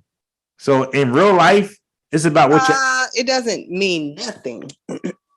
But I'm just gonna say this. So I think right now the person leading the league in assists is Chris Paul. Now we all know Chris Paul is one of the greatest playmakers, but you know the reason why is not being talked about and why he's not in the MVP conversation right now. No, okay. Now you saying playmakers and MVP? That's a big difference. But let him talk. Let him talk. No, the reason why he's not in the MVP conversation Quit cutting him off. Quit cutting him off. Sorry, because getting assists is not like, it's not that good of an accolade as you're making it seem. You're saying that few people can lead the league in assists. No, I'm pretty sure there's a lot of people that could lead the league in assists and they're nowhere near the greatest point guards. But what people cannot do, if they're just a bum, is lead the league in scoring, lead the defensive player of the year award. Those two awards are an MVP. Those three awards are the awards that really matter. Leading the league in assists doesn't get you anywhere. I got you. I heard you out. Now my name is Unbiased Sports. Okay, so we're talking sports now. This is my territory. Okay, you just said anybody can lead this league in assists. I say cap. I'm not. No, not anybody. But I'm saying people that you're claiming that only top tier point guards can lead the league in assists. Yes. And I'm saying that's not true. James Harden isn't even a point guard. He's a shooting guard and he led the league in assists. No, but LeBron James. Wait. Back up. Kyrie Irving. What did he say about James Harden role on the Nets? What did he say? He wanted James Harden to take on the playmaking role. The point guard role, right? He didn't say point guard, but playmaking. Yes. See, now you playing. Now you just said no, because if James Harden and Kyrie Irving are on the court, wait. Now I'm going by your words. You interchangeably used playmaking and point guard just a minute, about 3 seconds ago, and your mom heard you. Okay, so point guards are playmakers. You just said that, and you put James Harden in that role. Leave Amber out. Well, hold on. Point guards are playmakers, right? Exactly. But is it true that there are other I'll say historically point guards have been the playmakers, but is it true that there are now people playing other positions that are now also playmakers? And there's no problem.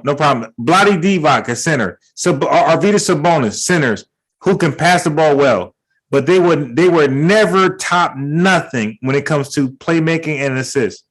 So what about Nikola Jokic? No. Okay, he's great with his passing ability, but he's not top. What is he? What do you mean? Right, this year is assists for this year. I can't even tell you. I could do it for you because I'm gonna buy sports. You know, I'm gonna buy it, so I'll pull it up for you.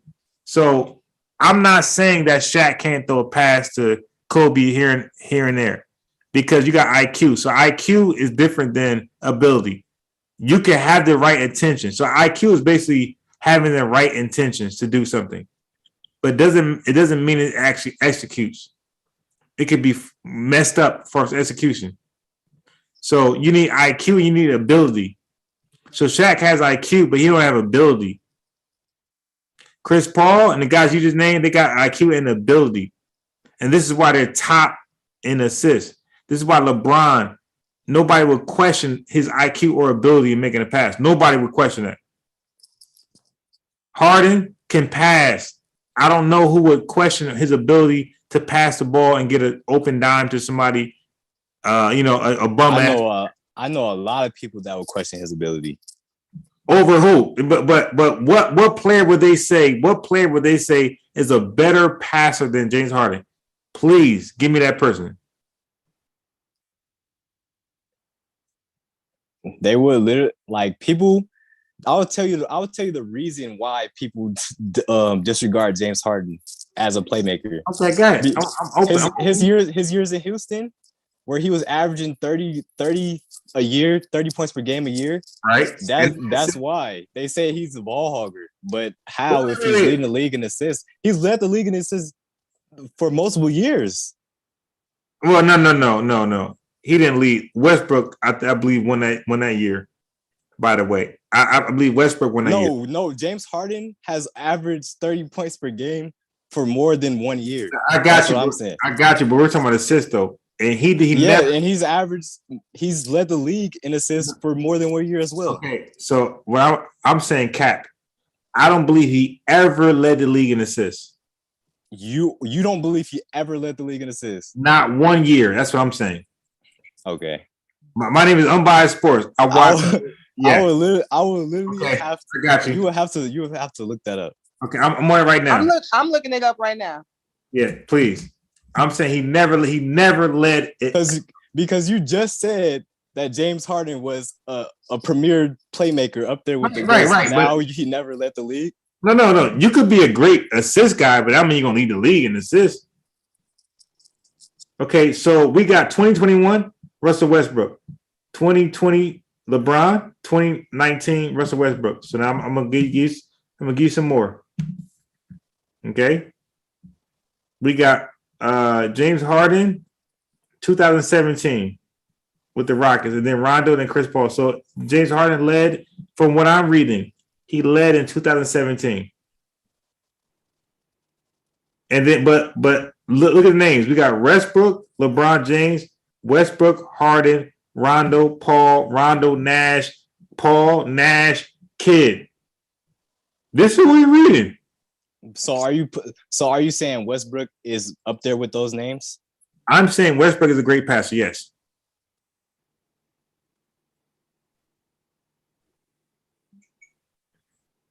Now Westbrook is great, but Westbrook is not. He's not there. No. And it could be argued that Westbrook also pretty much has more turnovers than every name you named because of how much he tries to go for those assists. That's what I agree. I agree. Westbrook goes overboard in trying to make an assist. I agree. I agree that he tries to get an assist done. I agree. I'm not going to argue that. But outside of Westbrook, because Westbrook is the only name on that list that I would give you credit for, that I don't believe he's a great passer. I believe he's decent, but I don't think there's anything special about him. But LeBron James, Harden, Rondo, Chris Paul, Steve Nash, I believe I've seen passes where I'm like, yeah, those guys can pass. Wait. Westbrook is the only name that I will say you got it. So why did you say LeBron? So you said LeBron based off of the passes he's made, and you were just like, yeah, he's one of them. Yeah. So I play basketball, and I'm a big basketball fan, and I'm a big LeBron critic. By the way, I'm not a LeBron fan at all. I'm Kobe. I'm Mike. I'm Dwayne Wade. I'm KD. I'm not LeBron. Zero. Okay, I don't like it. I don't like his game at all. Zero. I think he got no go-to moves. I believe all his moves is suspect. I'm not a fan of LeBron at all. Zero. But his passing ability, I was a big critic, but I seen enough where I'm like, yo, the dude can pass. Like he's gifted. No, I would not say that. Okay. You know, I think LeBron is hold the ball until you get an assist. He's like Westbrook. I mean, I agree, but I'm saying when he passes the ball, it's better than Westbrook. So if you saying LeBron is like, this is one person I would say if you're gonna put LeBron up there, you have to put Stephen Curry up there as well. Nah. Well, first of all, Stephen Curry is a turnover maniac. Remember, he cost him a year when he threw the ball behind the back to pass to Klay Thompson, and he went out of bounds. Klay Thompson like, what the fuck are you doing? So, like, Stephen Curry has one turnover. No. I'm saying I'm a big Stephen Curry fan. I've been watching way with Monte Ellis because Monte Ellis at one point was my favorite player. So I was watching. So when he came to Golden State, I was already a fan of Golden State. I was McGahee and Monte Ellis all day long. So when he came there, I was already a fan of Golden State. You dig? So he was a high turnover guy. Always, even now. His turnovers have always been high. He's been bad with his passes. Okay, nothing about him was special. So I seen LeBron throw some great. I'm a Stephen Curry fan. I'm KD all day long. Kyrie. I'm Trae Young. I seen LeBron throw passes where I had to give my man credit. Like that shit was great. I never seen a pass to Curry where I'm like, oh, that shit was great. Never. Not on the level of LeBron James. Never. There's no way. I could name a pass off the top of my head right now. Are you gonna name the pass he threw to Curry to Klay Thompson in the playoff game of I think it's versus Cleveland? You gonna name that one? What you talking about? When he went behind the back like twice? It was horrible IQ to Klay Thompson. And even Klay Thompson's like, what the fuck are you doing? Like he raised his hands like, yeah, what are you doing? What? He passed it to me. He made the shot. No. I ain't talking about that one. I'm talking. Then because the pass I'm talking about, he completed the pass and they scored off of it. Right, so let me ask you this: are you on Zoom or are you on the phone? I'm on Zoom on my phone. Okay, cool. I'm gonna share my screen. I'm gonna say that bullshit pass Curry through to Klay Thompson. That's like well known. Okay. Horrible pass that no good passer would normally throw. It was ridiculous. And Klay Thompson's response was like, what are you doing?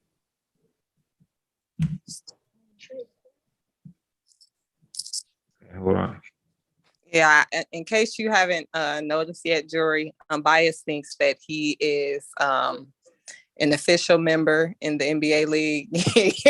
I don't know what team he plays for. That a statistician and everything. I don't know what team he plays for, but he is definitely on one of the teams. Nah, I see people like him on Facebook every day. Nah. Yo. Hit him. Hey, y'all think Westbrook look like Mum-Ra? He funny, yo. Y'all remember Mum-Ra from Thundercats? Yeah, I remember. Tell me that nigga don't look like by the powers. How that shit go? By the powers. A gray skull.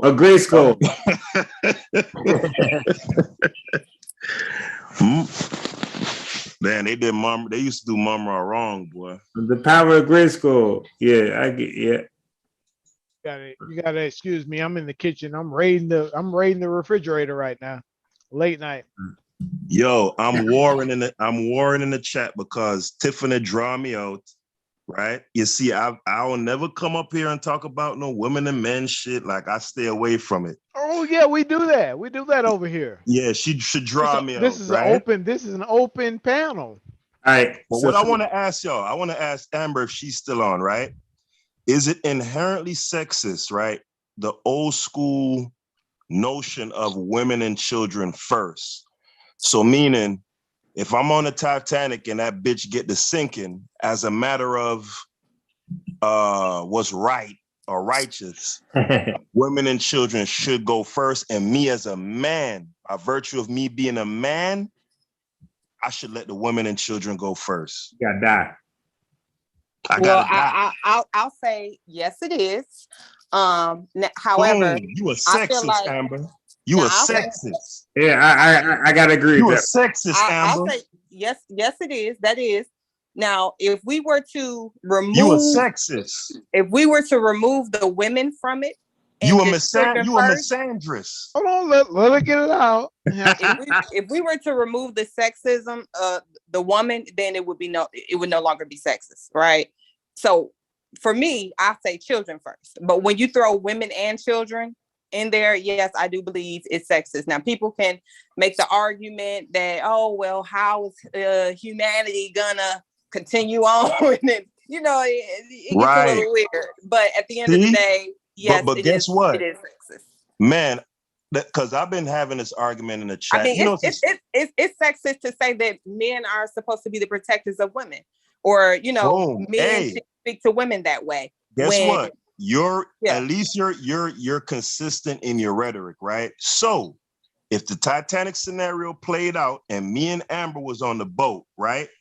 We gonna make sure if Jory was young, we gonna get him up out of there first quarter. He a jit. I'm with that. But after that, me and you, we scrapping it out. That's what you saying? No, because I'm with that. You're an 18-year-old young man, so he gonna help you scrap it out. He gonna make sure I get on that boat with him. Yeah. Hey, let me tell you something. In the chat, Tiffany swears I'm like a misogynist. I'm an incel. I don't get no ass. But real talk, I'm not going before no woman. I'm a die on the boat, bro.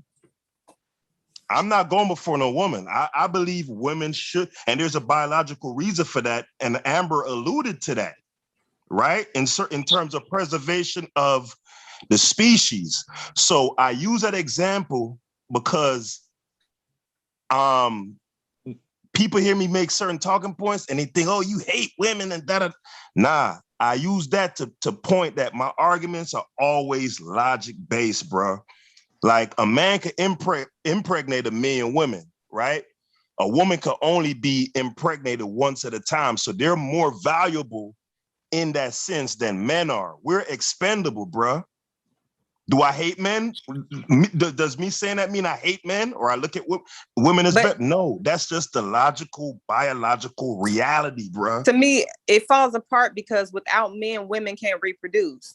So at the end of the day, even if Amber, I just said, if you got 30 women and one man, he could impregnate all them women within the space of a day or two. Right. So then the men gonna duke it out over which man get on the boat. But Amber, I'm saying you can propagate humanity, right? You'll be able to propagate humanity with fewer men. Wait. If you have 30 men and one woman, let's say we go with your survival of the fittest scenario, right? Man, get the kids. We get the kids off. Wait, Amber. Hey, Haskell, we got first let Amber son. We hold him hostage. He's been here long enough. Let's first let him go first. But before he go, can you see my screen? Hold on. Yeah, gotta look at that real quick. Yeah, I can see it. Okay, you remember that? Oh yeah. It was an unnecessary turnover. Now I'm a Curry fan, but his passes always ever sucked. Always, from Davidson to his rookie year, he was never known as a great passer. Like he could never do what Trae Young did with the 30 and 20. 30 and 10. On average, Trae Young the second year, he was like 29 and 10. Curry can but it could. I could say right now that Curry is one of the reasons why Trae Young plays how he even plays right now. Yeah, but we could say Oscar Robertson, why they all do that. I mean, no. Trae Young quite literally takes on the play style of Steph Curry. Yeah, but their games are totally different, and we could say Tiny Archibald's reason why they all out any little. No, if you take Steph Curry out the Warrior system right now, he would play exactly how Trae Young plays. Nah. Trae Young floater and the way he passes, Curry never ever done that. Now, if I may add to what you just showed on the screen, or maybe ask a question, because you just highlighted that He's never been known as a good passer. That's always been his defect, right? As a player. Would me personally looking at the headline, I would say that might be quite likely why he took that chance in such a crucial game, because he wanted to, if it would have been completed, it would have been great. It would have been phenomenal. It would have put to bed the idea that he's a horrible passer. So it's almost like maybe that criticism is what drove him to take that chance, right? And had he been successful, this would be a different conversation. The fact that he was unsuccessful just reaffirmed in people's minds that he's a horrible passer, right? Do you all think that was any motivation for why he would have tried that in such a crucial game? Or do you think that Amber, if you're into sports, you get that was like it was mental fatigue. Like it was slipping away, and it was like a lightweight choke. Like when you do shit like that in that crucial of a situation, you kind of folded up. Yeah, you get what I'm saying? Yeah, he folded up because like that was a series. They was up 3-1 that series, ain't it? Unbiased. Yeah, it was a big. Was it that series? That was 2016. Nah, that was 20. Yeah, 17. I think it was. Yeah, that was 17 because they won in 2016. Yeah, but in 17 they were up 3-1. Yeah, right. And Cleveland came back to win. So like we all human. You know they might have been a 3-2 that series. I think it was 3-2. Was it 3-2? I think so. When that pass came, yeah. Yeah, but yeah, it was the pressure, bro. But actually, you know what? Curry is he could be real. In general, he could be loosey goosey with the ball like that. He's like that. Yeah. Yeah, he showboat and hot dog a lot. So yeah. His whole career, yeah. So my point is to the jury, unnecessary pass that didn't have to be, simple pass. And you see Klay Thompson's response? You see his response? He was unhappy. Like, yo, what the fuck you doing? Just give me the ball. And yeah, bro. That's all I'm trying to tell you, bro. So again, my name is Unbiased Sports. I do basketball, football, boxing mainly. And when I say I do those things, I recall what happened. You dig? Like I did with the Curry thing. I'm a Curry fan. So I was mad as hell when he did that pass. I'm like, why? Just throw the ball to him. That behind the back goofy shit. Just throw the ball to him, man. He's wide open. And like when I play ball, I get on anybody who does that. Like, yo, dude, just throw the pass, my man. You ain't gotta do that. Throw the pass. Sometimes you gotta do it to throw somebody off. But he's wide open. Just throw the pass to him. And nothing fancy. Throw the pass. Yeah. But hey, it was one pass. I don't think that alone cost him the. Nah, I'm not saying that either. I'm just saying when he was to make a pass as a passer, as a point guard, like Haskell said, he choked. And he ain't make a Chris Paul, he ain't make a LeBron or Harden pass. He did some goofy shit. Wait. All right. Because I was going to say, because they did Chris Paul, Curry. What was that? What year was that? Harden and Chris Paul was on the same team. Not that year. Not that year. No, I'm just saying the playmaker versus the non-playmaker. Yeah. That duel was equal because I think KD was out. So you can't even say they had KD.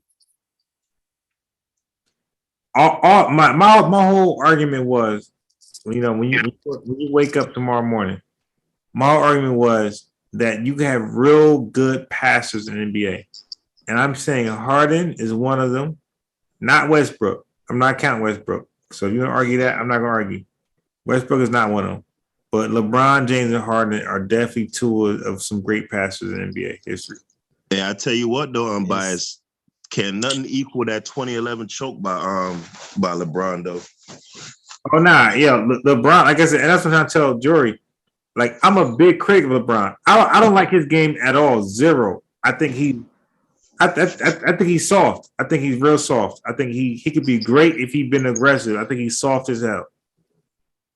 Yeah, mentally he's soft. I don't respect LeBron like that at all. Like on that level, like the Jordan, the Allen I, the Kobe, hell no, the Durant. He's too soft. People get fooled by the fact that he been to the finals consecutively and all that, but bro, he stacked the deck.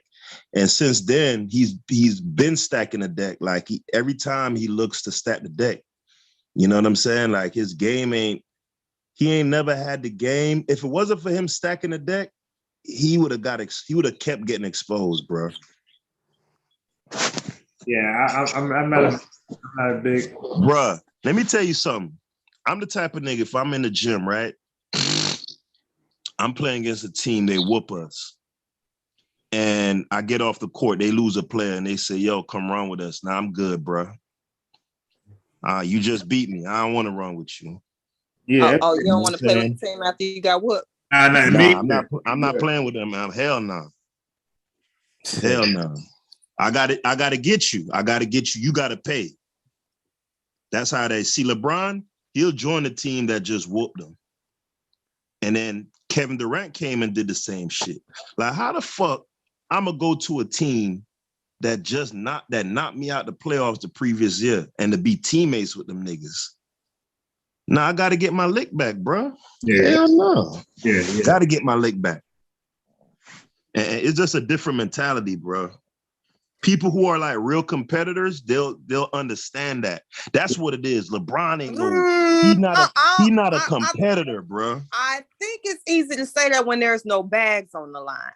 I think it's easier said than like you playing at the rec center on the weekend and taking that moral stance of I got to get my lick back and okay, but when it's real money attached, I'm not sure that people will have that same, hesitancy or that same energy. Yeah, I don't know. I mean, again, this is speculative. All right. So if your jury got nothing else to say, jury, that's it, brother. Like you survived part one. so if you want to go, no problem, because now Haskell gonna continue with Amber. He's gonna continue with your mom on a line of questions. You dig?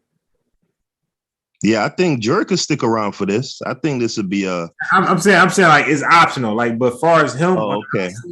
As far as him in the hot seat right now, he's good. He's good. He's not on the hot seat. But I'm telling you, jury, next time you want to hop on, I'm gonna be a little more hard. All right. Yeah. So I'm putting the ball in your court right now. Right now, there's no obligation. You could bounce. You dig? So don't feel like you got to be here because we about to say some geek shit, right? Some shit you're not even interested in. So go ahead and just what make you think he's not interested in geek shit? I think he would be interested. He sounds like a pretty much of a geek to me. I think at 1 o'clock in the morning he might have some more important some things. No, he multitasking. I see him in there playing the game. That's what he will be doing at 1 o'clock in the morning. Right, so I'm going to focus on that because he's going to end up being trash in that if he don't focus. I've been winning this whole time. I've been talking. I ain't lost that's what he been doing it all the time. Now look.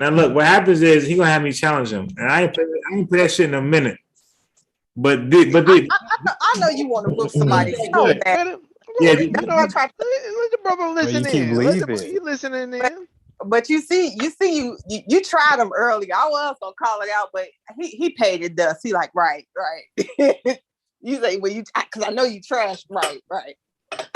You don't want no smoke. Yeah, listen. If Jory gives me 3 days, I will trash him. And I ain't playing like 3 years. But I was that good in these shits. If he give me 3 days, I'll trash him. 3 days? Wait, hold on. That's all I need. I'll trash him. You're gonna need more than 3 days. Nah. when it comes to Madden and NBA Live or 2K, whatever y'all call it, I'm nice. It don't take long. It don't take long. I don't think Go ahead, Haskell. Haskell, you had something to say. I'm interested to that. Yeah. I'm surprised Amber actually agreed with me. You know what I'm saying? The idea that, okay, once we get the kids off, the women should go first. And I'm an advocate for that. You know what I'm saying? But I just don't see how that's congruent because, my whole stance is that, men and women aren't equal. They weren't meant to be equal. And inherently, men are meant to lead their women. And if you have a nation where the woman is leading, your nation is destined for decadence and disrepair and disorder. So, and Tiffany killing me in the chat, Cujo, damn near, he wanna meet up with me to beat me up because he said I hate women. I don't think you hate them. I think you're telling yourself a lie that makes you feel good. So, what you mean? Explain to me, because you always say that women can't succeed without men at the head and leading, right? So in a societal sense, right? So would you say that Black society is succeeding currently in America? Hell no. And would you say that is a result of female leadership or women head of households? I wouldn't say it's a result because, like I told Tiff in the chat, I would never put the burden of responsibility on a woman to assign blame to them. I would say it's a natural byproduct of the Black community being match focused. That's how I would frame that. Okay. I wouldn't blame women. I just don't. In my 40 years now, my 40 years on the planet, all the things I've learned, my observations, comparing notes with other men, a woman's biological constitution, just by the fact that, you're the ones who carry the children. But, internally, you have so much more that goes on chemically. And this is biological fact. Chemically, your processes are much more complex than men. The way how nature has designed it, you're not predisposed to be able to be workhorses and chase power and build. That's not your natural designation. That is not a I'm not infantilizing women or putting them down. I'm saying that's literally that's nature. That's how I look at it. Okay. So my question then, since it's just a byproduct, if men are the natural leaders or they're naturally inclined biologically. Oh shit, Tiff pulled right up. Yes, she did. I knew she would. That's why I dropped the link for her. I knew it was gonna happen. But hey man, y'all hold me down, man. Hey, I'm one man. Come on now. Where's the brotherhood? Brendan, you got me, bro? Most of these men probably don't agree with your stance. But my question, man, y'all flawed, man. My question is, Haskell, what happened to the Black man? Shit, he got his ass whooped. Society? Huh? He got his ass whooped. We got our ass whooped, I should say. No, that's not the answer. That's not a good answer. I got your back. It's a short answer, Brendan. It's a short answer. No. Here's why I say that, because I think people make the assumption that Black families were always like supposed to be headed by a man or a woman, right? That's not the case. Black families were always sort of equal, right? The Black man and the Black woman always worked. The Black man and the Black woman always shared the burden of the household, right? That's in terms of what Europeans did. That's something that they did. I think we're sort of measuring what we do off what they did. the black family was never like that, right? In terms of like, okay, well, the man had to go out and do this and do that. No, it was always a shared responsibility for us. Dude, if you want to see what we would call misogyny or just go to West Africa, bro. Yes, West Africa. I'm just saying. I've never been to West Africa. I'm talking about over here. I'm African American. Cujo, am I lying? All that other stuff, I don't know. I know nothing about it. I know nothing of what goes in Africa. That's not natural. You're calling it natural. It developed for that particular culture to survive. It developed. It's not natural. You're saying that it's natural, like it's some innate thing that women aren't capable of leading because it would lead to. I mean, that's just ridiculous. Women are human beings. Women are human beings. We're two sides of the same coin. We're not different. If a woman has more knowledge in a particular situation, then she should lead because she knows more. And she has the ability because she knows more. If she knows more in a particular situation, she should lead. It's just that simple. I mean, you're saying like a woman couldn't be like say president of the United States. Why not? I think I agree with. I wouldn't have an issue with I agree with a female. Like I said in the chat, a head of state really, in the overall schema, the head of state really isn't. It's not as impactful as most people would think. It doesn't mean as much as people think. So I wouldn't care. It may not mean as much in our particular right, paradigm but the imagery in which we live now. It may not. It may not, because we all champion male supremacy. Women do as well, because we grew up in a society where males are looked at as the preeminent factor. We all grew up in that society. So what you saying, the things that you said, and when we were going back and forth chatting, I mean, that's what I expect from the mainstream. And I could have that same conversation, and a woman could make the same arguments you did. And it's not about you being a woman. And Cujo, I think, like you say, the modern, I guess you would say, mainstream society, Western society, they're catching up to that today, right? They're thinking that, okay, well, this whole time we may have been holding ourselves back for just having a male dominant society. We need to bring our women to the forefront because they have something to bring to the table as well. You familiar with the homie? You familiar with the Dahomey? Educate me, bro. Yeah, right. They got their ass whooped. Okay, but yeah, they got their ass whooped. Nigga, most of us, and not most of us, well, yeah, quite a few of us are here because of them. Because of them. Yeah, they lost. They lost, Cujo. They lost in time, but they're still there. I mean, what is losing? It's not football. It's not a game. They're still alive. Like you said earlier, do I think the black people are we progressing? Yes. Yes, we are. Why wouldn't we be? I mean, progress doesn't necessarily mean moving to something that you think is right, but we're still here. So the Cujo are still a win. Cujo. I think the problem and the reason probably why the answer was no from his perspective is, all things compared, Black society is moving forward, but that doesn't necessarily mean that Black men are. And for some people, there's no separation, and that's the problem. There's no separation. I have a son and a daughter, right? I'm there for them. I'm not there for my son or there for my daughter. I'm there for them. As we are a people. I mean, if Black women are getting up and doing something more because they can, then big ups, because that should benefit all of us.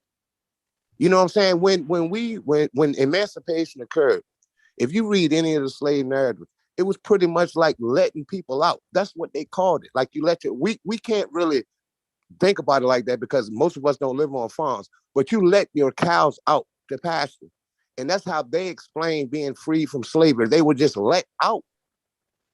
And many of these women, not only women, but men as well, but many of these women kept our families together so we can exist now. I can't ignore that. And I'm not saying they did it because they were so great and smart or better than men. I'm saying they did it perhaps because of societal pressures put on men that put men in the background because men weren't allowed to talk, because men weren't allowed to be aggressive. It's the same, man. We see it now. Like when I go and apply for a job, or when I'm dealing with these white folk, I gotta speak differently. A lot of times women don't have that same shit to deal with because they're not looked at as the aggressor.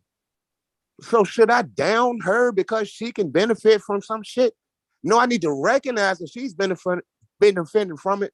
And we need to come together and make it work for ourselves. It's about us. It's not about black men and black women. We can't take on these people argument. Let them have that bullshit. We are one. Men and women are the same thing. Come on. Right. Men and women are the same. Dude, men and women are the same. Dude, the Europeans went to war with they men and women. Wow. Right? We never did that. Right? Let them have gender wars. Right? We may have, and we don't need like to. You said in West Africa, we would look at it as misogynist as shit. A lot of shit we would see in West Africa. We would look at it as misogynist, but we are coming from a frame of thinking that is predicated in living in the West. You know, we can't just pretend that we're not affected by this world in which we live. We are. What you got, Miss Tiff? I kind of feel like, Haskell, you lightened up on your stance a little bit, actually. Really? Yeah. Because you used to never have any give in this conversation at all. And today you've shown a little like give. What, because of the Titanic? Was it the Titanic example? You actually stated that you wouldn't put the blame on the quote unquote failures in our community on the women. You're not putting the fault on us. I mean, a year ago, but hey. Yeah, because to me, a man like that's weak. Like, all right, I remember one time we was having a conversation, Ms. Tiff, and we were talking about income, right?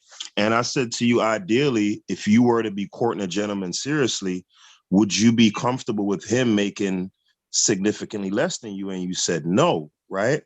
Now, in my interactions with women, I know that, and Cujo's probably going to take exception to this, but I know that's just female nature. That's just a woman's nature, right?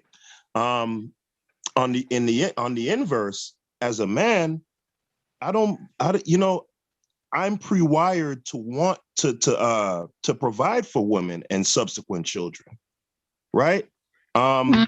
Miss Tiff, you don't feel that? I gotta cut in. How did you get pre-wired like that? I'm not talking about pre-wired. I mean, that's just my personal preference. But yeah, I gotta cut in. But Miss Tiff, that's not women's inherent nature, because at the end of the day, there are plenty of women who take care of their men. The man don't work.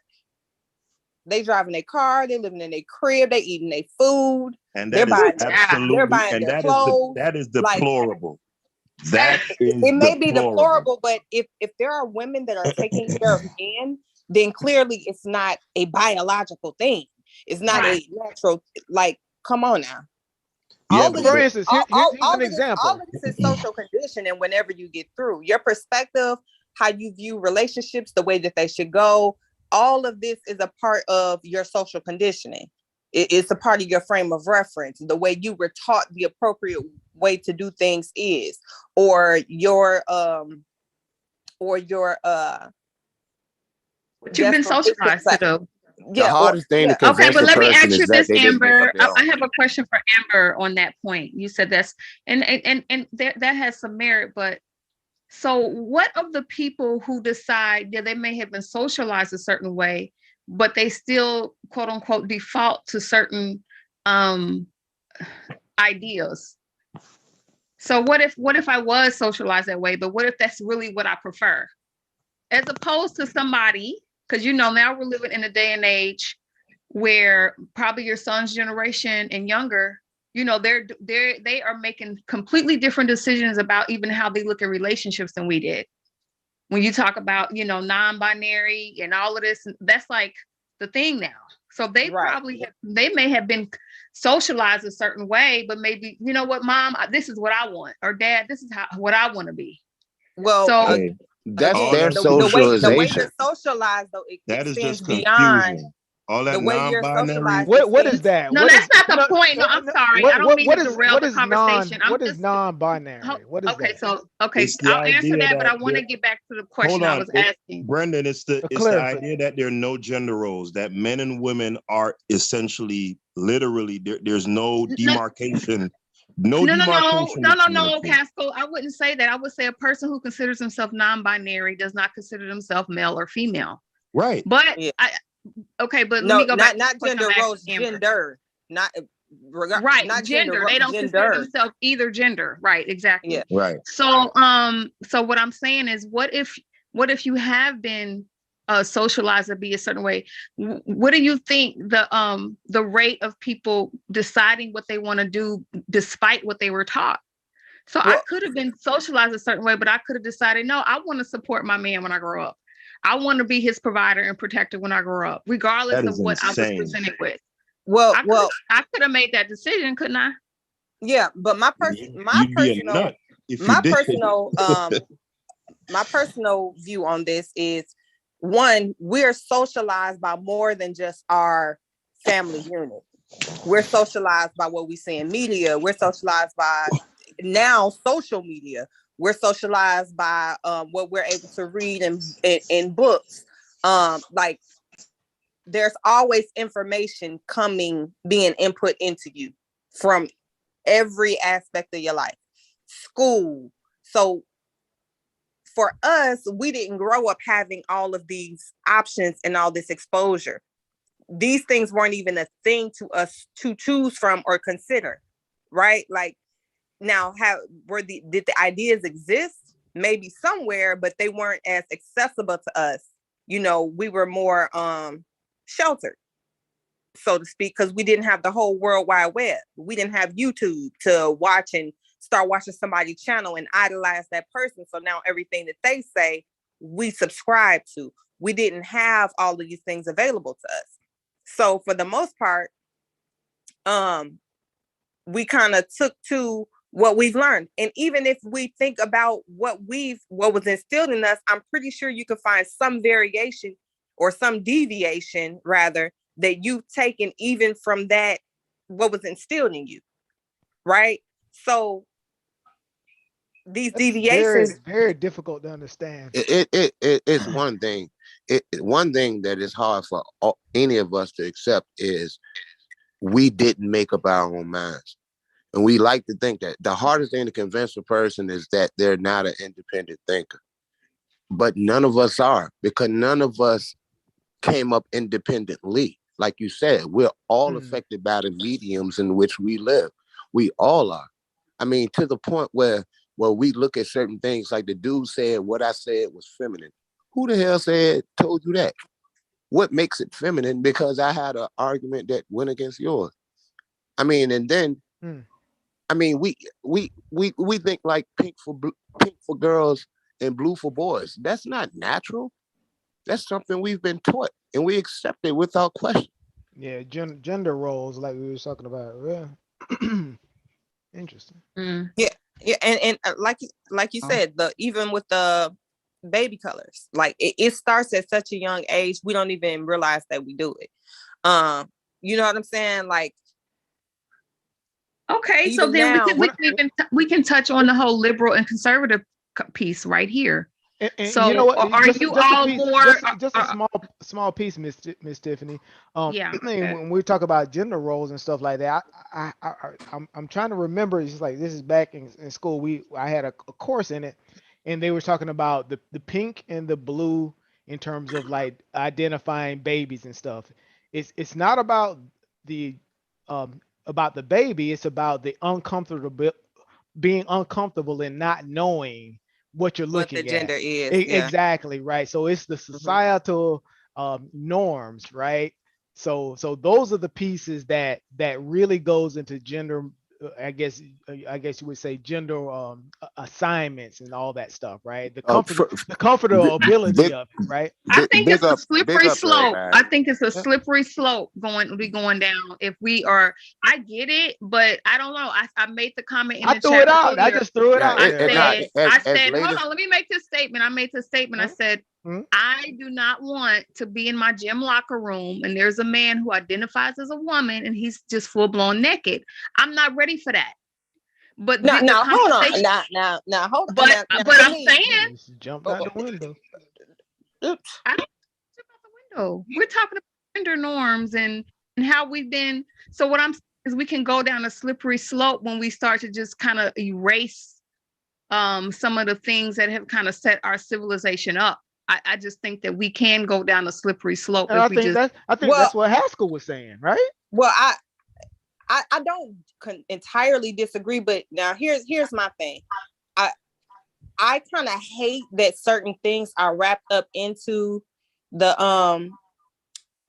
LGBTQ argument, because to me, there's a difference between your sexual orientation and then you having an issue with your gender, period. Your biological gender and feeling different. Oh, that's a great point. Gender versus that, right? Yeah, there's a difference. And the fact that all of that is wrapped in, to me, it really muddies the water. Because while I don't necessarily feel like being gay or lesbian, like this occurs in nature, like amongst animals. They have orgies, they have, so that is, I would say we're a part of the animal kingdom. The only difference is we have the ability to use reason and logic. So for me, I feel like we have a choice in our action, right? Mm-hmm. Because I still feel like sexual orientation and preference is a choice that people make. It's not a matter of, I was born heterosexual, I was born home. No, you choose to conform to societal standards or you choose to deviate, right? What about gender? People are also choosing their gender now. But that's no one is two different genders. Amber, that's bullshit. That's what they're doing. But that is what they're Tiffany, doing. Like, hold on, Tiffany, Amber. hold on, I wasn't done with my point. I wasn't done. I hate that that's conflated, because like that's thrown in there because it muddies the waters, because I do believe that gender reassignment, that is a mental problem. That is a mental issue that we've kind of ignored and placated because of one, the money make, it's lucrative, marketable, and they make money off of it. And then a lot of the people who are in that community are people of prominence and influence. I think the largest probably population in that community, LGBTQ, are white gay men, or white trans men. If you notice, you don't see men. Yeah, white men, period. If you notice, you don't see as many women transitioning to men. You understand what I'm like? That's not even really a thing. It's mostly men transitioning to women. So and again, there's misogyny even in that. You understand? Like yes. Yeah, but Amber, I was gonna say, in the scenario Tiffany laid out, she didn't speak to sexual orientation, right? So, regardless of sexual orientation, if we go down or if we follow your the thinking that you've expressed, and even Cujo, this idea that men and women, there's really no demarcation between them, they're essentially the same. Why shouldn't I be able to go in where Tiffany does her business and get naked? Like, we're both human. Well, because we have societal things that dictate that's not how we do. Exactly. Right. He's uncomfortable with it. No, you're uncomfortable with it. You're not uncomfortable with it from some natural standpoint. You're uncomfortable with it because that's how we've been taught to look at it. I'm uncomfortable with it as Tiffany, well. Because wait a minute. mm-hmm. Let me finish. It's similar to how you could look at certain people who would, like, you have women where they would in Africa or anywhere where they go around and they're bare breasted because it's not sexualized at all. You know, it's not sexualized, but in our society, it is sexualized. You know what I'm saying? We didn't make that up. We didn't decide to think like that. Right, We didn't make that decision. That's something that when you watch it, they put the disclaimer. They say indigenous nudity, right? Yeah, I know they do that now. In case they do that now. Indigenous But I nudity. can't sit here and pretend in case that it the last offends 15 years in case it all of offends history. someone, right? Yeah, in case it offends someone. In case it offends someone, but I'm talking about the people who it doesn't offend at all. Right. Because they grew up where that's the norm. I'm with you, Cujo. Yeah, I'm with you. They grew up where that's the norm. For So, sure. I mean, because it bothers me, doesn't make it right or wrong. Yes, it bothers me. I wouldn't want a man going into the bathroom with my daughter. I wouldn't. I don't. I wouldn't. I don't want that to happen. Well, I'm going to tell you why it bothers me. It bothers me because from my perspective, that is a mental illness that's going unchecked, period. So they reassign their gender, they're still mentally ill. Now, I can't say that what they will do or that they're prone to it. I'm not even saying that. What I'm saying is I don't want nobody crazy around me and not on their meds, period. Male, female, I do not care.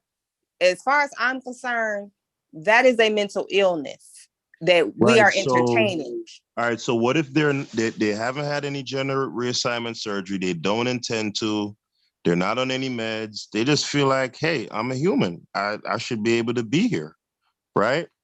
And that's what a culture is. I mean, that sounds good when you rolling dice, bro. But that's some bullshit. I mean, that's I'm gonna tell you that's bullshit because it's so hypothetical.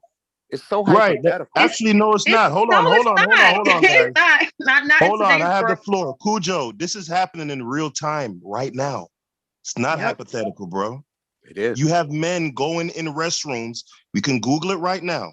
You have men who are going in restrooms doing their business. Matter of fact, it was a black woman. I want to say she either beat the dude up or something, but the police got called because this white dude went up in the restroom with her, I believe it was daughter, and she took great exception to it, and the police came and took his side. So it's not hypothetical, bro.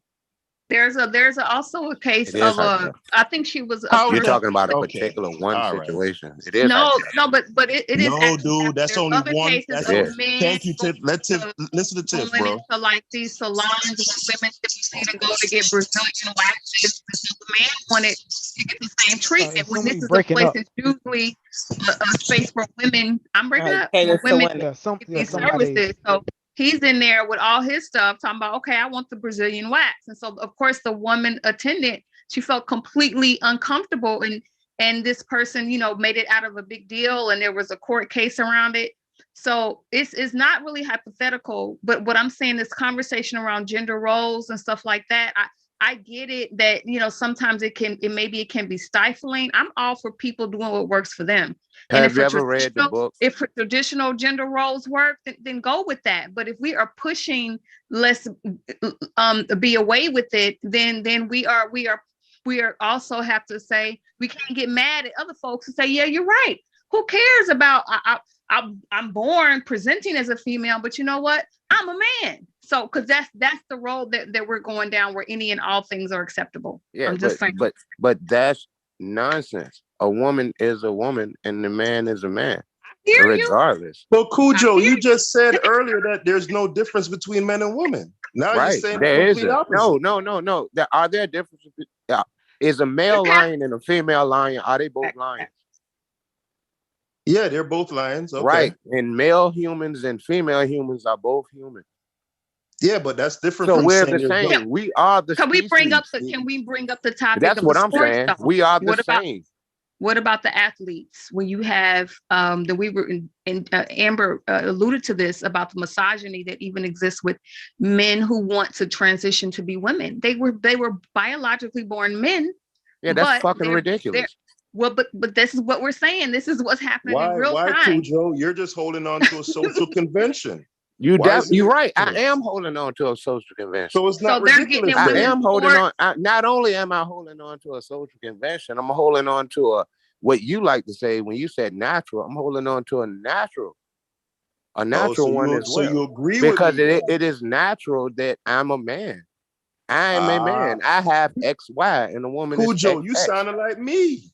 No, I don't sound like you. I sound no, like you're me. you're going above and beyond with your Cujo, you're completely you're really simplifying your confused, bro. I'm not is pulling confused at towards all. Haskell right now. I'm not right? confused. I know what I'm talking about. I don't have the floor to really present myself to say my particular opinions, but no, I'm not confused at all.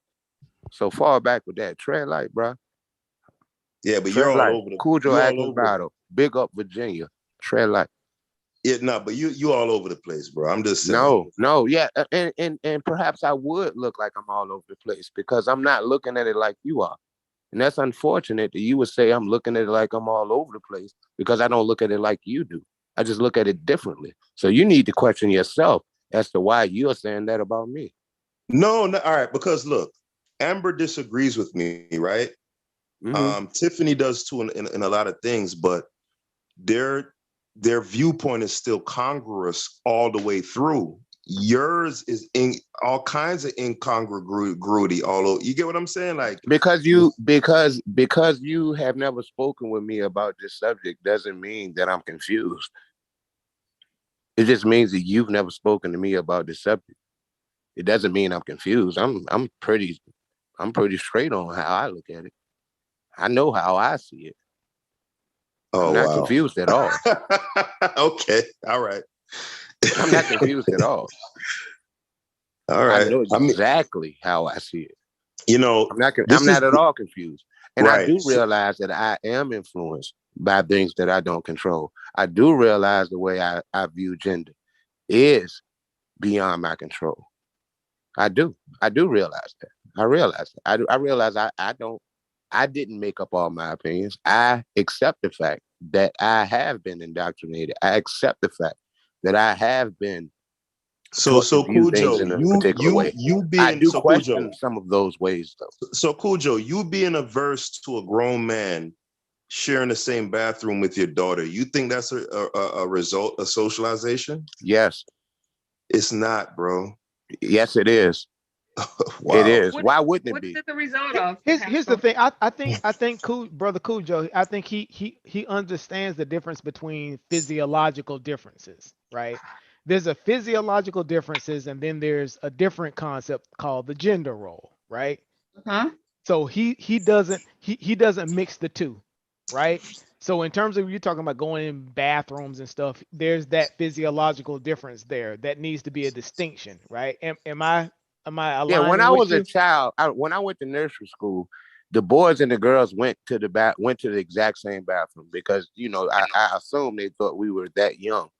You know what I'm saying? So we like 3-4 years old. We went to the same bathroom. I'm pissing right beside this girl named LaShonda Stuckey. I always talk about how we talked you still about remember how her name, bro?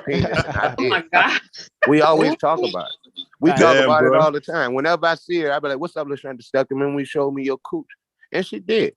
We were 3 years old. She's like, I don't have it. I'm like, I do, and I showed her my. More black schools. Yo, what just happened? What just happened just now? Well, no, listen. No, we were children. I'm just kidding, bro. I'm being completely honest. I'm being completely honest. She didn't have a penis and I did, and we talked about it. I didn't have a vagina and she did, because she looked at herself as the norm. When my little nephew was born, his sister rather, saw his penis and was like, "How does he pee?" Like, because from her perspective, something was in the way. Something was in the way that prevented him from peeing like she does. She didn't even understand it. I mean, come on, man. We like to take ourselves so much out of shit. We like to look at ourselves as some metaphysical bullshit and all this spiritual beings, and we from the stardust of all this bullshit when roaches come from stardust just like us.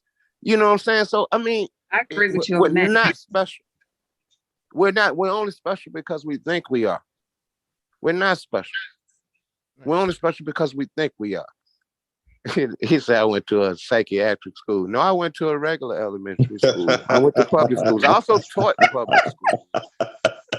So gender roles of socialization is gender social is gender itself, not roles. Gender is that because from gender we get gender roles apparently historically. So are we saying gender is now a social construct? No, gender is not well, I mean, I guess maybe technically,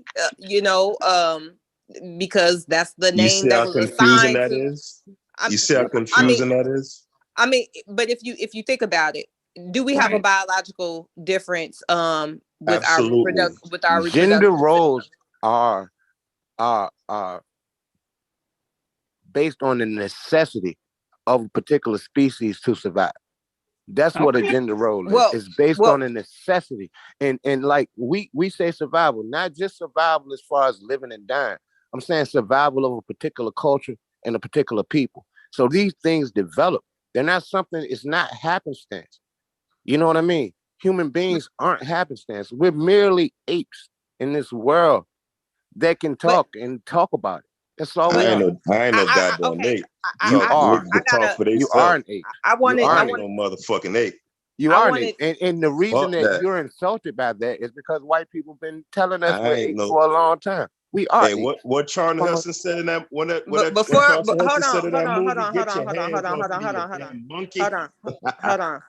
Before y'all, because I'm gonna let y'all go in 1 second, because I feel like that's gonna snowball into something else. I just want to address what Tiffany said. Well, try and finish addressing what Tiffany said and raise a question. So I say technically, because we are different biologically regarding our reproductive organs and system, right? However, we've assigned that a name, right? So technically gender is made up. However, the actual difference, the biological difference, is very much a reality. But we also then have gender roles, right? Which we assign based off gender. And it's so deeply embedded in our society that I believe there's a lot of people who have an issue with the gender roles that they're assigned, or that they feel that they have to fulfill, and it's pushing them to the point of feeling like the two are so interconnected that they have to change their gender in order to redefine their gender role. Have you noticed that there are several, like, women for instance, there's several women who stood out, you know what I'm saying? They live as men. You know what I'm saying? They act as though they're men. You know what I'm saying? There's a reason that they do that. You know what I'm saying? Like I've dealt with so many little girls when I was dealing with kids, when I was teaching. There was so many little girls that and I could see it, and this is just my opinion. I'm not trying to say it from a scientific platform. I'm saying from my perspective, when I look at them, they couldn't make it like the other girls. They couldn't get that acceptance like the other girls, like the girls that they wanted to be like. So instead of that, they acted like boys. Say, Cujo, when you say acceptance, you mean insofar as like male attention? I mean, yeah, male attention and acceptance, period. It's not just the male attention, because women like women too. And I don't mean from a sexual standpoint. I mean, women praise that as well. That, in terms of what you call femininity. Yeah, in terms of aesthetics, you mean. That's the word I was looking for. Thank you. Right. So like I've seen like these chubby little girls, you know, they didn't get this attention. They didn't get that shit from the boys. So they, you know, I seen them in the 5th grade, and then I see them in the 10th grade, and all of a sudden they acting like boys. You know, but that's not, I can't look at that and think that, okay, they were naturally made to be like that. You know, no, I can't see it like that. You know, because I remember them when they were little girls. You know, I just can't see like that. I mean, it's hard for us, me as well. It's hard for us to accept the fact that we didn't make up our own minds. That's the hardest thing to convince a person, that they didn't make up their own minds. We ignore that we think we have a choice, but we ignore that we're given A, B, C, and D as choices. You know, but here's a difference though, Cujo. Not though, being right? ignorant rather of the plethora of other alphabets to choose from. Cujo, one moment, bro. Here's a difference though, and this speaks to the point Brendan made, right? Some may say the gender roles, those are constructs. However, those constructs are informed by real biological, physiological, and chemical differences. Those things are tangible and actual. Since when? What are you talking about? Hold on. I didn't say that. I didn't say that. Hold on, guys. I didn't cut in when Women are anybody else killers, was bro. speaking. When I was saying earlier I didn't about cut in when anybody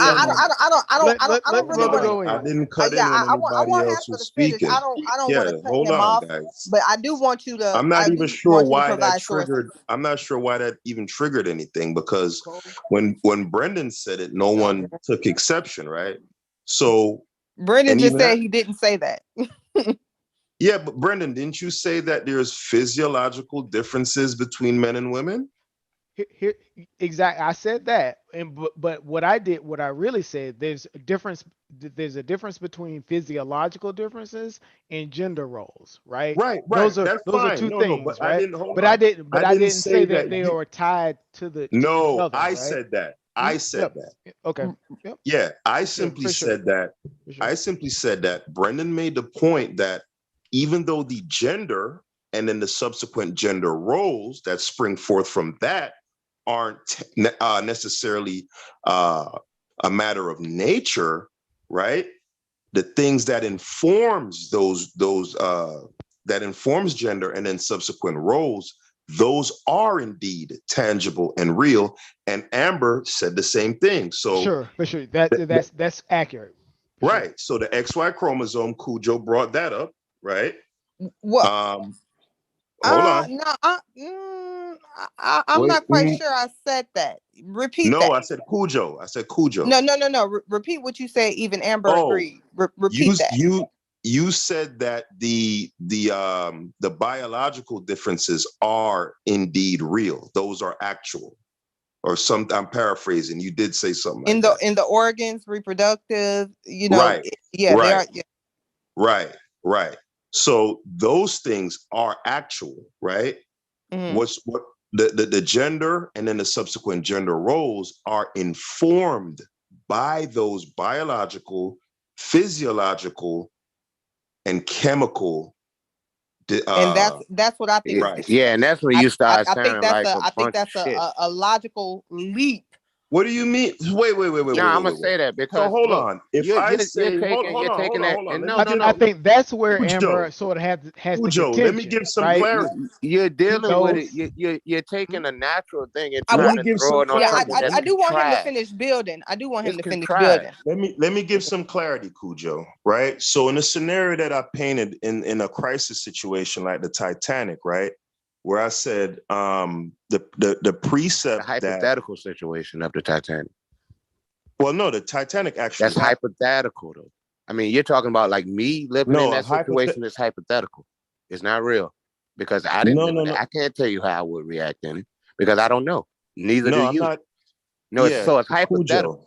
Like we can say what they did, but we can't say what you would have done. If I say what I would have done in that situation, that makes it hypothetical.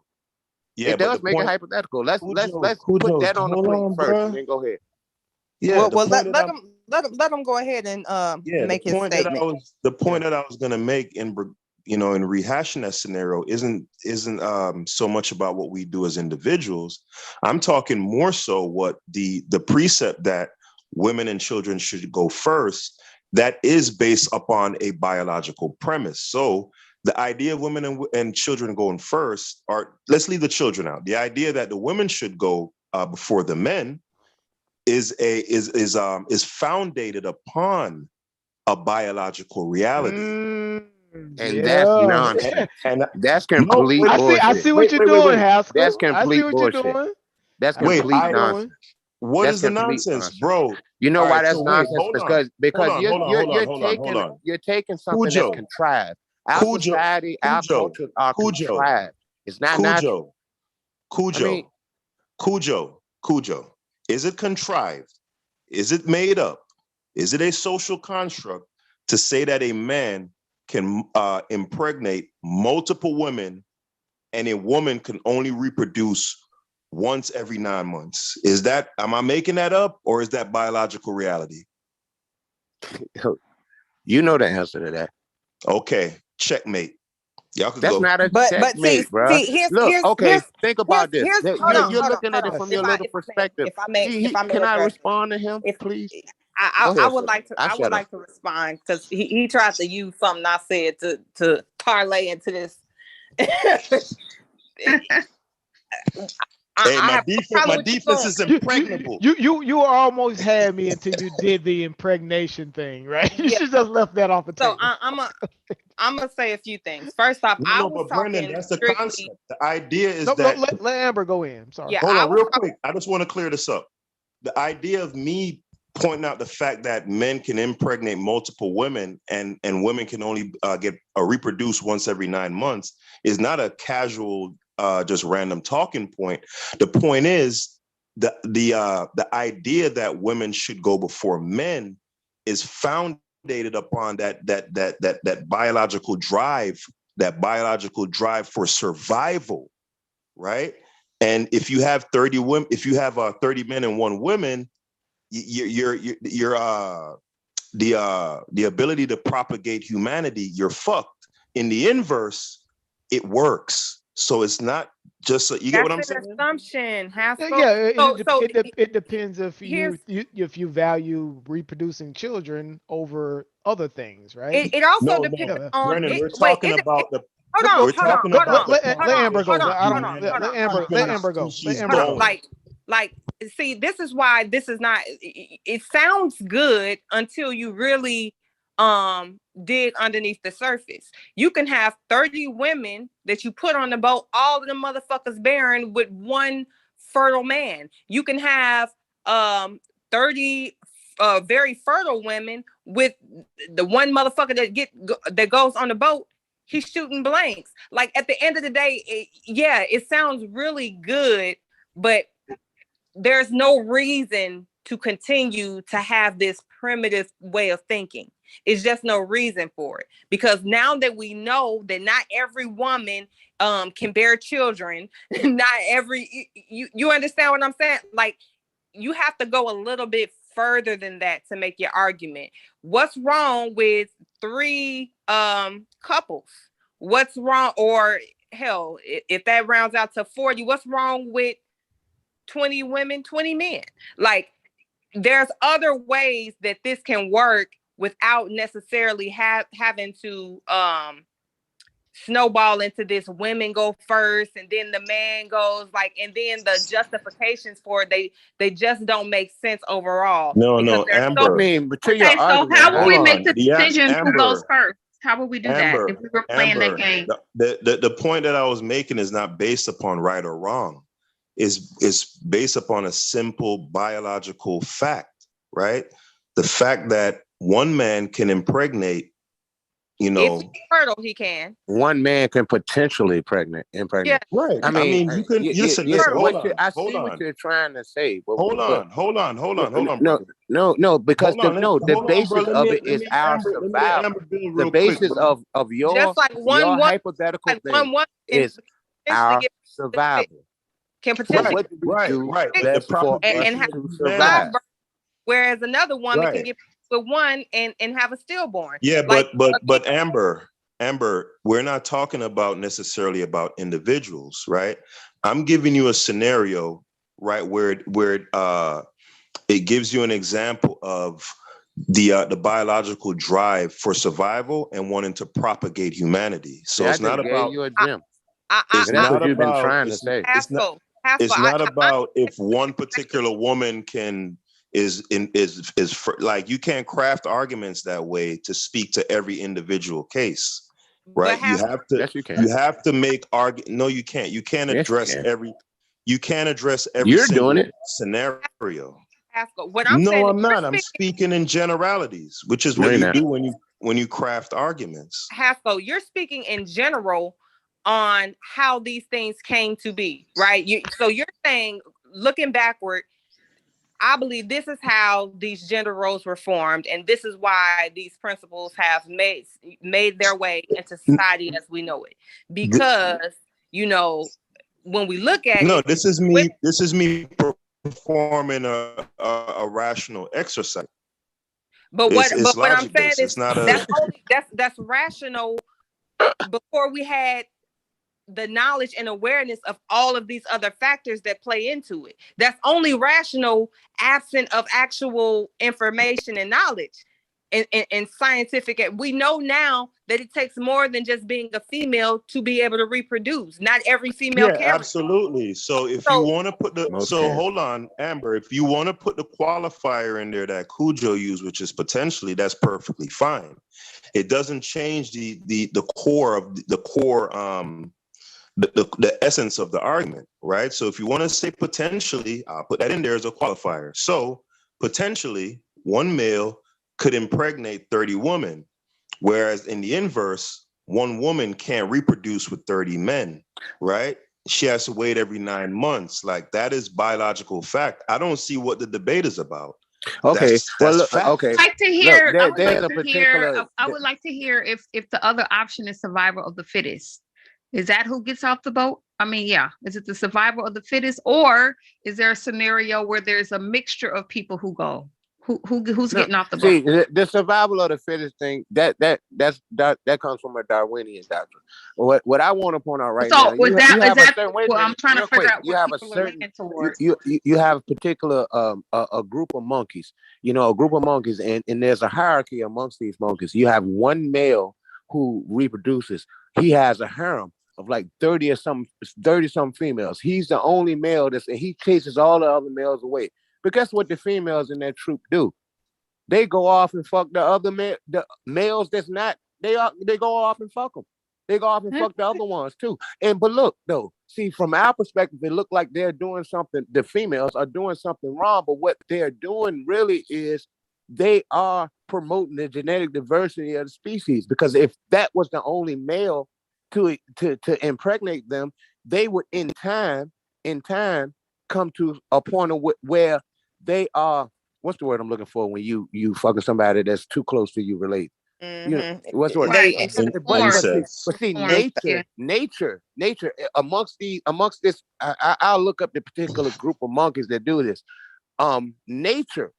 Nature in these females, where they are part of the harem, and they listen and they adhere to the male, and they have sex with that one male. However, they still go off and have sex with other ones, because that's what makes. But what does that have to do? No. What I'm saying is, You're saying this it's about us surviving. As a refutation. It's about us surviving. It's not so much about that one male who can impregnate women. It's about us as a species surviving. Yeah, that's what I said. That's what I said. I'm still trying to find out who's getting off the boat. My thing is, getting off the boat. Who's getting off the boat? I'm a fan of the most fit people is who get on the boat. Well, come on now. What if we was on a voyage and we was traveling?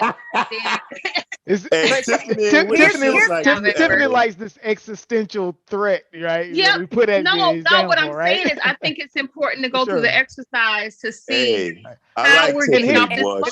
Amber crazy in my mind. Can I add something crazy as well? As hell. No, in my mind, the children good. The children solid. The children getting on the boat. So me and you gonna scrap it out, Amber, for the not dinghy. Not even necessarily. Nah, you can always have more children. Scrap it out. Like to me, at the end of the day, I feel like women are better strategists. Like men think let the women go, and then they that's what we're doing right now, sis. There we go. There we go. Hold on. Well, I can scientifically back that up now. For sure. You gonna have to do it. You gonna have to Let's hear source what Amber up. has Cujo, to what do you say. have to say about that, Cujo? No, I want to hear what do you Amber got to has say to about say. I don't think I could get a word You're in. gonna have to source up on that. Now, Come now, on. Yeah, I'm gonna need some sources on that, Amber. now what I Okay. Let Amber speak. Yeah, go now, ahead. what I will say is, at the end of the day, maybe brute force, could become a thing, but overall, like, you got to be strategic. If we're really in a crisis, this is finna be the fucking end of the world, and we got to make decisions, and we care about the species being preserved, then you have to be realistic. Yeah, you can put all women on there and 1 or 2 men, but then you also have to consider their chances of survival, right? Mm-hmm. Like, even if they are able to impregnate all of these women, what's the chance that all of them are going to survive? Or that both of them are going to survive? Yeah, but the point is, Amber, in the inverse, you're done.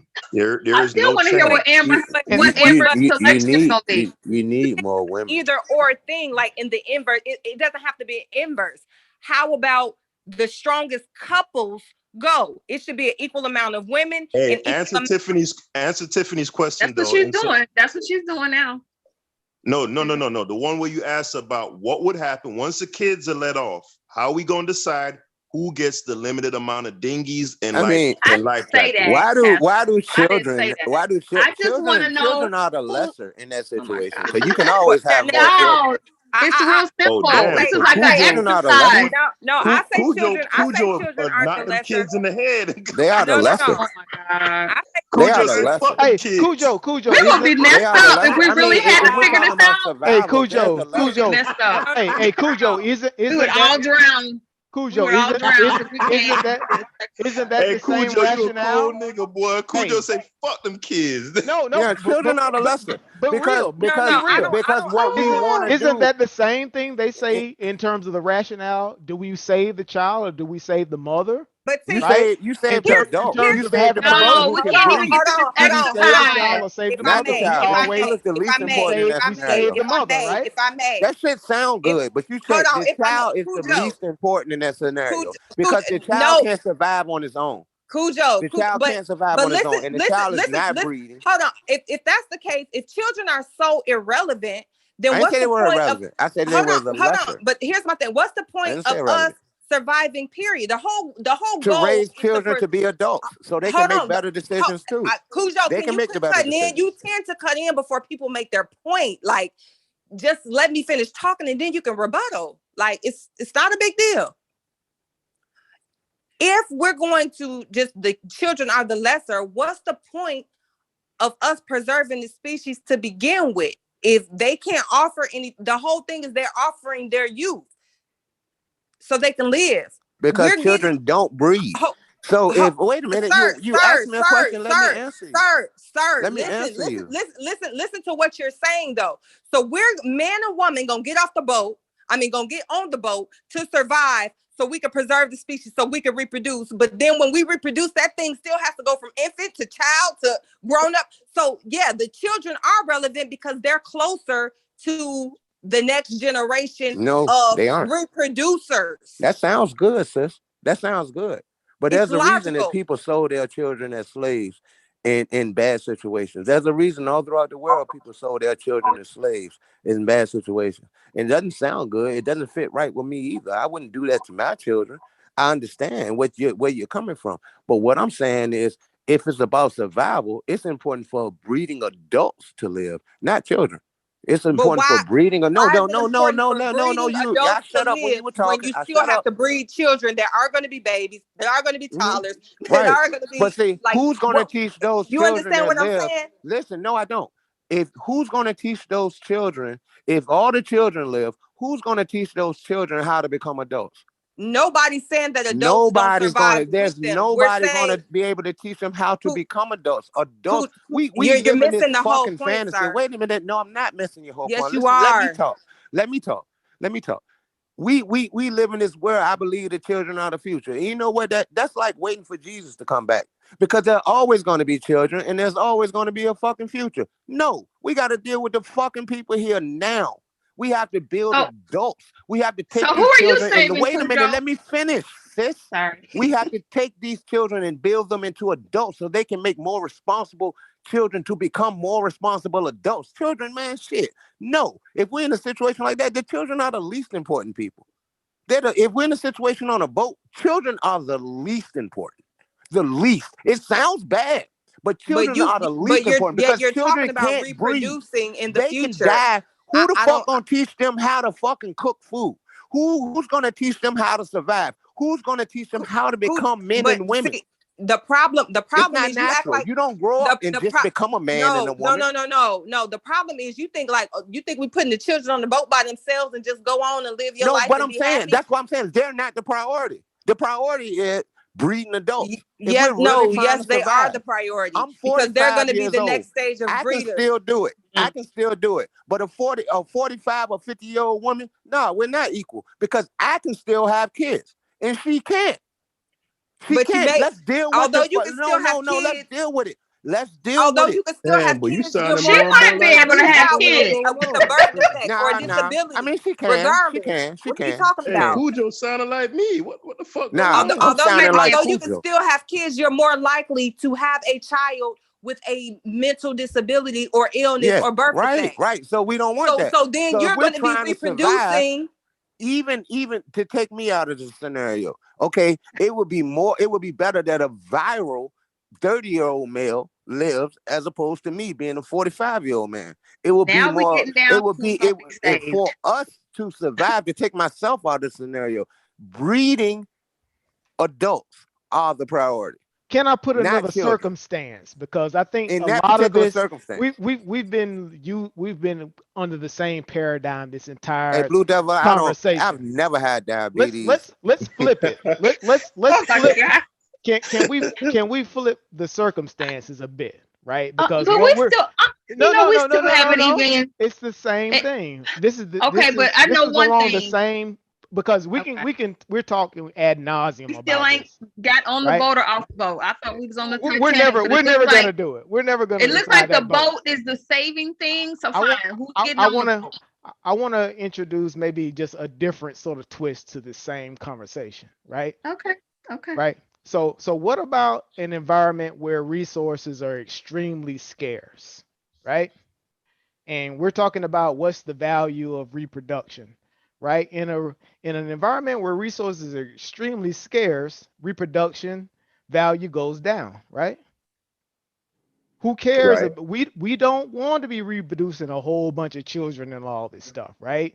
Places where, for instance, in wilderness areas, we always talking about over in the European areas and the ice areas. No, breeding is always where that's not true. That's not true. Let me talk. Let me get this out because that's not necessarily true. This is places where they put less value on the female, right?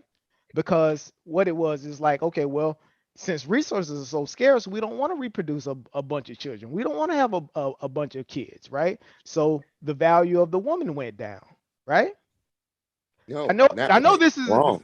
This isn't the first time you've heard this, have you? No, that's wrong though. That doesn't make sense. Not that I'm wrong, but this and is I'm gonna the tell first you why time you've heard it.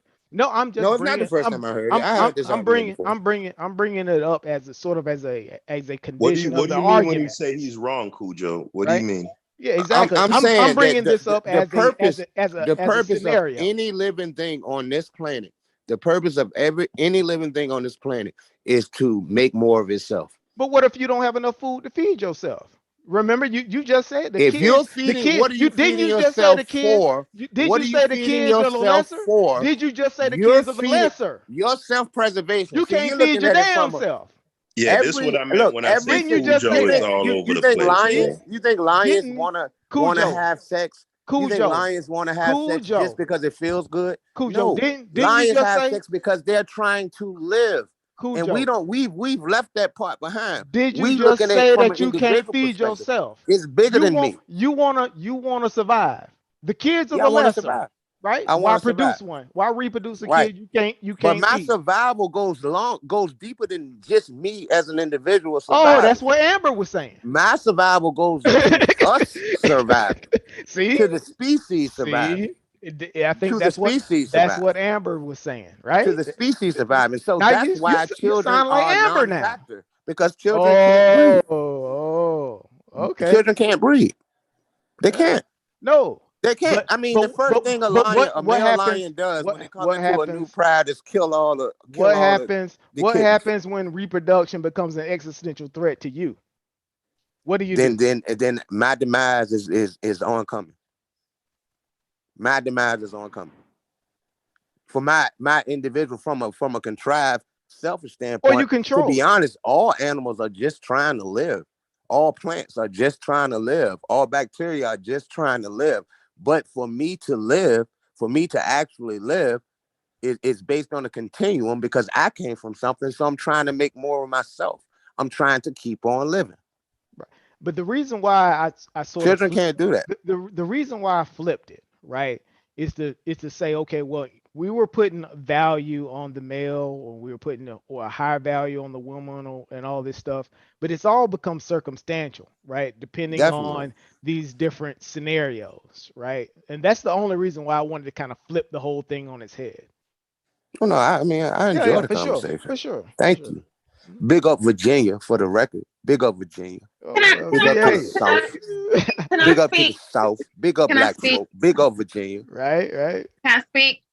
Okay. Yeah, for sure. So I thought it was important. I thought it was an important exercise, because although this is a far-fetched scenario, I think the thought processes that we're going through as we're discussing it, it really lets us see into each other's, how we see things. Because you could be put into a scenario in your own, wherever you are, and you have to make decisions.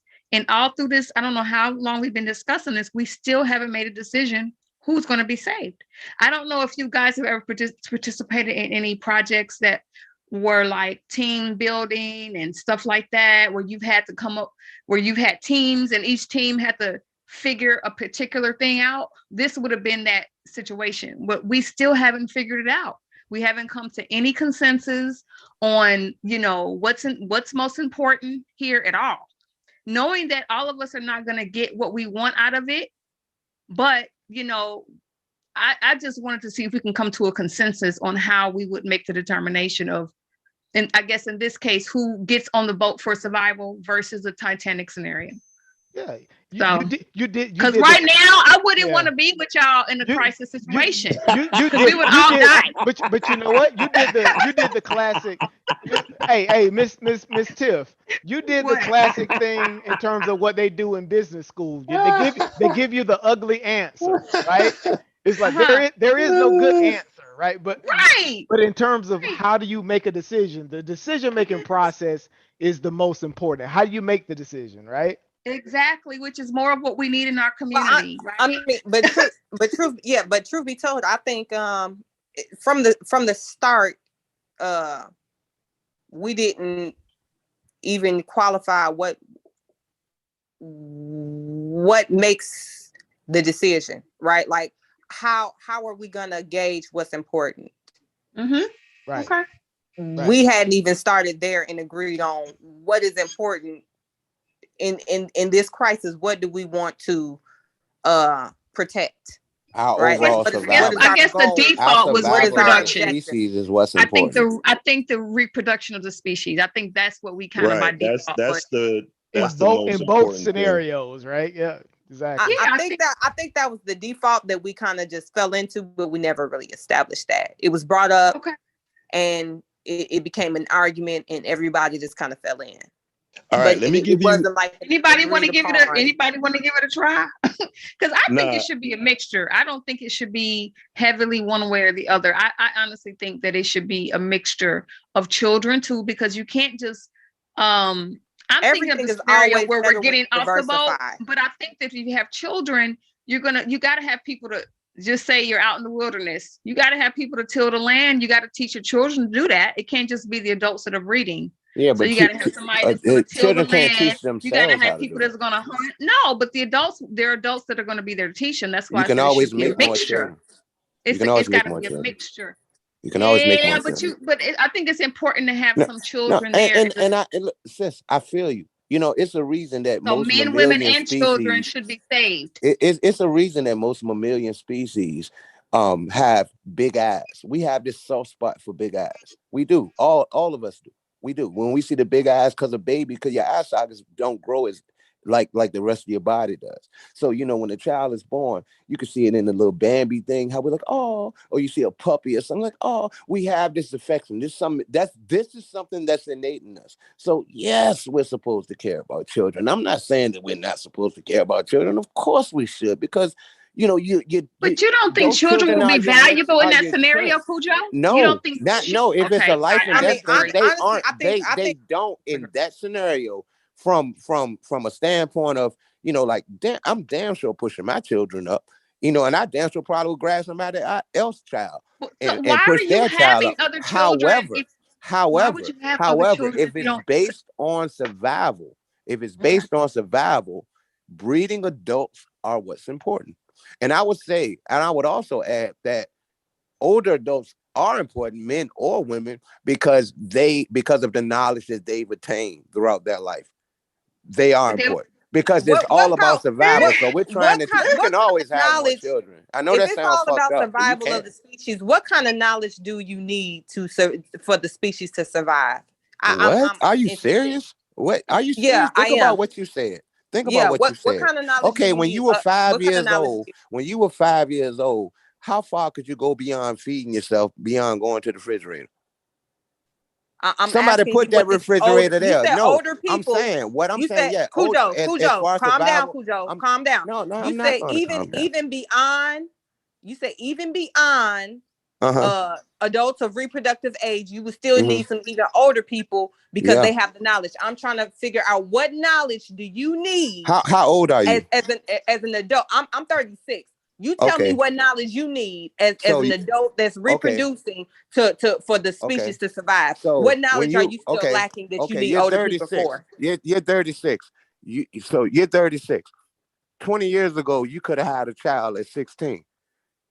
You don't realize the amount of knowledge you've gained in 20 years that can help somebody that's 16 to survive.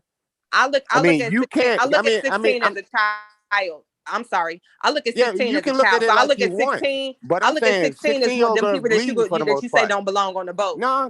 We didn't distinguish no age. Listen. So we talking about adults. 16-year-old. No. 16-year-old girls are capable of breeding. But you said adults. They are. In most cases, they are. Okay. But you said so you're telling me, adult. let me finish. You're 36 now. You can still have kids. Okay. But you're 36 now. You're telling me that those 20 years, that 20 years of wisdom, that 20 years of information you're going on attained. You're going on a whole long tangent instead of just telling me you're the not letting me information finish that's what I'm needed for the saying, species sis. to survive. You're not letting me finish what I'm saying. Sir. In those 20 years, because you're going on a long tangent, you're not answering my question. I can tell you things, and when I'm 36 years old, I can tell a 16-year-old things that they can't even fucking imagine. Because you're absolutely right. Attained this knowledge. I've learned a whole lot of shit. It's important. I've learned a plethora of shit. It's important. But not everything that I've learned is relevant to the survival of the species. We talk about survival of the species. So you should have. Again, I'm trying to figure out. Do you think that you could take better care of yourself at 36 than you could at 16? I think I'm doing a pretty swell job. Yes, you can. So that is the survival of the species. Come on, sis. Stop trying to argue with me. It ain't about winning an argument, and that's our problem all the time. You're the one that's trying to win an argument, sir. No, I don't have an argument. I don't have an argument. That has nothing to do with it. We're talking about survival of the species. You're talking about all the plethora of information. Older people have knowledge that younger people don't. Amber, hold on a second, because y'all been going for a little bit. Let me get in there. That don't bother me. Get in there, Haskell. Get in there. Hold on, bro. Let somebody else get the mic real quick, guys. All right. So I wanted to give a different scenario, something a little bit closer to earth, because my original scenario was meant to, really drive the idea home that gender roles are a are outgrowth of our biological dispositions, etc. Right? All right. So I don't know if you've seen these videos recently of these men who they're out with their wives or girlfriend and their children, right? And a dog, a rabid dog runs up on them, and the father jumps on top of a car and leaves his daughter and their mother to fend for herself, right? Similarly, in the Batman movie shootings, I don't know if you remember that the dude ran up in the movie theater and was shooting everybody. There were women who came out in interviews and said that their boyfriends actually just deserted them, got up out of there, didn't care about them, right? I want to say, I believe it is a man's responsibility in that scenario, if you're with your woman and your child, or even just your woman, in a scenario like if a dog run up, it ain't supposed to just be every man for themselves. I'm supposed to put my woman behind me and protect her, right? And I'm supposed to face the danger. Likewise with the movie shooting. Would you put a less capable older man behind you and do the same thing? You know what? I want to keep it I here would. for now. I would. Can we stick a pin in that? I would. Can we stick a pin in that? Yeah, like, no. I'm saying, but think about it. I no, feel I'm saying, cool, Joe. But That's fine. I would. No, that's cool. I'm saying we could visit that scenario also, but I want to stay here just for a second. Now, right? but how could we ignore? I mean, Lord we can't Jesus, ignore bro. Cool, Joe. Yeah, we're doing a thought exercise. Yeah, let's stick my with God, Hassel's bro. scenario, right? Yeah. Yeah, it's just a thought exercise, Cujo. We could do the elderly gentleman also. But the question that I'm asking is, because I know if Tiffany and Amber could, well, not Tiffany, because she not with the shits, but Amber could talk, all that rah-rah she want. But if she was with a dude and he just got up out of there, ain't protect her, she not going to be able to lay down with that dude no more. Wait, got up out of where? Like, meaning, all right, so you and him walking down the street, this pit bull run up, he jump on top of a car. You get your ass toe up. You in the movie theater, nigga come in bucking. He dip on you. I ain't gonna lie, we banging together, period. Well, look, I was getting beat up by the police one time. I was getting beat up by the police, and my girlfriend, she jumped in it. She jumped in it like instantly. No. Well, let me finish. She jumped in it, and when she jumped in it, and I saw her beating her, I quit because I had to quit in order for her to calm down because I knew where it was going to lead. I knew that it was going to get worse. When she jumped in, I knew it was going to get worse. So I looked at her. I'm like, "Yo, I'm good. Calm down. Calm down." I had to tell her that, but she reacted. Because we can't pretend that women aren't killers. Women are killers. No, they're not. But that's not the. I get it. No, I'm not trying to diverge from what you're saying, Haskell. I'm not trying to diverge from what you're saying. I feel you. I really, and I kind of agree. Because I'm definitely gonna. I'm gonna grab a child. The ultimate point that I wanted to. That I was in when I was in Subway and they came in with the pistol, I grabbed a child. I didn't know who that child was. I moved the child out the way. Yeah, the ultimate point that I wanted to make in the scenarios was this. Yeah, your girl jumped in, you appreciated it, right? But if she didn't, it wouldn't have you wouldn't hold it as a demerit against her, right? And when I say demerit, meaning like viscerally, right? Viscerally, huh? I don't know like no punk ass chick. I don't like no punk ass chick. I'm saying, bro. Now women are warriors. We can't take that away from them. Cujo. If you're in a movie theater, someone comes in shooting and your girl takes off running, you're less likely to say, all right, I'm gonna get rid of her. Like you left me. Right. I don't know. No, I'm saying generally. Hold on, Cujo. I don't know. Cujo, hold on, bro. I'm not saying to personalize it, right? You just did personalize it. You asked me if my woman was to run out. Scrap that. In general. And I said I didn't know. In general, right? In general, right? A man isn't expecting that from a woman, right?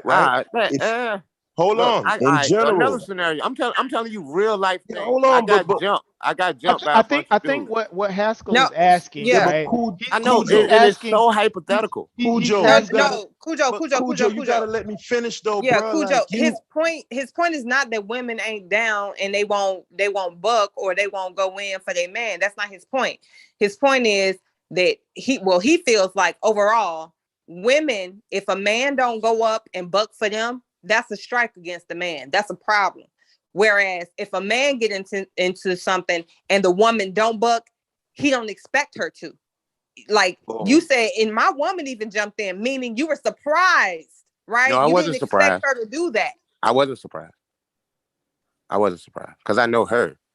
She's a person. What happens when a person? She is a woman, but she's also a human being. I know her personality, so I wasn't surprised. What happens when a person abandons the pre-established gender role? That's what I think Haskell is asking. Right, I believe those pre-established gender roles. Flip it on its head. Bullshit. What do you expect from your woman?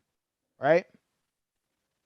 Think about anything, the major thing that you would expect from your woman, and what happens if she stops doing that. It abandons that post. Whatever it is that you expect. If she's my woman, then we are one. Right. But no, we what do are you one. expect? What do you because what do you value? You have performance burdens, right? What performance burdens do you have on your woman that you expect for her to do? I see what you're saying. I wouldn't I do it like if it's my little brother, even or someone smaller than me, I would. I wouldn't expect for them to be able to do as much as I could in that situation. Cujo. I wouldn't expect for them. Cujo, I agree with you. I agree down. with that. He's asking out Cujo. God damn, boy. I'm trying to kind of personalize this. I know, I understand, and I'm telling you, I agree with that. I understand. You's a hard dude to have a conversation with, boy. No, I'm not. I'm a hard dude to have a conversation with on this platform. But if you and I were talking face to face, it wouldn't be hard at all. So watch, tread light, nigga.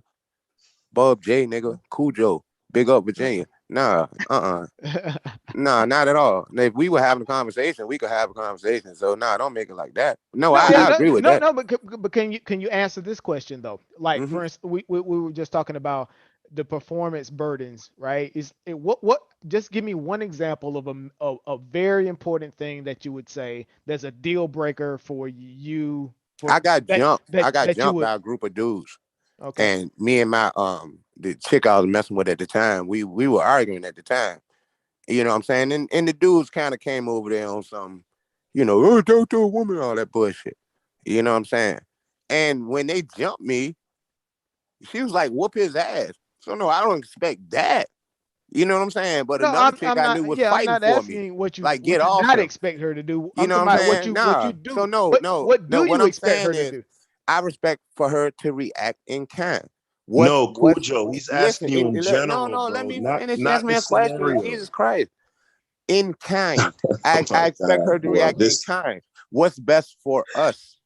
What's best for us? When my girl jumped in and when the police was whooping my ass and I looked her in her eyes and she saw me looking at her and I told her to stop, guess what she did? She stopped.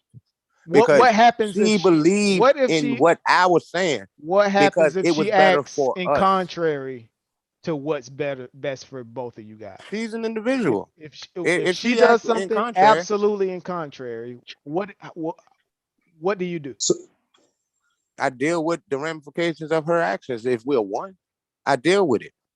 I deal with whatever she did because we're one. We in this situation as one. So it sounds like you guys don't have many gender roles at all in your. I mean, a gender role. I mean, we're not living in a society where a woman has to cook.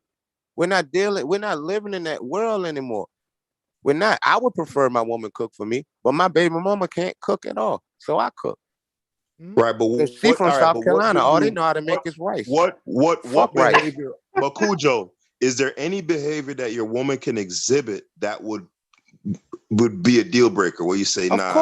Of course. Okay, and that's what he asked. What are those? Of course. What do you expect? Tell us, like, it in general. Depending on the scenario. Of course, there are things that would be deal breakers. No, like I said, when saying my baby mama, when she was like, whoop his ass, yeah, that's a deal breaker. No, I still don't like her on the strength of that. Outside of the, I still don't like her. Yeah, cool, Joe. I still don't like All right, so you you're asking saying, me for like, you asking me for my personal opinion, and I'm giving it to you. Okay, so you saying so her being in solidarity with you, then that would be all that matters. That's all that matters. If we're in solidarity, that's all that matters. If we're in solidarity, that's all that matters. Because we're acting as one. What about so it sounds like there's nobody necessarily leading in that scenario, which I'm not. So is it kind of fluid? Kind of, if she goes this way, I go that way. If I go this way, it's about she goes us surviving, yeah. If it's about us surviving. You know, like if I'm working, if I got the better job, you know what I'm saying?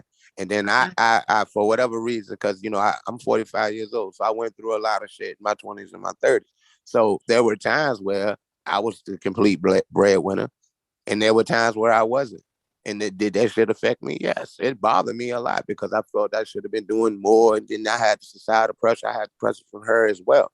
But now, 20 years later, this same woman and I can have a conversation about it and totally understand it because we have a different wisdom than we had when we were 30. We have more information to influence our opinions now than we did then. Things that we beefed over now, we wouldn't beef over. Beefed over then, we wouldn't beef over now. Because we've developed as people. It's not so much her being a woman and me being a man, it's just that we are two functionaries of the same species. That's what men and women are. So and we try to cut it up like it's this different and that's different. Your all roles are fluid. All yeah, roles are fluid. And I'm gonna tell you why all roles are fluid. Because men die and women die. I think we're getting somewhere. Men die and women die. Men die and women die. So what are you supposed to do? If I'm a woman and I lose my husband, what am I supposed to do? Just be like, oh shit, it's over now? No, you got to keep on living. You got to keep on living because what's important is you raising these children to become responsible adults. Or if you don't have children, you have the obligation, in my opinion, to make this image that is conducive to our survival. You know what I'm saying? So if you have a man and a woman who don't have children. Didn't we say this at the very beginning of our conversation? I'm not trying to be in here to be contrarian or disagree. I just don't like that women are innately this and women are innately that bullshit that Haskell was talking earlier. That's some bullshit, bro. My mother was one of the strongest people I ever met in my life. My mother got shot, nigga. My mama got shot. She was in a wheelchair, nigga. She raised, one of my brother died. She raised 4 of us. You know what I'm saying? In a fucking wheelchair, dude. What my daddy did. She did that shit. You know what I'm saying? She ain't never complained about being in a fucking wheelchair. Where's your father? My father was there. My father was there as well. I grew up with my mother and my father. My father's still in my life. My mother's dead. My father's still in my life. My mother and father, I have. Okay, no, I'm sorry because you said your mother raised you, so I was confused. Like my mother, yes, my mother raised. Of course she did. My father raised me as well. Yeah. Okay. They raised me in a household that was that woman's household. And that's what that's how come this shit. It was the women. I think we wait. Hold on. What do you? Yeah, what do you mean it was that woman's household. Hold on, bro. What do you mean it was? I'm gonna tell you why. Because she built our home. She cooked like her mother cooked. She did how her mother did. So basically, I grew up in my grandmother's house, my mother's house. When I went to my father's mother's house, it was different. It all makes sense now. Because that makes sense. That's the problem that all we have makes because sense a lot of women and a lot of men, they don't grow up in that situation where they see it like that. They don't understand it's like that. So you think that a woman just supposed to do it naturally. If she didn't learn to do it, why would she do it? And if a man didn't learn to do it, why would he do it? He didn't learn to do it. These things are learned. They're not natural. So that's what my problem with what you said initially in the chat was, this innate thing, because it's not innate. My mother didn't innately make her household like her mother made her household. My mother learned how to make her household like that. And my father lived in that household. And my father definitely was the nigga. My father was the dude. Like, and she loved him. She loved him. But She had how is respect he for the him. dude? Yeah, So I can't, had respect say for him. I completely disagree with Cujo here, and I'm a little confused You as to why. completely disagree with that? How could you No, I said I completely can't disagree? say that I do. Oh, I'm sorry. I'm sorry. I'm sorry. I apologize. Just calm down a little I bit. apologize. Yeah, you're right. Now I'm I'm sorry. actually surprised to hear Haskell and Tiffany when he said that was that woman's house. I was like, oh, like that made y'all was a little uncomfortable with that statement. Because it sounded different to me. It sounded different from what he's been saying about It made his father fluid. sound like a dependent. That's how it But came that's off. not what I got. To me, it made the whole. Because before he's been sounding fluid in terms of how he and his woman deal with their relationship. So I guess I have to look at it from the perspective of what it was his mother's household. So it wasn't what he created with his woman. Right. But when you talk about innately, now as a man, Cujo, some of the things we hear about innately men just want to procreate with more than one woman, or innately men are not monogamous. Do you agree with that? No, we like to have sex because it's fun. We believe we're supposed to have sex sex with more women. Is that innately because you're a man? All women like to have sex. I'm asking about you with the man. No, I said no. I said no. So it's not innately that a man it's not innate. Nope. is non-monogamous. Okay. It's not innate. No. That's not innate. I just want to see if you was gonna be consistent. It's situationally based. It's not innate. Is it? I mean, because a woman, I think in my experience, and I don't think I'm special at all. I do think I'm I do like to look at myself in the mirror, but I don't think I'm special at all. But in my experience, women like to have sex more than men. In my experience, you know what I'm saying? I laugh. When I was young, I used to be like, "What? Yo, she won't have sex with you? What are you talking about?" I couldn't even imagine that. You know what I'm saying? But my experience is not everyone's. I had to come to a realization of that when I was about 28. You know, I couldn't understand it because I thought that was just television. Like, that's bullshit. Women want to have sex more than men. So, I mean, it's not, I don't think it's natural for a man to want to have sex with a lot of women. Natural. I mean, but I think societal pressures, I think the way we're taught to look at the world does make men believe that we're supposed to have sex with everybody. It does. I don't know. I've never met a man who was faithful to his wife ever in my life. I've never met a man. Never met one that was faithful? I've never met one that was. Never in my life. How about you, Cujo? If I'm not married, nigga, I'm getting all the cooch I can until I'm married. My nigga. Yeah, but look, that's no longer my priority. But so hold on. There was a time when that was my priority. I believe I drunk the Kool-Aid Cujo, like hold on, everybody bro. else. I just want to say this, bro. We brothers gonna work it out, bro. We've had some rough patches, bro. You my nigga, man. I don't have no problem with you. But now y'all united. Goddamn it, boy. Y'all united. Now goddamn it, boy. You was after my own heart with that one right there, boy. Yeah, I'm being honest. I'm being completely honest.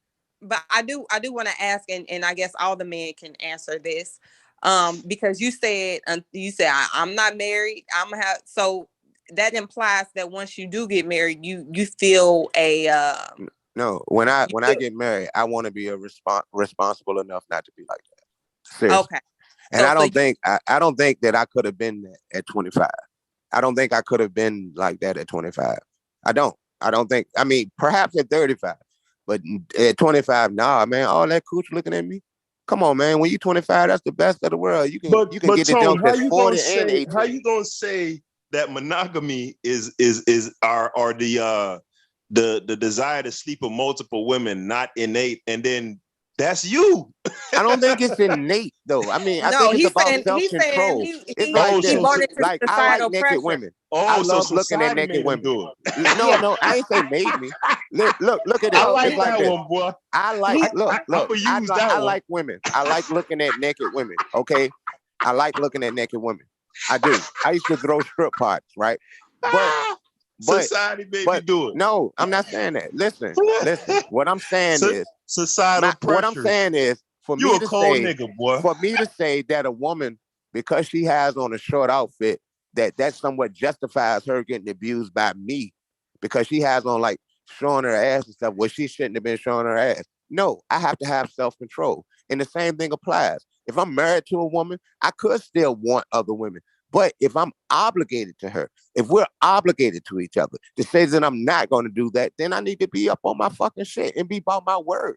If I'm going to be on some real nigga shit, on some street shit, I'm going to be on some real nigga shit with the chick I deal with. It's just that simple. If I'm going to deal with her like that, and if it's going to be like that, then boom, that's what the fuck it is. And if I Cujo, detour, you've been, from what I've gathered, you've been with your woman like well over 2 decades, right? Oh, my woman, nah. Hell nah, nigga. I've been single for a fucking minute. I've been So single who's you since my saying- baby mama. Who's you talking? Nah, I mean, nigga, I was a fucking cheater. I was terrible.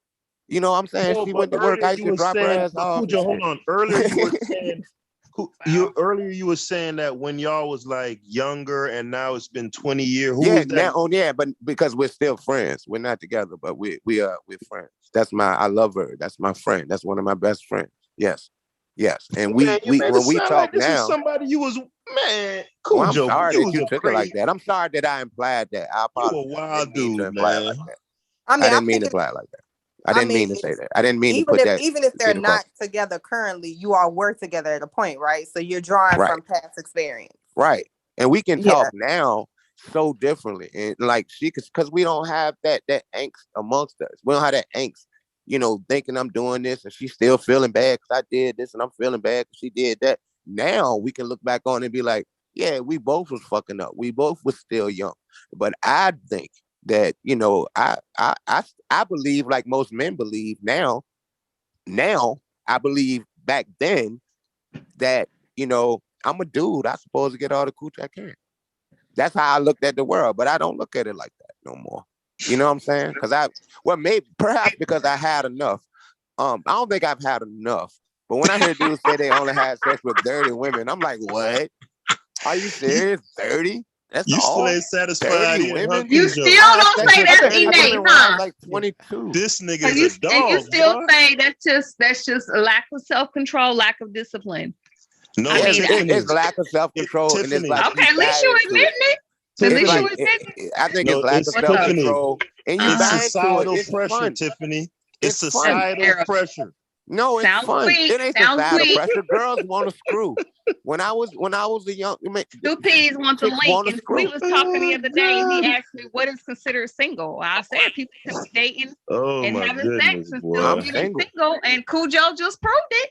Yeah, I'm single as shit. Hey, I don't. Tiffany, you ever Well, heard keep that keep Lil I passing. Wayne? can't Well, waste well, my keep You heard time. that I'm Lil not Wayne keep gonna song? passing. sit there and Keep talk to passing no Always the chick single? to get question. no cooch. I'm Keep good, passing man. the Cujo, question hold on, around. bro. Let's Hold on. let's not Cujo, just hold centrally on, have bro. it on Cujo. Like Can Amber we said, keep passing the question around, Can Yeah, right? somebody drop I'll the fall link? back, man. Let's Hey, big up let's my not bias. just Thank you for having me. I'll fall yeah. back, man. I don't mean no harm. Thank you, Cujo. Thank you. Stu Peas is asking for the link. Oh, Yeah, there I we go. just dropped it. Okay. There's never that shit ain't innate. It's a lack of self-control, a Right. lack of discipline, and plenty of opportunity. I mean, And just hey, as proud to talk about the lack of discipline. Go yeah, ahead. I mean, and at the end of the day, I'm not judging, and that's the same thing with when people say, "Oh, I was born this way," or like to me, it's a cop out. It's just be proud of the decisions you make. That's how I look at it. Like, quit relying on this innate and biologically. No, you love to fuck multiple women all the time. You want to get all the coochie you can get. Say that. Stand in it. So P talked about that the other night too. He was dropping them gems. He said when you guys do that, you lose the ability to appreciate a woman beyond her. Man, don't let Stu Peas fool you. Stu Peas is a Jamaican. I can appreciate women. Cujo, Jamaican, but still. Hey, Stu Peas is a Jamaican man. He can't stay faithful to no woman. Don't let him trick you. I think now this time in his life he wants to. I think so. I think now he wants to. What him being Jamaican got? What him being Jamaican got to do with it? I thought it was in Asian all men. You see how you but Jamaican men especially so because it's been scientifically biologically is innately. Hold on, I'm gonna give you some real scientifically proven. Right? Scientifically, Jamaican men have a higher libido. Oh my God. That's a lie. All right. Can I ask a question to the men in the panel? Growing up, my numbers are enormously high. It's embarrassingly high. Right? Hey, that's called a stealth brag, ladies. That's a stealth brag. It's not a stealth brag. It's not a stealth brag. When I hear people talking about body count, it feels nasty. Yeah, it feels nasty. It feels nasty. Right? You disgusted with yourself? Yeah, you're looking enormously high. Right? No, the question, to me, looking back now, because I made this comment the other day, looking back now, the age that I am now, and when I look at myself in my 20s, in my 30s, and you look back and you say, at one point, it was just good after that thing. It wasn't getting to know the person. It's like you became a lion and you look out in the field of a gazelle or field of zebras, and you know that today you're pulling away something, but it don't matter. And if the club over, it could have been the ugly girl, the fat girl, the slim girl. Depends on the time of day. It don't matter. Oh yeah, you definitely Jamaican, definitely. Mute out, Haskell, mute out. But you got so good at it that it became effortless, because it's like you train yourself to do that. But then you find yourself now, when you're older, and you say, okay, and like I can't tell you my history. My first wife, after my first wife and I divorced, and people start coming to her and tell her that they know me, or they knew me in a biblical sense, I was embarrassed for her. Because women know, we say, oh Lord, you should have left him a long time, a dirty man. Instead of sleep with the girl next door and the one cross the road, the one up the road. Everybody, it's embarrassing when somebody, you just say, when you put her in that situation, because when she didn't know, it's totally different now than when she know, you say, oh Lord. She's supposed to feel embarrassed. And wait, to me, hold on. I'm sorry. Did you actually sleep with somebody next door and down the road? Anecdotal. Don't answer that, Stu. No, answer that, Stu. Yes. He said his numbers were embarrassing. I heard that part, but I want to know if he was just out here just disrespect, because you talking about this.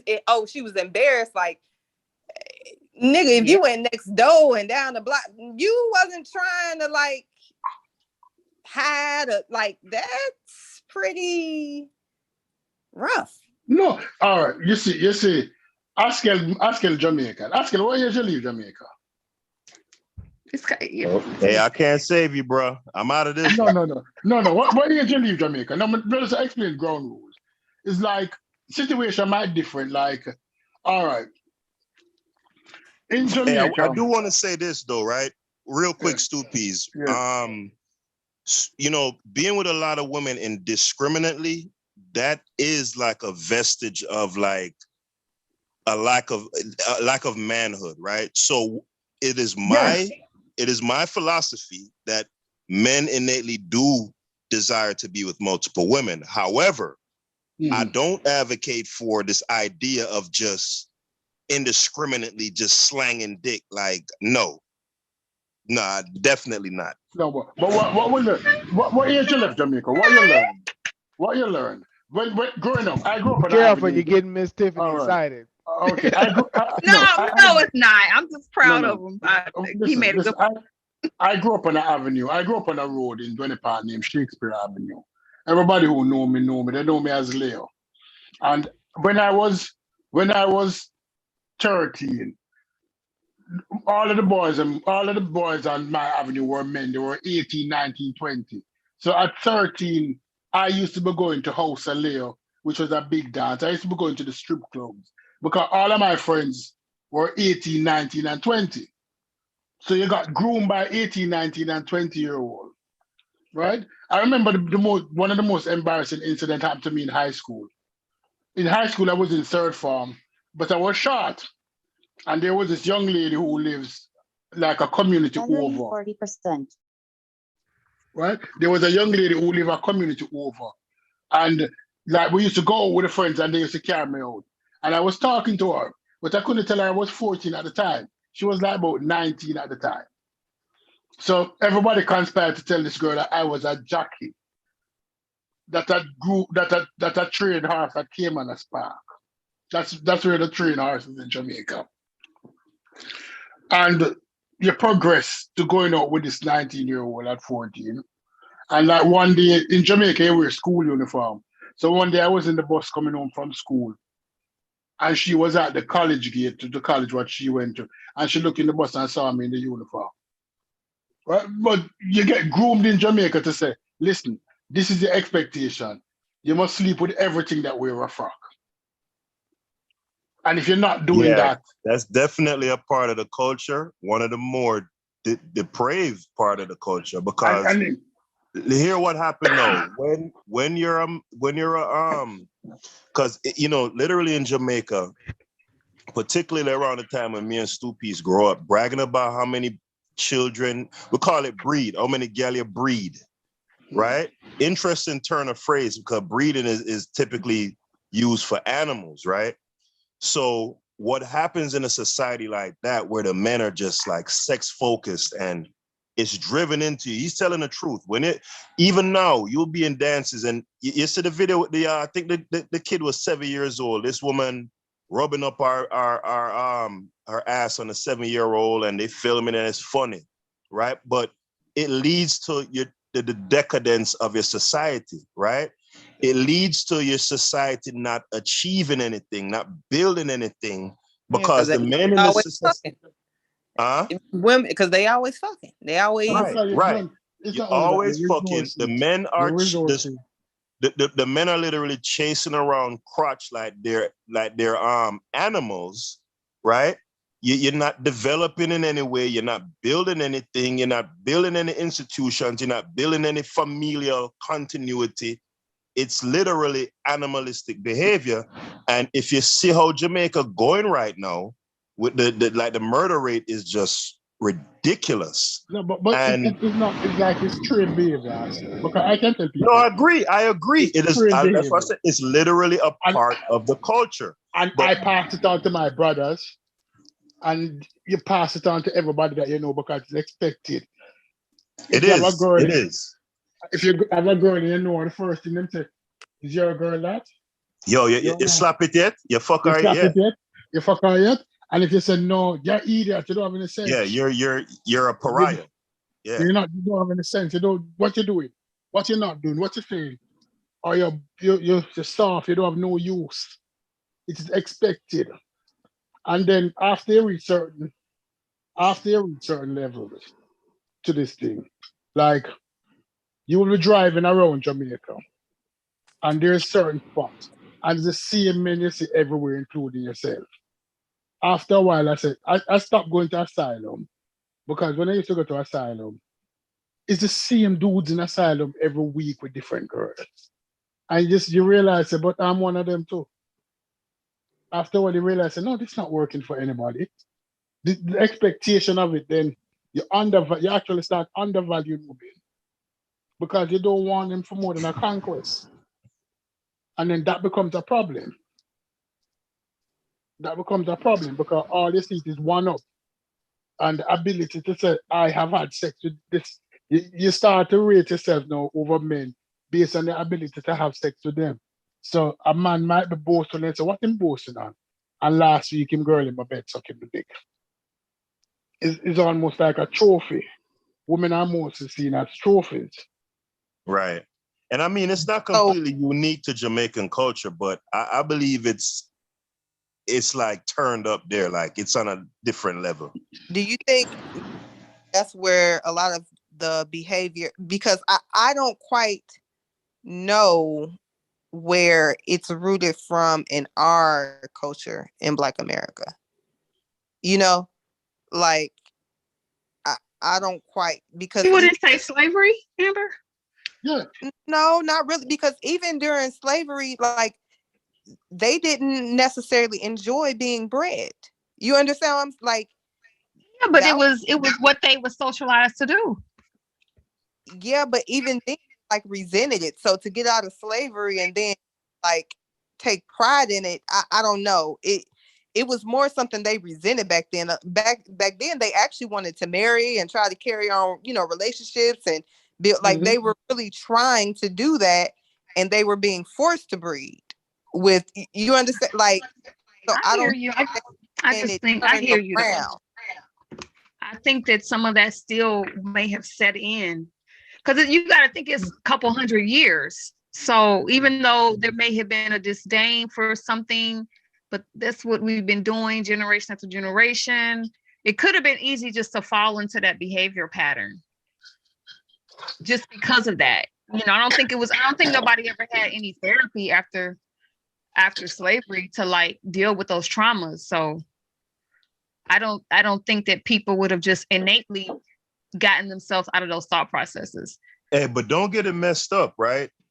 Whether it's, if you look at white men, Chinese men, it really doesn't matter, particularly if those men are desirable. It could be but those other men have been building societies, this, that, and the third. Right, because if you spend all your time having sex and not that's all you're doing, you're not building. I agree. Yeah, Tiffany, I agree. I'm just speaking to the point, the monogamy point. That's it. Not because there's a big spectrum between being monogamous and the extreme where you just literally hey, you don't care if she fat, she tall, she across the street, she behind a garbage can. You know, there's a lot of in between there. Oscar, they need to tell them that in Jamaica it don't have anything to do with color. It's cultural. Because just like how the Black Jamaican running wild in the street, the Chinese Jamaican running wild in the street, the white Jamaican running wild in the street. It's a cultural thing. It has its origin somewhere, though. It has its origin I don't somewhere. know about that one because I don't know about too many Chinese men having 15 kids and 13 kids like my grandfather, and I don't see that with them like that. Because it wasn't around. I don't know about that one. Because it wasn't around them. But Chinese, when I grew up around Chinese, like one of my good friends in St. Anne's Bay, Chung Sang, he's dead now. Chung Sang have 15 children with all different kind of women. All the generation is like the children of the Chinese might stop having, but like the Chinese in your father generation, they had a lot of children, a lot of Chungs and Chings and Chans. Yeah, if you watch Asian film, like if you really watch Asian films, a lot of that is in their storylines. Yeah. The men have multiple women. They visit brothels frequently. Like it's a whole thing. All right, I'm telling you a secret about Jamaica.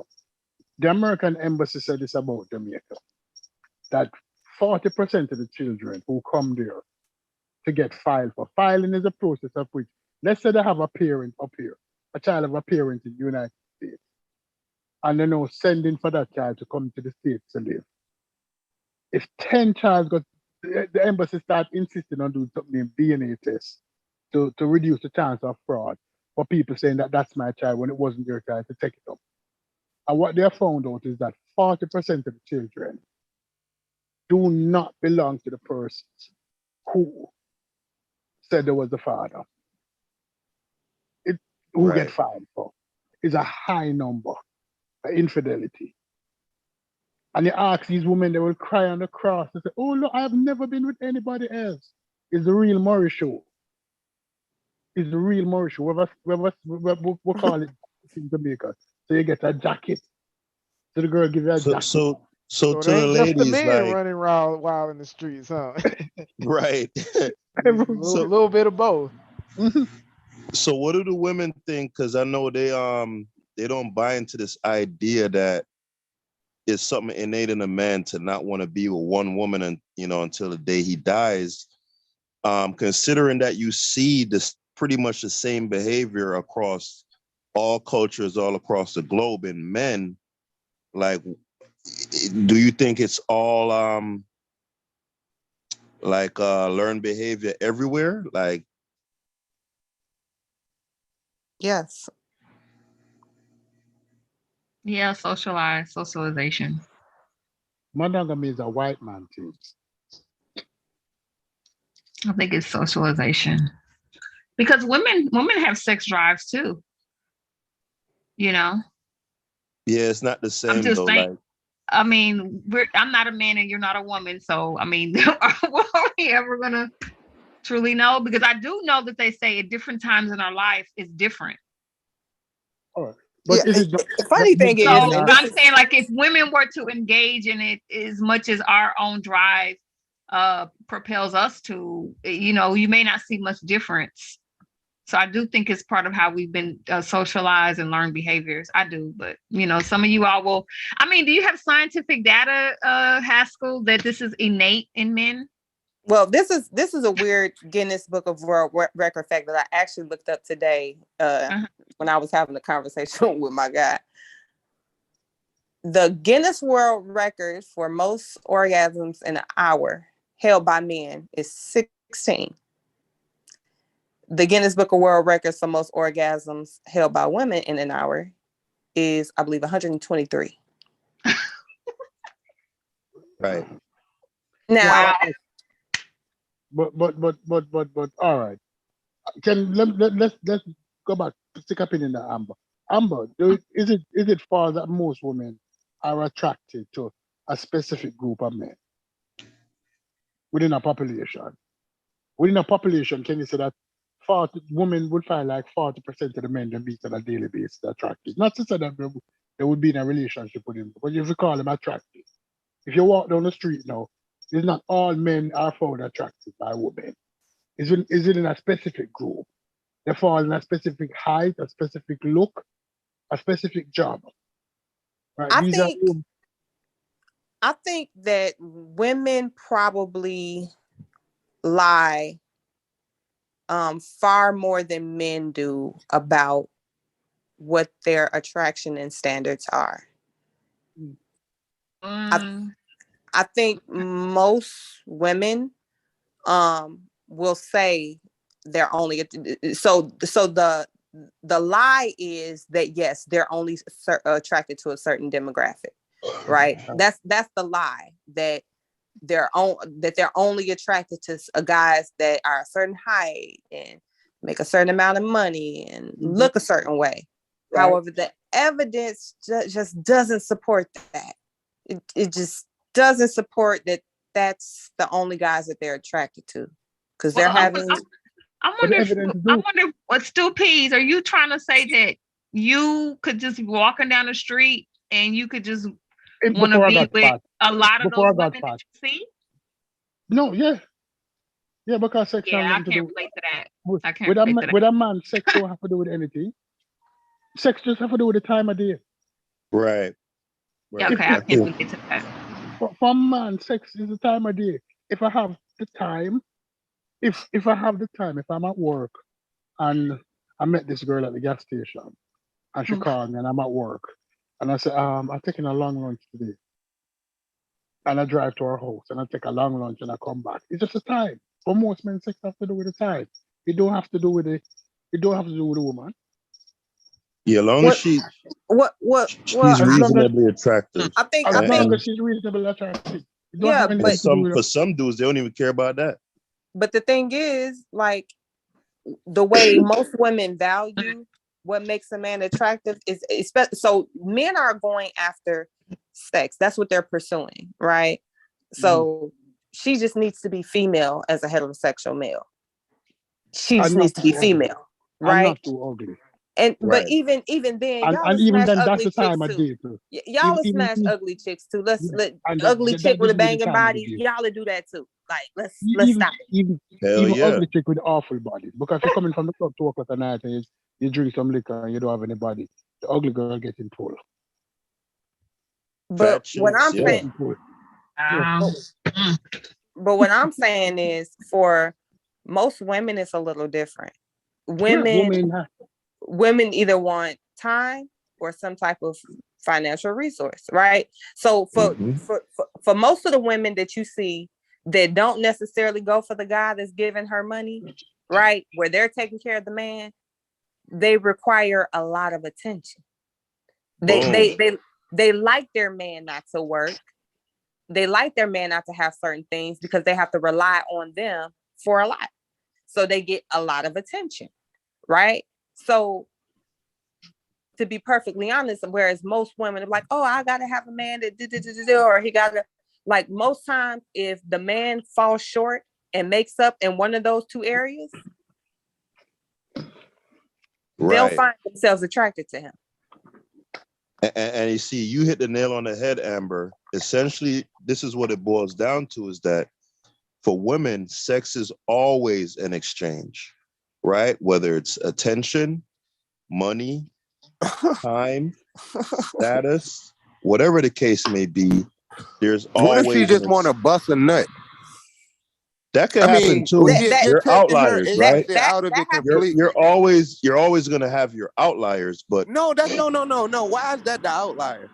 Because it is. Women learn to commoditize themselves. It ain't too many women. Why can't she just want to bust a nut? You're absolutely right. So therefore, it doesn't make it an outlier. The outlier is the thing that's least likely to happen.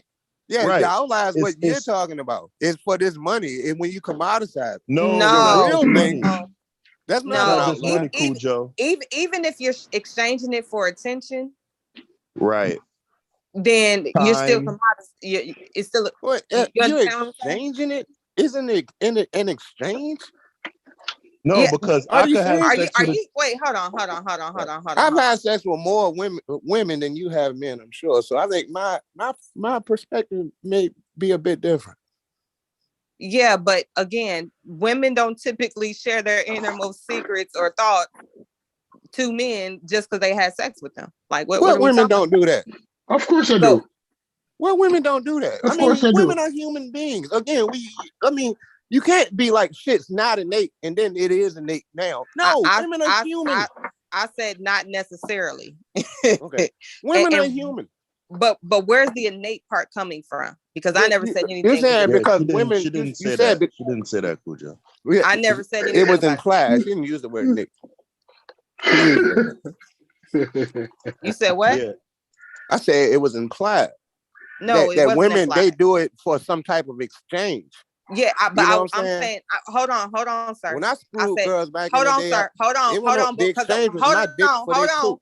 Hold on, because you finna put words in my mouth, and you new here, so you don't know I don't play like that. I'm not. So I was if you want me to repeat what I said, just have me do that, but don't try to freestyle. Okay. Now, what I said was most women. So that's number one, not all. There's always exceptions to the rule. And I've already said that I believe a lot of our behaviors are based off of social conditioning.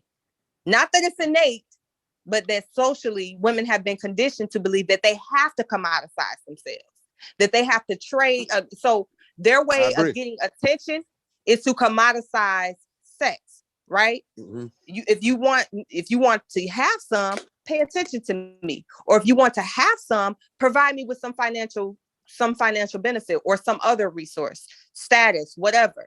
You understand what I'm saying? I'm not saying that all women do this, but I'm saying that a lot of women do. And I don't think that, I mean, you can try to argue it. And I could bring up a lot of anecdotal, support, and maybe even I haven't looked into the psychology and the science, but I'm pretty sure I can get some statistics too that would imply that I'm not way off here. No, I think what you're ignoring. I think what you're ignoring is the female agency in the situation.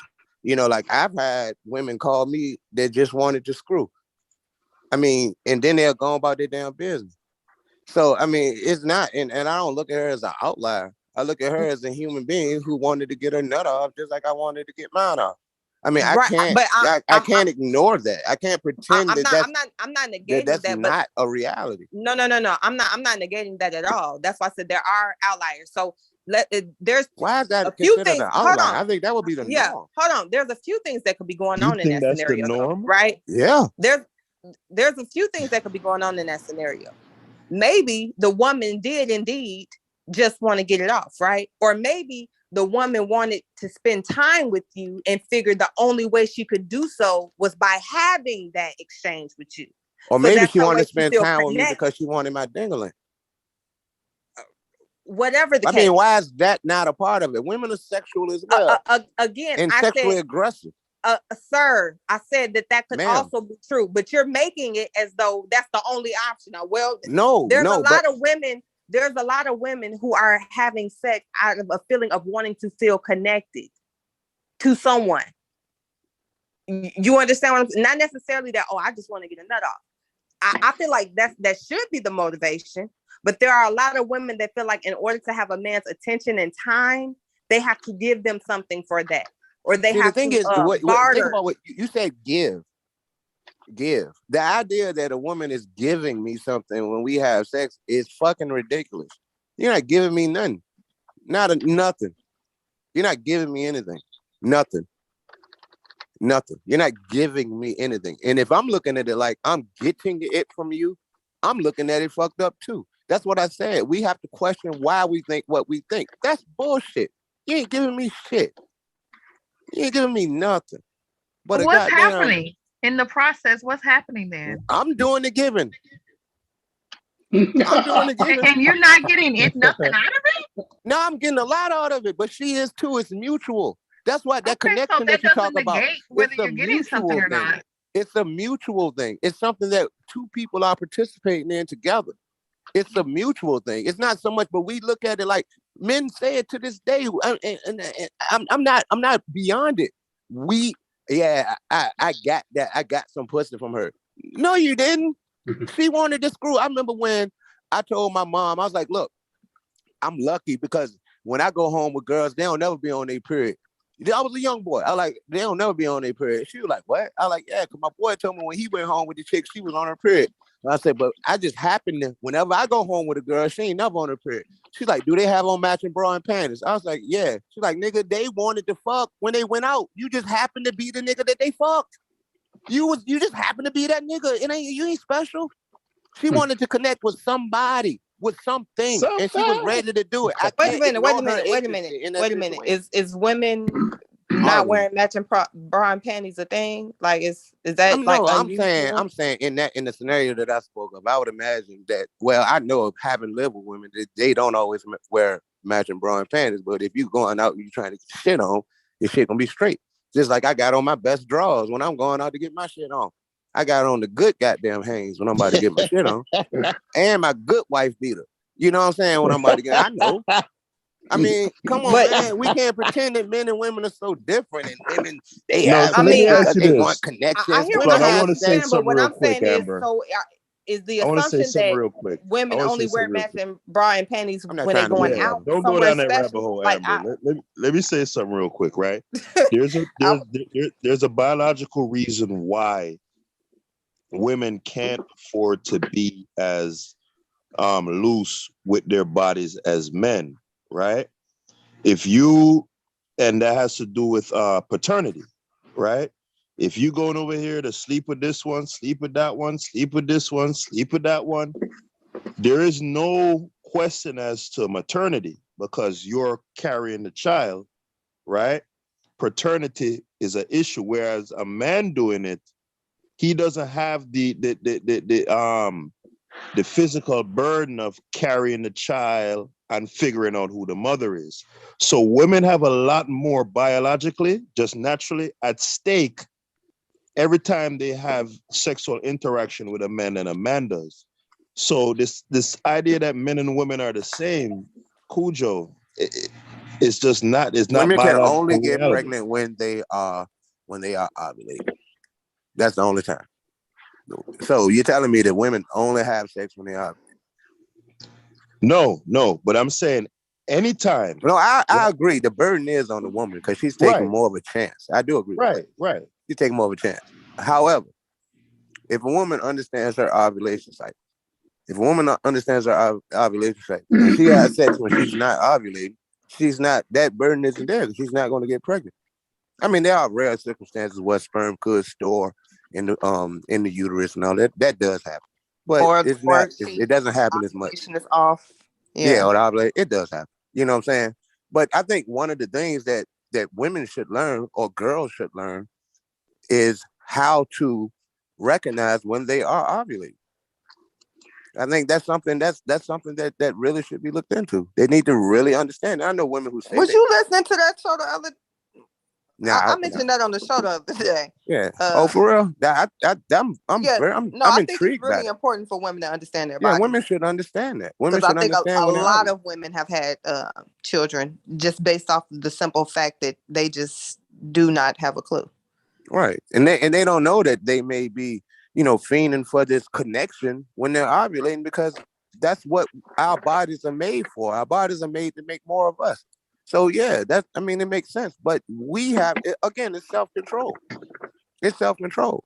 But I agree with you, Haskell. Yeah, women, the burden is definitely placed on her, because I could hightail it on out of there and, never even know. That's like when I did the ancestry DNA, I really thought, because I was in the Army, I really thought that I was going to have some daughter or something pop up on my ass. I really thought so. It didn't happen yet, though. So let's hope it doesn't happen. But yeah, if it there's does, another thing that I read too. I haven't studied it intensely, but it's not the endorphins. It's some other hormone or chemical that gets released when a woman has sex with a man that makes her feel more bonded to the man, and the men don't release that chemical or hormone, so they don't feel necessarily that connection. Have you ever had sex with a woman who just it's like really gonadotropin won't really fucking fucking like with you? that? It's something like that. Yeah. I'm somewhat familiar with it. But no, I'm not taking the agency away from a woman. I mean, my first time having sex was with a much more experienced woman than I was. I could even say I was molested to a certain extent. In retrospect, I didn't look at it like then, but in retrospect, I do see how it affected me. How old were you? 8. 8? Yes. Hell yeah, that's but she was like abuse. 13. So she was a child too. It ain't, but she I was thought a lot more experienced than me. Yeah, that was. She still took advantage and molested. I mean, I still was molested to a certain extent. Because I wasn't. Not to a certain extent. You got molested, bro. Right, but I didn't. I'm not even saying like, because it made me afraid to fuck with women, because like I didn't like how uncomfortable that made me feel as an 8-year-old. So it took me a while to come back around to wanting to go that far. You know what I'm saying? And like when I was going through it, I didn't realize I was going through it. I could look back now and see that, but I didn't realize it when I was going through it. I didn't. But my thing is, I'm not taking the agency away from another human being. Women like to screw.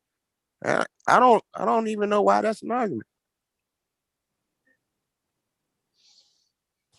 Yeah, I don't think anybody would disagree with that, bro. Yeah, I don't know. Women like it.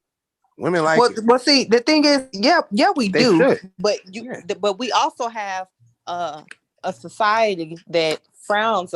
I mean, and this is just something. This is something that's changing.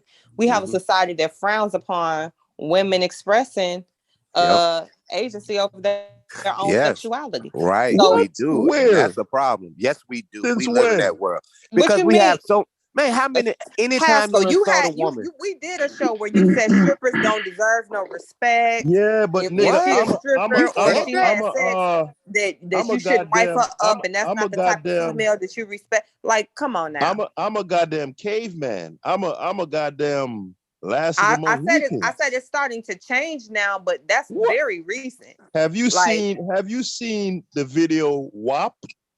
Are you familiar? Yeah. What's wrong with wet ass pussy though? No. This is just speaking to her point that women are shamed in this society for being sexually. Yes, but do you? Yeah, they are shamed. Did you forget how much backlash that video got? Yeah, they won't shame for that. Are you serious? They won't shame for that? Nah, not compared to them. Women aren't allowed to be sexual, bro. Women aren't, especially black women. Cardi B got a Pepsi deal. The video got 500 million views. They're millionaires. But what is she to you right now? What is Cardi B to you? How would you describe her? She an animal. Right. But that's just me. She can't just be a person who's expressing herself sexually. She has to be an animal. She has to be a whore. She has to be a slut. But she's a whole married woman. Yeah, you understand what I'm saying? Yeah, she's a whole human being. Fuck her being animal. married. So do marry the animal. She's not an animal. I mean, why is her humanity being taken away because she has sex?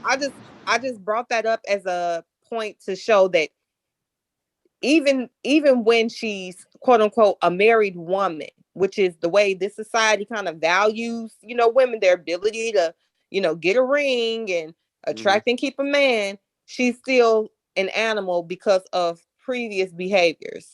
So even her being marriage material doesn't make a difference. That's not previous behavior. She engaging in the whole activity while she married. See, whole activity. Who are you to determine what's whole activity for? Yeah. Like, hey, I never understand why men be so pressed and bothered about women that ain't theirs.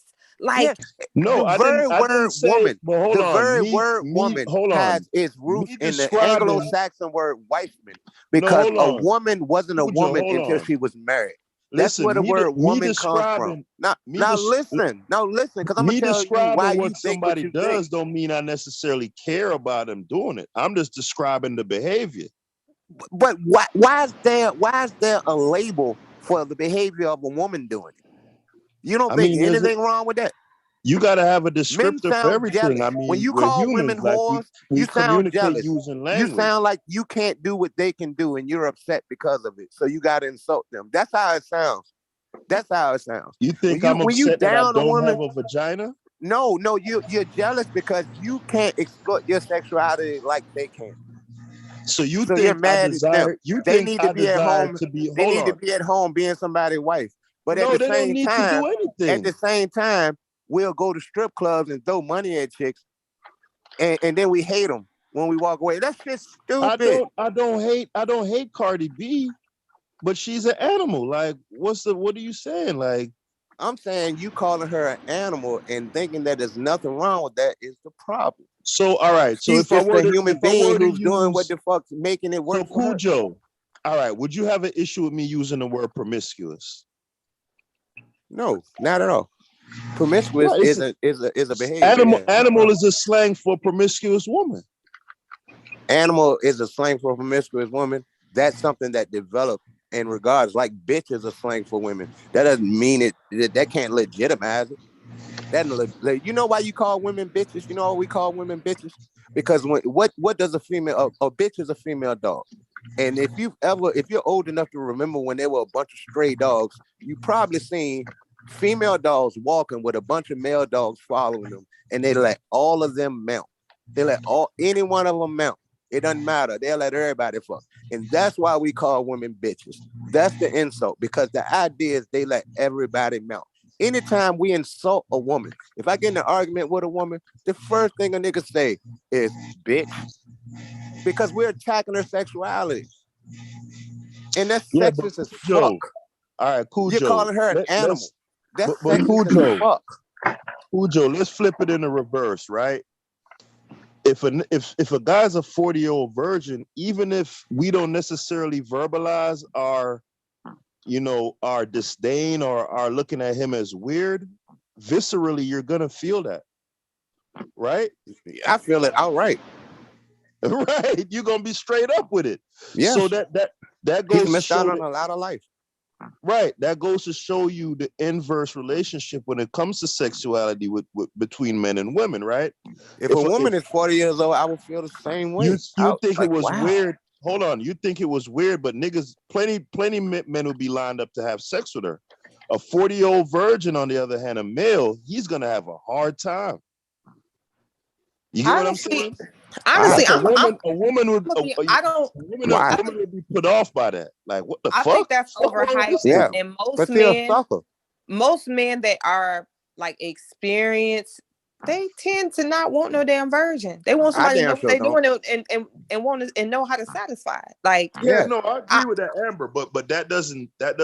My point is that if you take a 40-year-old female virgin versus a 40-year-old male virgin, and that 40-year-old woman, if she's relatively attractive, whatever the case, she won't have a problem finding men to sleep with her. No problems. A male 40-year-old virgin?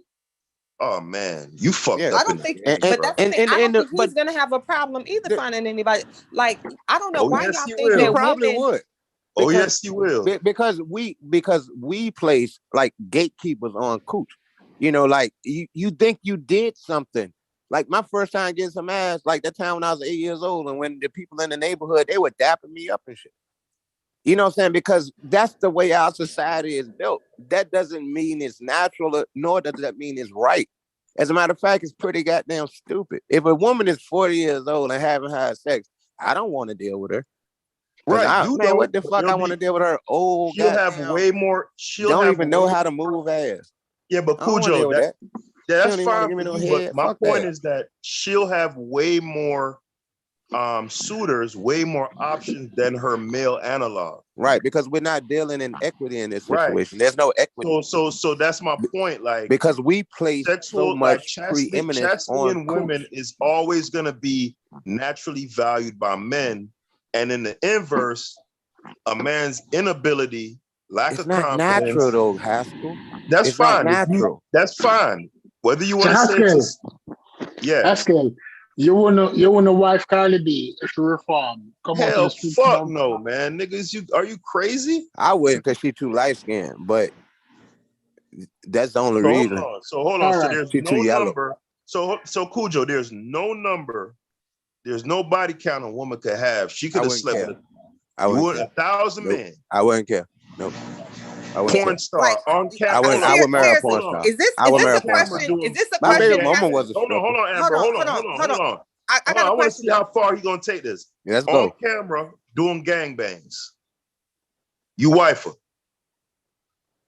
Yeah, got you. Her and I. No, you didn't. If I connected, no, you didn't. I'll marry Cherokee. Let's talk about actual people. Let's talk about actual porn stars. You can't. I'll marry. Yeah, I would marry stripper. Yes, I would. Yes, I would. You ain't even mad right now. Hold on. I wouldn't marry a light skinned woman, but I would marry a Cherokee. You running through him right now. No, I'm not. I know you ain't marrying no goddamn porn star. You capping right now, bro. I got a question. For what, bro? You is cap. I don't believe you, Cujo. I understand your disbelief, but I have no reason to lie. Haskell and everybody else can answer too. Is body count seriously something? First off, you say you were 40 something, right? Who, me? Yeah. I'm 40. Okay, 40. You're 40. Is body count seriously something you ask a woman about? No, when you're 40? Amber. Nobody asked that. Shit, I do. People actually do ask that. So I was just trying to see if you seriously asked. I mean, a nerd, a clown would like. Okay. You take me to the circus, nigga. All right. You ask women how many men have slept with? Yeah, it's a good conversation. Because it doesn't matter to me. It doesn't matter to me. You know, that's it. I'm not coming because it's good conversation. Because we could talk about shit. We could talk about our experiences because we're adults.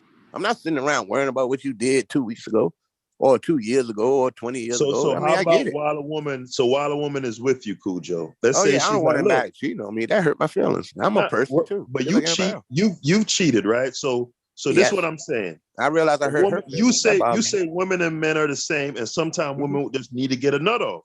What if you wasn't around? She saw a guy, she was attractive, she wanted to bust a nut. What's the big deal? Because we have an obligation to each other, and we made a pact with each other, and we shouldn't do that. That's it. So you'd leave her? I don't know.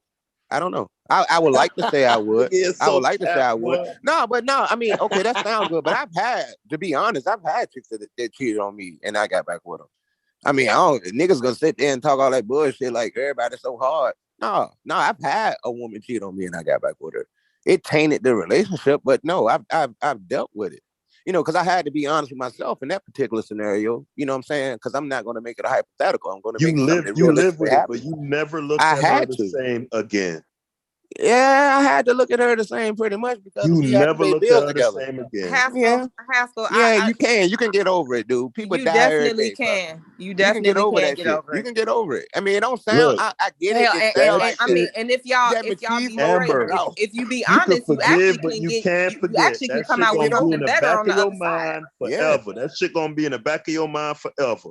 If Yeah, well, she you know what you need to do if it's in the back of your if she mind don't come forever? You home need at a to certain grow the time, fuck up. it's gonna be in the back of your You head. need to grow Absolutely, up. I agree, You I need don't to Cujo. care grow what up. Cujo talking You about. need to grow up. He You need to capped grow out. up. Nah, bro, I've dealt with it. I mean, this is real shit, bro. But I've dealt with it. notice the I've dealt language with that it. you're using. I didn't like it. Notice the language you dealt with it. Yeah, I don't want to deal with You it. coped, I right? don't You want coped to deal with with it. it. You Yeah. tolerated it. You lived No, with I it. dealt with it. And at the time when I Right. was dealing with it, I had no idea that I wasn't going to be in that relationship 10 years later. Right. I'm looking at it for the long haul, but it didn't work out. But your choice of language reveals that you didn't look. My choice of language is the limitations of English. That's the only way I could have said it. No, Right, but my That was Haskell, ill what I just said, bro. Haskell, you're making it as though the relationship didn't work out because in the back of his mind he was still thinking about this, and therefore it like you're making an assumption like it didn't work out. That don't mean it had anything to do with that. The man said he got past it. I'm inclined to believe it. Yeah, like, I did. I got past it. I mean, it hurt if I were to sit around and dwell on it, but you got to grow up, man. Life goes on. In real life, we don't live. This ain't no fucking fictional fucking fairy tale shit, dude. Life goes on. What was to happen if it were to happen again, Cujo? Huh? What if it happened? What if it happened again? It happened twice. I mean, she betrayed my trust, and if I would like to think right now, I would like to think that I wouldn't tolerate it, but I don't know what I would do in that situation. I don't know how caught up I would be. I don't know. I just want to see where you draw. I mean, I'm just being honest, man. I mean, it sounds good. Everybody like to be so fucking absolute, but life ain't about absolute. But listen, life Haskell, can I ask you a question, please? Haskell, let me ask you a question. What do you consider high body count in women? Yeah, I'm looking at the internet, and the internet is saying that the average woman body count is 19. Well, you consider that high? 19. Oh yeah, that's high. 19 That's is high? high. That's high. Why do you expect more out of a woman than you expect out of yourself? Is that in America, because a man isn't a woman, dude. Like, all right. No, in American society is not high because of how normalized that type of thing has become. Well, what do you consider high for a man? Nah. Are you serious? You think people don't be fucking on the lower? No. We consider high for a man. Let's say I throw a number out there. Let's say between because I was a late starter, between 17 and 35. For a man? Yeah, between 17 and 35. That's not high. I don't even think there's such a thing. No. Between the ages of 17 and 35. Between the ages of 17 and 35, you can throw 300 out there. Is that high? I don't think there's such a thing as a high count for a man. Amber, if you ask a dude how much girl them have sex with him, Will Chamberlain said he's been with 20,000 women. And he said 300, 400, 500. Yeah, Cujo said if a woman been with 20,000 women, that's 20,000 men, high, he don't care. He'll still wife her up. That's high, but tell the truth, I found out like my dude's body count on accident because that's not nothing I ever gone like. I think it's like irrelevant. Like it's irrelevant.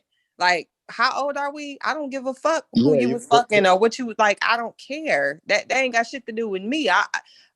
Is you fucking somebody else right now? You're a woman, Amber. It's different. It's different. Like this dude Cujo could say whatever he want, but the thing is he don't care about mine either. That's the whole thing. Like if all right, Will Chamberlain claims he slept with 20,000 women, right? Let's say he exaggerating. Let's say he slept with 5,000, right? That's a ridiculous high number for any man. Like that's ridiculous. Huh? I agree. That's ridiculous. Right. For that's probably like 0.001% of men that got that type of number. And ridiculous means funny. Huh? Yeah, I said that's ridiculous. I agree. Right.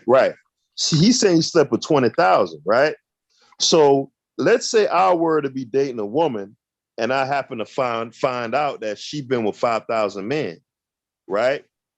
And what, according to you, I'd be immature for saying, you know what? You're a nice person. You're human, but I'm good. Go over because there. I mean, just being realistic. Yeah. If you were to meet a woman who has sex with 5,000 men, And you this would is why know I that don't she listen has to sex with women. 5,000 men. Yeah, You would I know. mean, Wiping up no woman You that would know that knows she has sex 5,000 with 5,000 dudes. as far as It's I'm not concerned, happening, and as ain't far no as I'm man in the concerned, chat if gonna do you it. get with Cujo ain't somebody gonna and do you it. actually like Niggas them, ain't gonna do it, bro. and you let who they I used don't to care what sleep Cujo with talking about. stand in the That nigga way, not gonna wife up no like woman. So that's weird to me. did Mark Antony wife up Two P's Cleopatra? ain't gonna do it. Did Mark Antony Nobody wife gonna up do it. Cleopatra? Are you Man, familiar with let's get a history? quick vote in the chat. Did Mark Antony Which wife one of up y'all niggas Cleopatra? gonna wife up a woman Did who been with Mark 5,000 Antony dudes? wife up Cleopatra? Put a one in the chat for yes. Bruh, A two can you for no. answer the question? I like asking questions. Did What's Mark the question? Antony I ain't hear did you. Mark Say it again. Antony wife up Cleopatra? How much people Cleopatra had sex with? After he knew Caesar was hitting. After He still knew wiped what? her up. After he knew what? Caesar was hitting her She before had he two died, kids with before Caesar Caesar. was killed. They She had two supposedly kids had a with child, Caesar. cesarean. He knew that. He still was fucking her. He Yeah, but still that don't held make her her in a high hoe. regard. That don't make her a hoe. Yeah, I mean, because you got to see the way you're looking at it. The 5,000 is a bit much, just like the 20,000 is a bit much. That's a lot. That's a lot. You know, but you're looking at it from the perspective of the West. You're looking at it like that, and you don't realize it because you play so much. You look, you're sitting there. All right, real quick. My mother heard me calling a woman a hoe, a girl a hoe, because I was 16. She heard me calling a girl a hoe. I get off the phone. She's like, "Why you call that girl a hoe?" I said, "Because she could do it. She be doing it to anybody." Mom said, So if you could walk down the store and have sex with any woman you want, would you do it? And I'm like 16. Yeah. She's like, okay, so why are you downing that chick for being able to do what you want to do? You want to do it. But because she can do it, she's a fucking whore. You need to question why you think what you think, bro. For real, that's some bullshit. Let me ask you a question. A girl who's on the stroll, she's on the stroll. She sell the cat for a living. She's sleeping with average of 6 to 10 guys a night for the last 5 years. So we're looking at a body count of close to 6, 7, 8,000 men she have had sex with. But she decided now to say, all right, I give up that. I'm done with that. Would you wife up that young lady?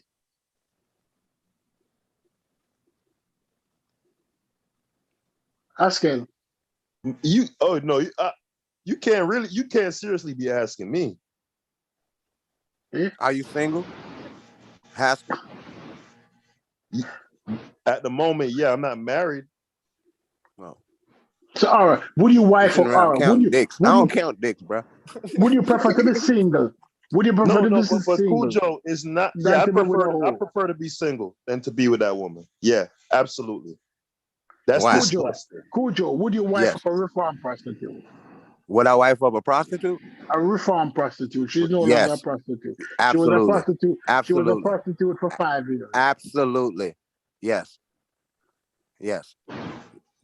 Absolutely. You said absolutely. Absolutely. Okay, so Stoopies, answer your own question now.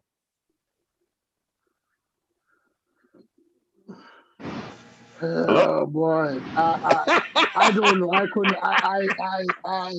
I wouldn't want to overlook it. No, honestly, I would want to overlook it, but there would be no newness to her.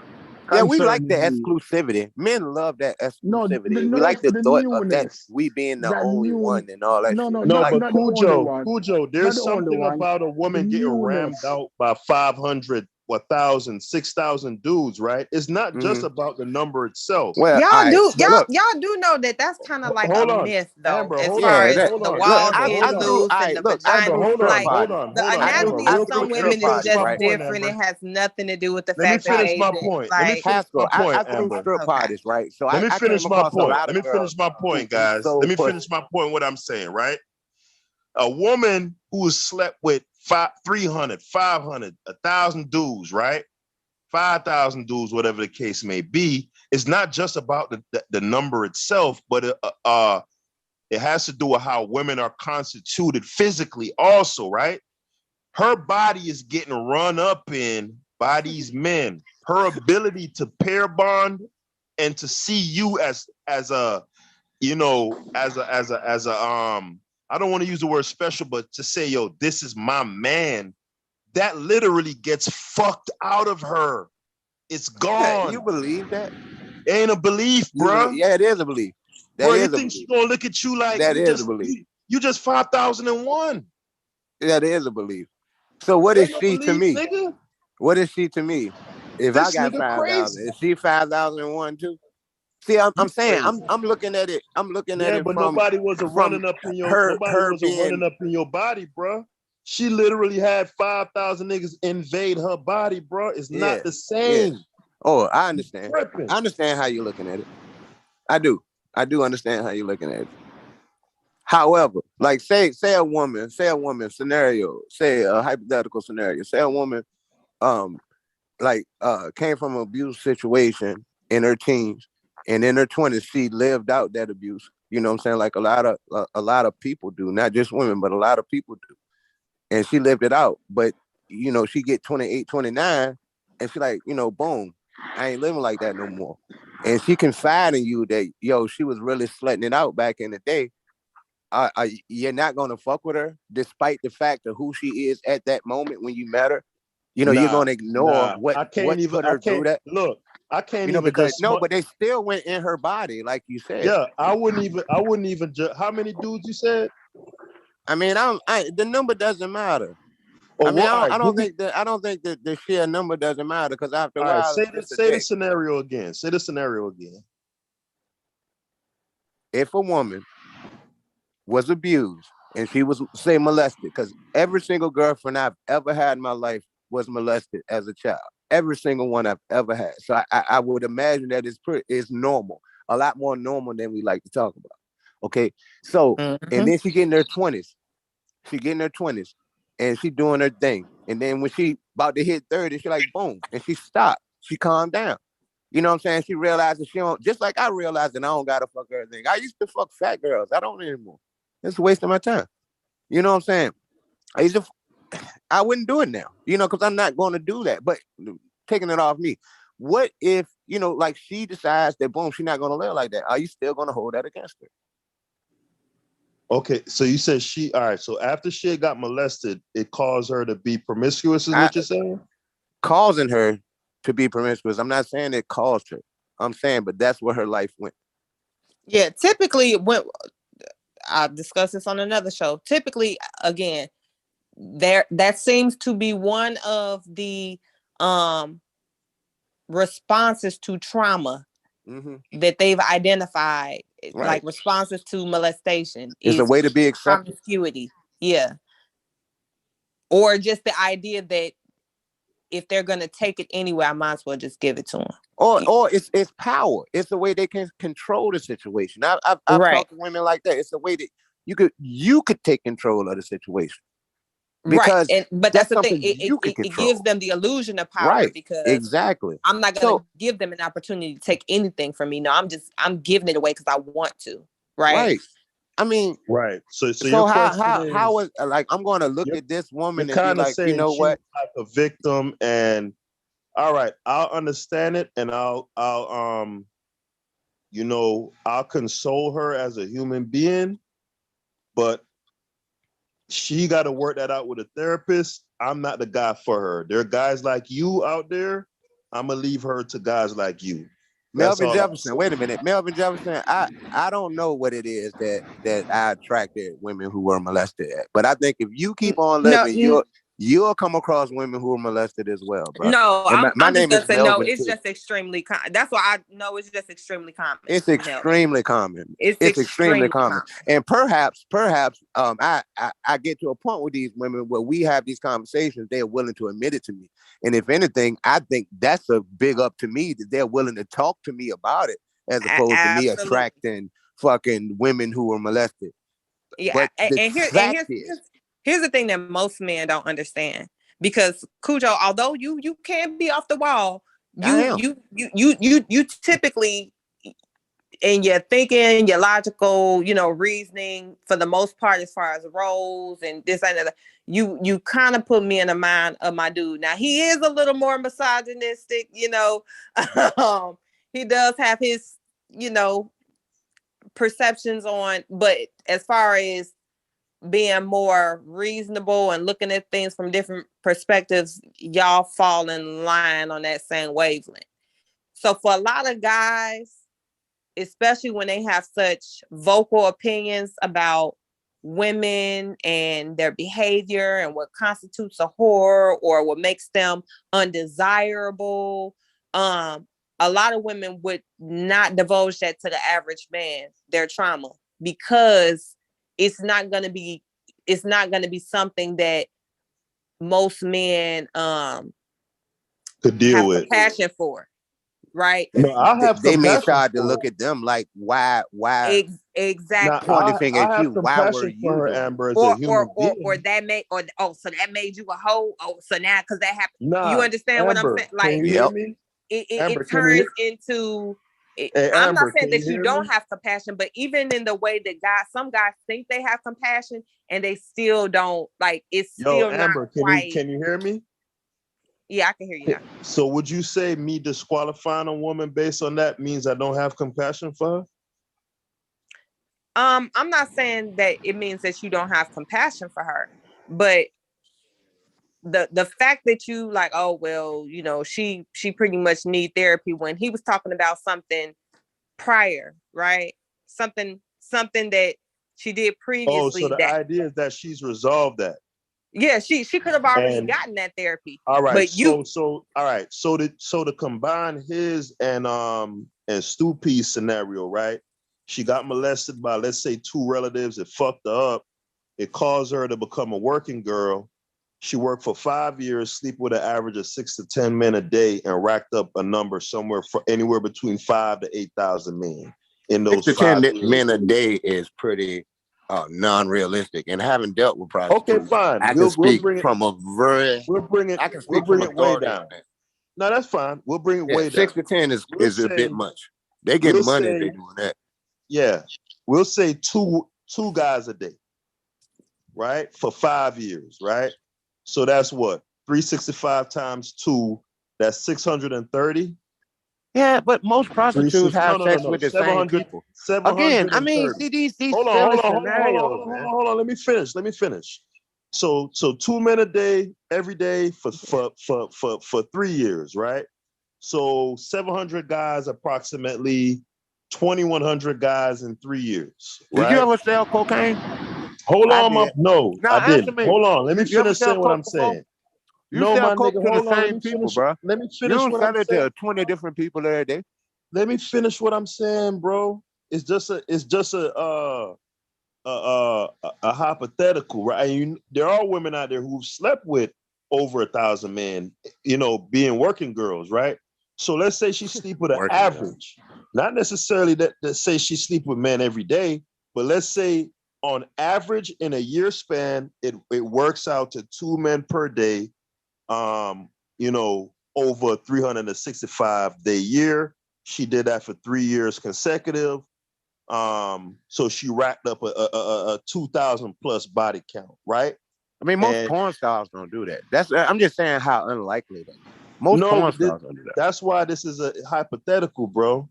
Extremely hypothetical. All right, let's say it's 500 guys, Cujo, right?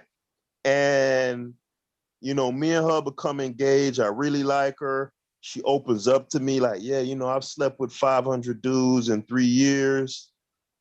I'm gonna be like, hey, let's get divorced. Huh? Let's get divorced. Yeah, it's a wrap. It's a wrap. Yeah. It's a wrap. You should have done better investigation before you married her.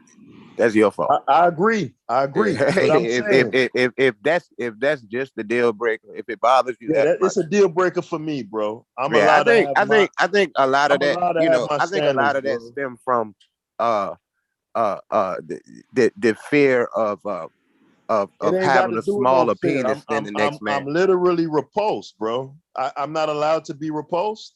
Oh yeah, but All right. I think you should I don't question want her no why more, you're bro. repulsed. I'm You not can saying that you have her, shouldn't be bro. I'll repulsed. give her to I'm not you. saying that you good. shouldn't be repulsed. I'm saying I would ponder as to why you're repulsed. Like, where did that come from? That's What my does thing. it? I mean, I can understand it from when you saying it. Okay. Okay, I feel And you. why But are you not? Why are you not repulsed? Where does that come from? I'm not repulsed because I respect her agency. I haven't had sex with 500 women, but I've had sex with a few women. Right. And I can't look at myself. Wait a minute. I can't hold her to a higher esteem than I hold myself. I can't. If I'm being honest with myself, I can't hold her to a higher esteem than I can myself. And that's how you look at it, and that's fine. That's how I ain't gonna look tell at you it. you wrong for that. For me, you getting ran up in versus me running up in women, two completely different things. I can't do it because you don't believe Cool women Joe are could equal. do it. Cool Joe could do it. You don't believe they're your equal. I'll pass. They're not your equal. I'll pass. They're not your equal. They're not your equal.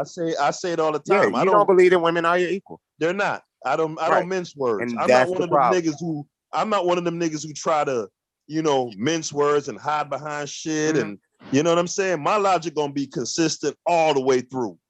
All the way through. No, it's not. We're not equal. You can't do what I do, and I can't do what you do. Right? You believe men and women are the same, which is crazy. Yeah.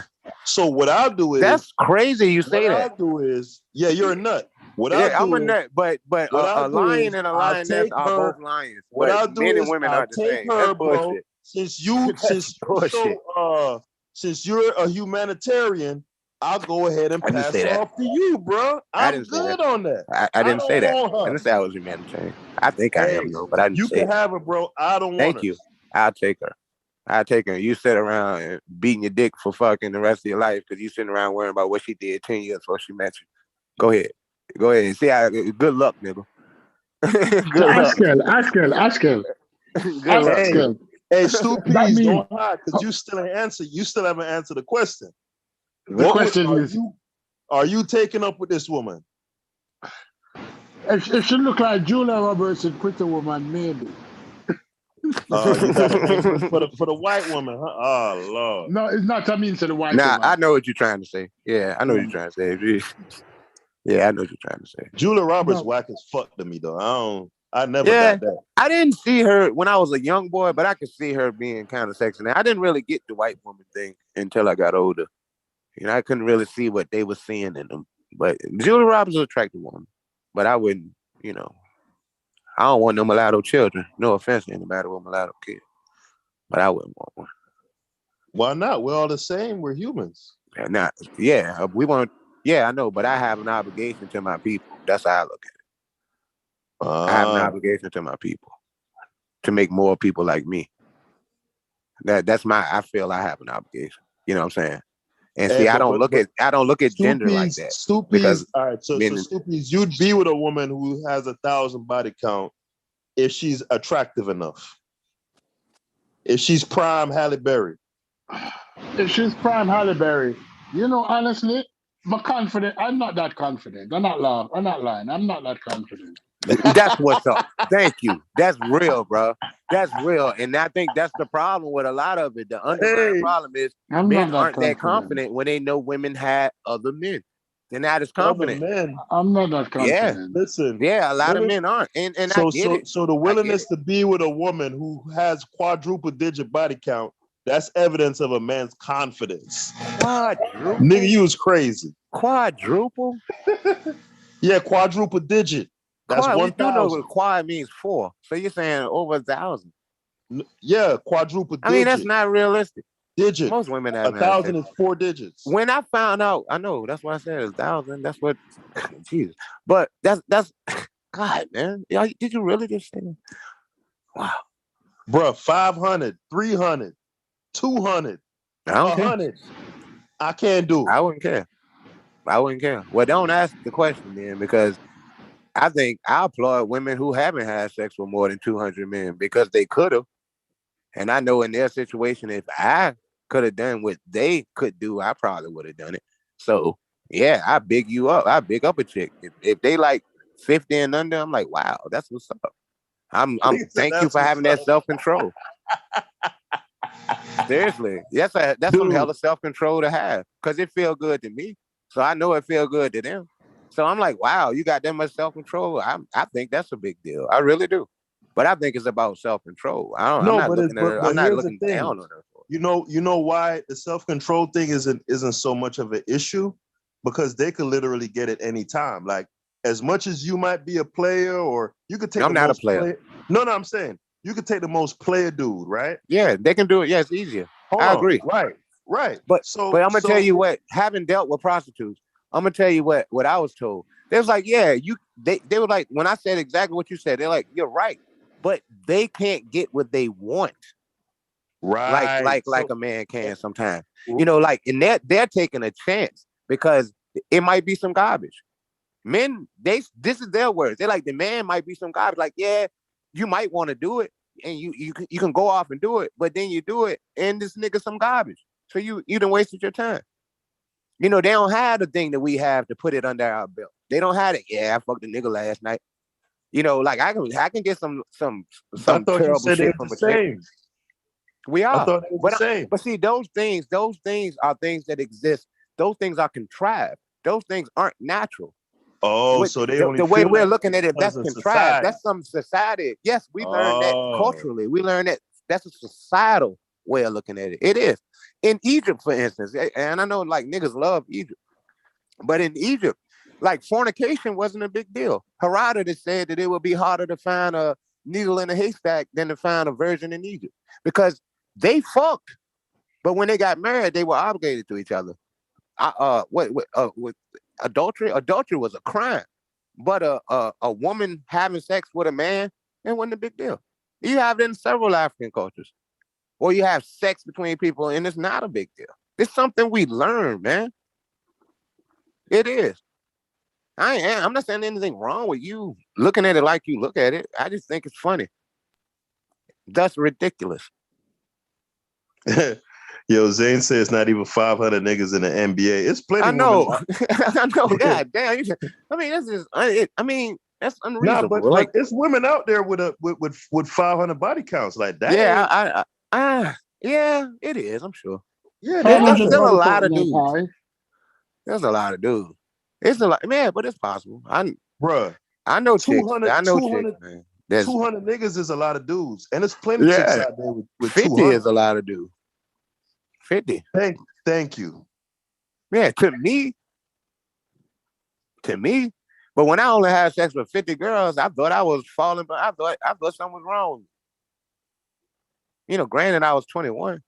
22. Yeah, but you're 21. I was 21. You're a dude, bro.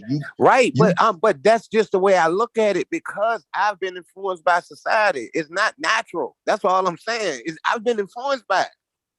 I mean, you think you came up with all this shit yourself? No, but all right. You think you came up with the way you look at the world all by yourself? Nothing exists in a vacuum, right? So of course not. But what I'm saying is, bro, the 50 women or whoever you slept with, right? You had to get that out the mud, right? A woman could just walk outside, bro. You got to game up a chick, talk to her. Not every time, mind you. May be those. It'll be those times, especially if you've built a rapport with a woman where she'll just come through and just drop some off. You just got to know what to look for. I mean, I can't do it now. At 45, I can't do it like I did when I was 25. But when I was 25, I could walk in the store and bag it. You can't walk in a club, even when you was in your prime. You couldn't have just walked in the club and like, yo, man, you want to fuck? Like a woman. Yes, I could have. Yes, I could have. It might not have been what I wanted. I could have. I'm serious. You know, we used to bet money, and I won all the time. I guarantee you, I walk out here with something, and I did. I never failed. But what I'm telling you is your success rate will be way below that of a woman. Right? I agree with that. So you can't compare the two. Y'all in different worlds, bro. If she's relatively attractive and she go up to 100 dudes, hey man, you know what's up? You know, I want to fuck like A good 90 of them gonna fuck. If you do that with 100 women, bruh, if you get 5, you that dude. Nah, in my prime, no, bruh. I mean, I know you remember being 25. I mean, that's like the greatest. Come on. Nah, nope. In my prime, nope. I can still do it now for real, but it take more because you don't have that avenue of approach like you did when you were 25. You don't have that avenue of approach. It's a different world. You know what I'm saying? And older women want more. I mean, women your age want more than just to screw. But when I was young, yeah, I could meet chicks and just screw. Like nothing. It happened all the time. My friends used to call me the king of the one night stands when I was a child. Well, not a child, but you know, when I was young. Because it was easy. It was. And you know why it was easy? Because I never called them sluts and treated them bad, I think. I just was cool with them, and I think they appreciated that. To be honest, I don't know, but it seemed like that. But I never looked down on them. You know what I'm saying? I remember I was with a chick. I was in the army, and the girl came home with me, and like she had stayed for a couple of days in the barracks with me. And my homeboys, when she was like, "Man, how you gonna let her stay up in the room with you? She was a one night stand." I was like, "Nigga, she came home and fucked me, not you. The fuck I give a fuck, but you know, I don't give a shit. I don't blame her for fucking me. That's how I felt at that time. I don't blame her at all. I don't blame her. Because I felt like that about myself. I felt that much about myself that I thought I was worth it. So why should I look? I'm going to down her for fucking me. Shit, I don't. I mean, that's just sick in the head. We're going to sit around and down a woman for doing something that we wanted her to do. That's just so stupid. I mean, it's like... Yeah, but listen, we're going to get off this because the women say they're like disgusted, right? But I'm not downing anybody, right? Everybody You are. Hold on. You are. Hold on. Everybody has their own, personal standards, right? For a woman, she might not want to deal with a dude who has, children by multiple women, or she might not want to deal with a dude who makes below a certain amount of money. Or for you, like you said, you don't want to impregnate a white woman. That's your standard, right? Right. So my standard, a woman who's been with 100 dudes, 50 dudes, I'm good. You don't have to justify yourself. I understand it. I mean, if that's how you feel, I'm about with it. I just think it's ridiculous. That don't matter. I'm just not gonna do it, bro. But realistically, Oscar, can I ask you a question? Realistically, if a girl is 30, 35 years old, what is 50 dudes? Yeah, seriously. She start having sex from she's 20. Let's say she start having sex from she's 20. She started late. Mm-hmm. We're talking 3 dudes a year. Listen, as long as I don't know about it, I'm not conscious of it, and she's a good woman, let's go. If I'm aware of it though, it's gonna fuck me. I'm not gonna be able to look at her like, I'm not gonna be able to value her like that. Wow. To say like, all right, let me tell you a story. Let me tell you a story. Listen, Oscar. Wow. I'll tell you a story. True story. I have a good friend, right? A good friend. She's a girl. Well, she's a girl is redundant, but I have a good female friend. And she went to Canada. She went to somewhere to live. And when she was living there, the husband was back at home in Jamaica. He came up, he didn't like the place, and he went back to Jamaica. And she was there, and she found this guy. And she and the guy start having fun, and she start explore her sexuality, meaning that it was all inclusive. There was no opening that wasn't available to the new guy, right? She and the new guy, the husband talked to her. She decided to come back home to the husband. She said she break up with the guy. She coming back home to the husband. And the husband found her phone and read her text.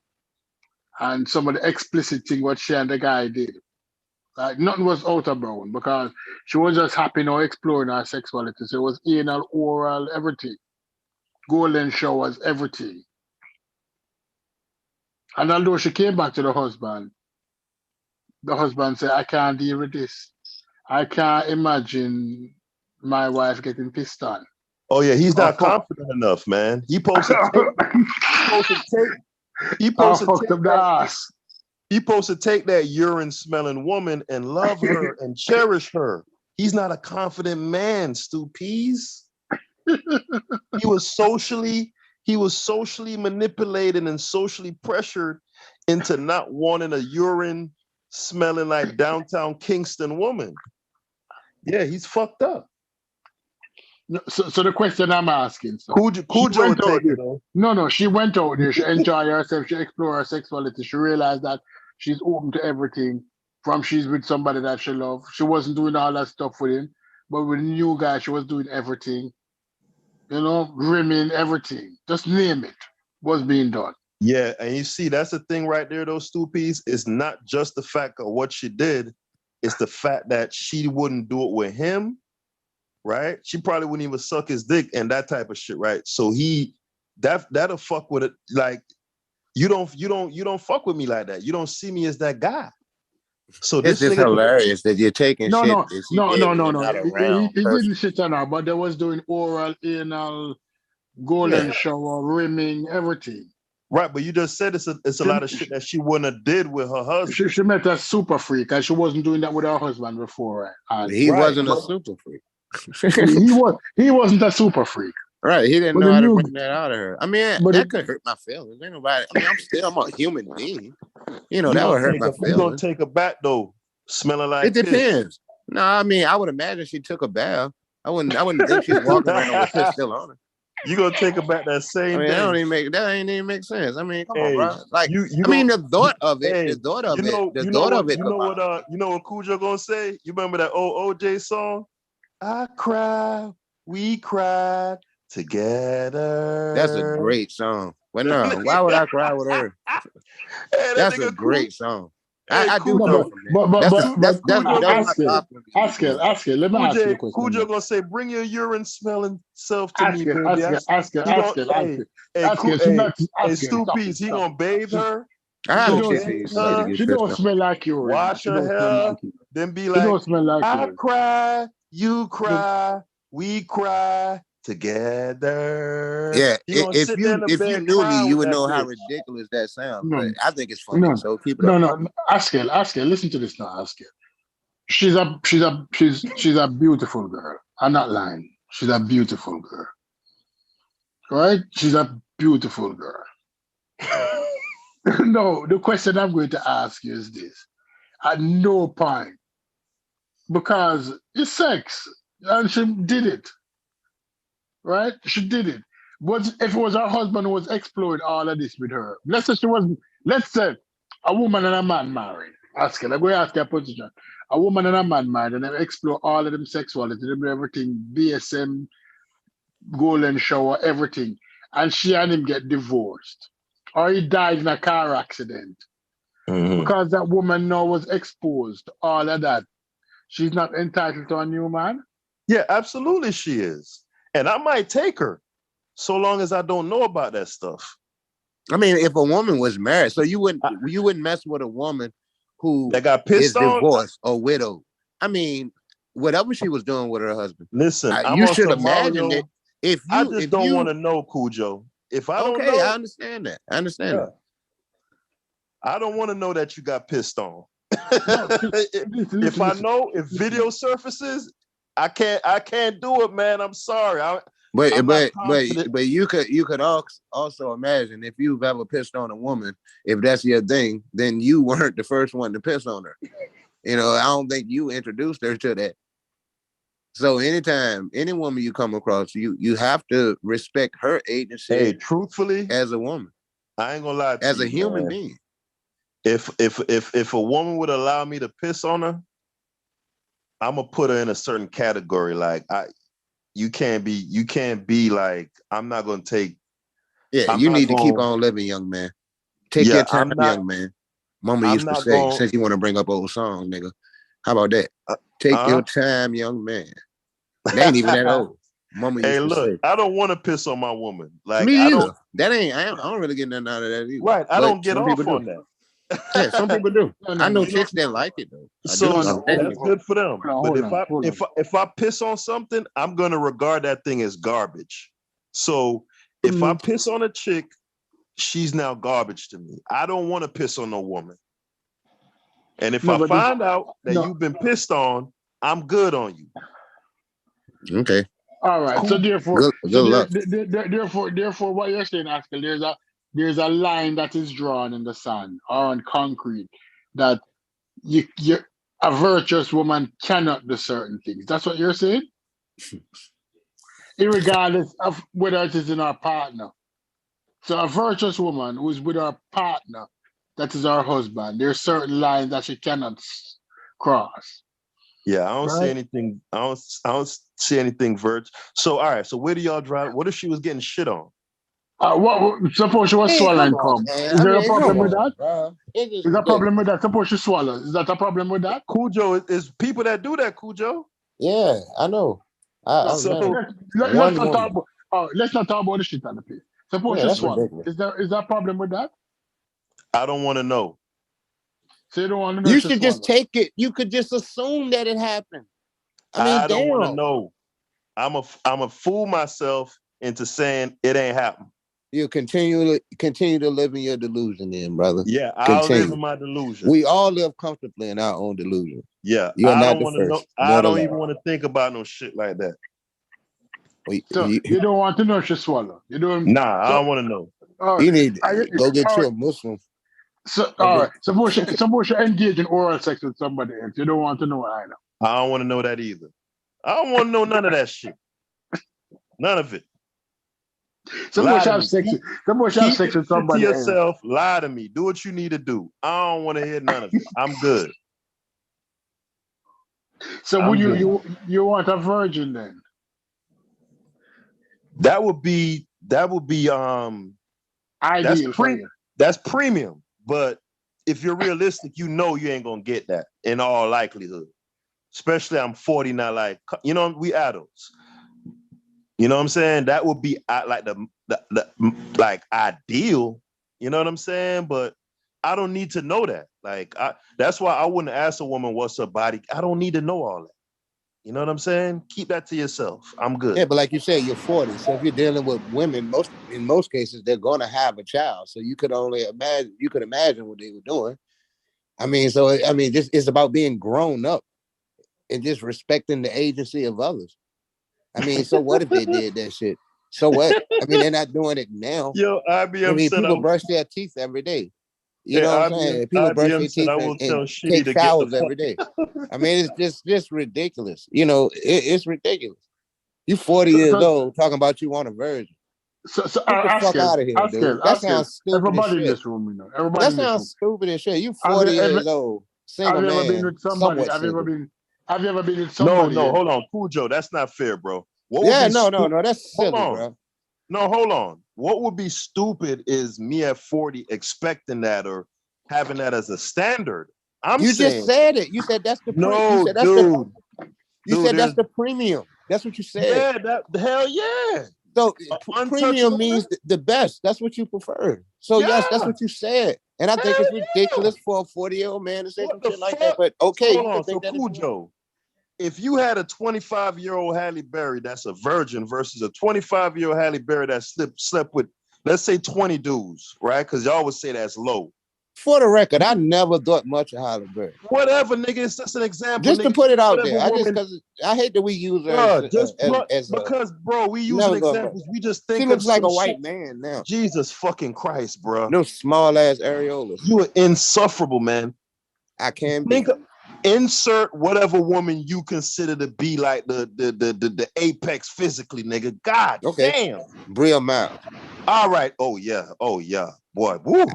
The question, the answer to your question is yes. What now? I would take Bria Miles. I don't give a shit what happened. Right, but no, what I'm saying is you wouldn't put if a 25-year-old virgin of Bria Miles versus a Bria Miles who slept with 30 dudes, and you have to choose one or the other. Yeah, I'd rather have the dirty one.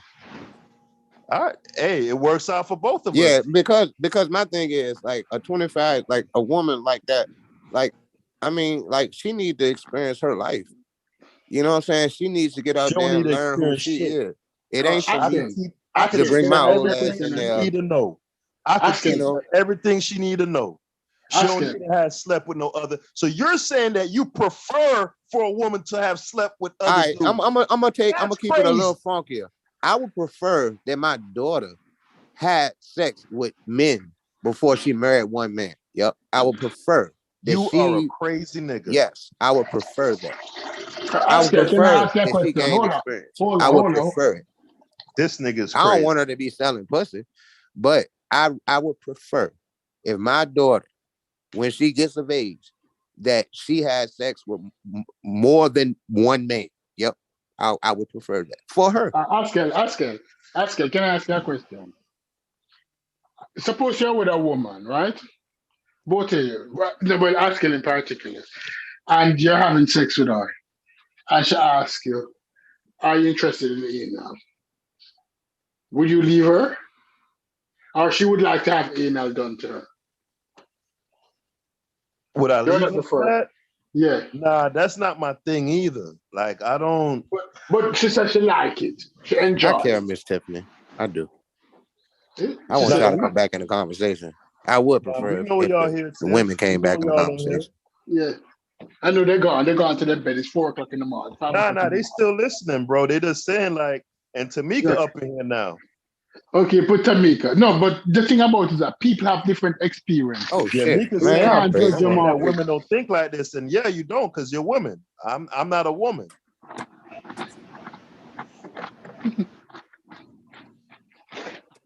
You know, I'm not But gonna yeah, listen. I would much rather have a experienced Bria Miles over a tentative Bria Miles. Yeah, yes, I would much rather have a Bria Miles that's more comfortable with her sexuality than one who's tentative on her sexuality. It's too Dude, late in the game for a me to go woman do could that. grow into a woman could grow into her sexuality. Sex I isn't don't that. have time for all that shit. I'm 45 years old. Fuck that. Sex is, dude. Sex isn't a skill, bro. It's not Yes, like it is. it's not like you got to go to college and it's some high level shit that you know what I'm saying. You Sex act is a skill. sex, dude. It is a skill. No, the fuck is not. maybe you ain't got it like I done got it. So No, the fuck maybe is you not. ain't had some of the women that I done came across. It is. Listen, bruh. It is. You're arguing with thousands upon thousands of years of history, saying that it's not. Cujo, I've had my fair share, bro. Cujo. Yeah, but you have a very warped perception. Cujo. A woman could suck dick better than another woman, or a woman could ride better. But 90% of the sex is your attraction to that woman and what you doing. That's what's gonna get you off for the most part, bro. Oh, for real?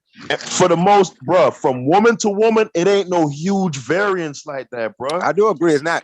There's really no such thing as really good, bro. but there is a such thing as really bad. Most Bruh, of it is pretty good. And it's what you get out of it. It ain't nothing that Bria Miles would have learned in her 25 years being with them dudes that you can't take a virginal Bria Miles and have her learn that shit within 6 months. Dude, that is so fucking ridiculous. You crazy?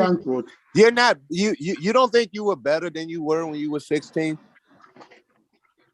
I mean, like I went through my rabbit stage in my 20s and all that stuff. But no, I'm far more experienced now. Women who are more comfortable with their sexuality are far more attractive to me than women who are tentative with theirs. Women who are comfortable. That's one reason I think I had a attraction to strippers at one point, because I appreciated their confidence. I liked it. I didn't know that's why, but that's what it was. I appreciated it. It was sexy to me. You know, so now it is a skill. I mean, you got women that get paid thousands of dollars for their particular skill, and you're saying that it's not a skill. It's just all the same. You need to get out in this world and live, young man. For real, you still got some time. No, sex isn't. You know what's a skill? A skill is building a home from scratch. A skill is goddamn. A skill is being an architect and designing a building. A skill is cutting hair. Is fixing a motor. There's so many types of skills. Fucking ain't no fucking skill. It is. Fucking ain't no skill. Y'all niggas is crazy. Hey, when you ever come to Virginia, I'll throw you one of the bras I know, and you tell me that shit after that shit, nigga. You ever come to Richmond, holler at me. I'm for real. I can make it happen. And you come back and tell me that it ain't no skill. Get out of here, bro. It is a goddamn skill. You get better at everything you do. Hey, hold you on, get better. That don't even make sense. You do get better at everything you do. I mean, come on, man. If you do it enough, you get better at it. And like Amber said, chemistry plays a role. The only If you reason got why we're chemistry still with on this somebody, topic it's is better. because we about to get off. So it ain't no point in really changing the conversation up at this point. Like, you know what I'm saying? It's about done. But like Amber just put in the chat, chemistry plays a role. But with that, you're willing to learn from one another. And she made a great point, because just because a woman been with a bunch of dudes, she hasn't been with you. So she's still gonna have to kind of retrofit to you, like, you know what I'm saying? And you retrofit to her. Right. So right. This idea of sex being this high level skill, like, get the fuck out of here, bro. It is a high level skill. There you go no, it's a skill. It's a skill. That's ridiculous to say it's not. Bro, I mean, come on, man. It's a skill. I mean, you got books written about it. Every mammal on the Sutra, planet has and fucking sex. You're trying bro. to say it is a skill. You need to stop fucking with them lame ass bro. It's a skill, nigga. For real. You need to up your ante. I have to agree with you. It's a skill. Hey, Tiffany, you loving it just as much as us because you still here. It's a skill. But yo, man, I'm out of here, fellas, bro. It was fun, man. Yeah, big up. I remember who good at it or who was good. All right. Hey, later, peace. Bless up, brother. I'm out of here, man. Okay. Cool Joe. Big up, nigga. Bless up, bro. Yeah, peace, find some dumpling. Respect, Stu Peas. I'm gone too, man. I gotta get up in the morning. Look at the game tomorrow. Go Tyson. Remember that. Tighten up. I have to go work and I don't sleep bullshit at basketball. I'm taking off tomorrow. Look at the game. Shit, we in the playoff. So enjoy the football. Go Titans, man. Thank you, Unbiased, and everybody, Miss Tiffany, Amber. Thank y'all for having me. I appreciate it. I ain't new to this either. I just been out the loop for a while. But thank you. Big up Virginia.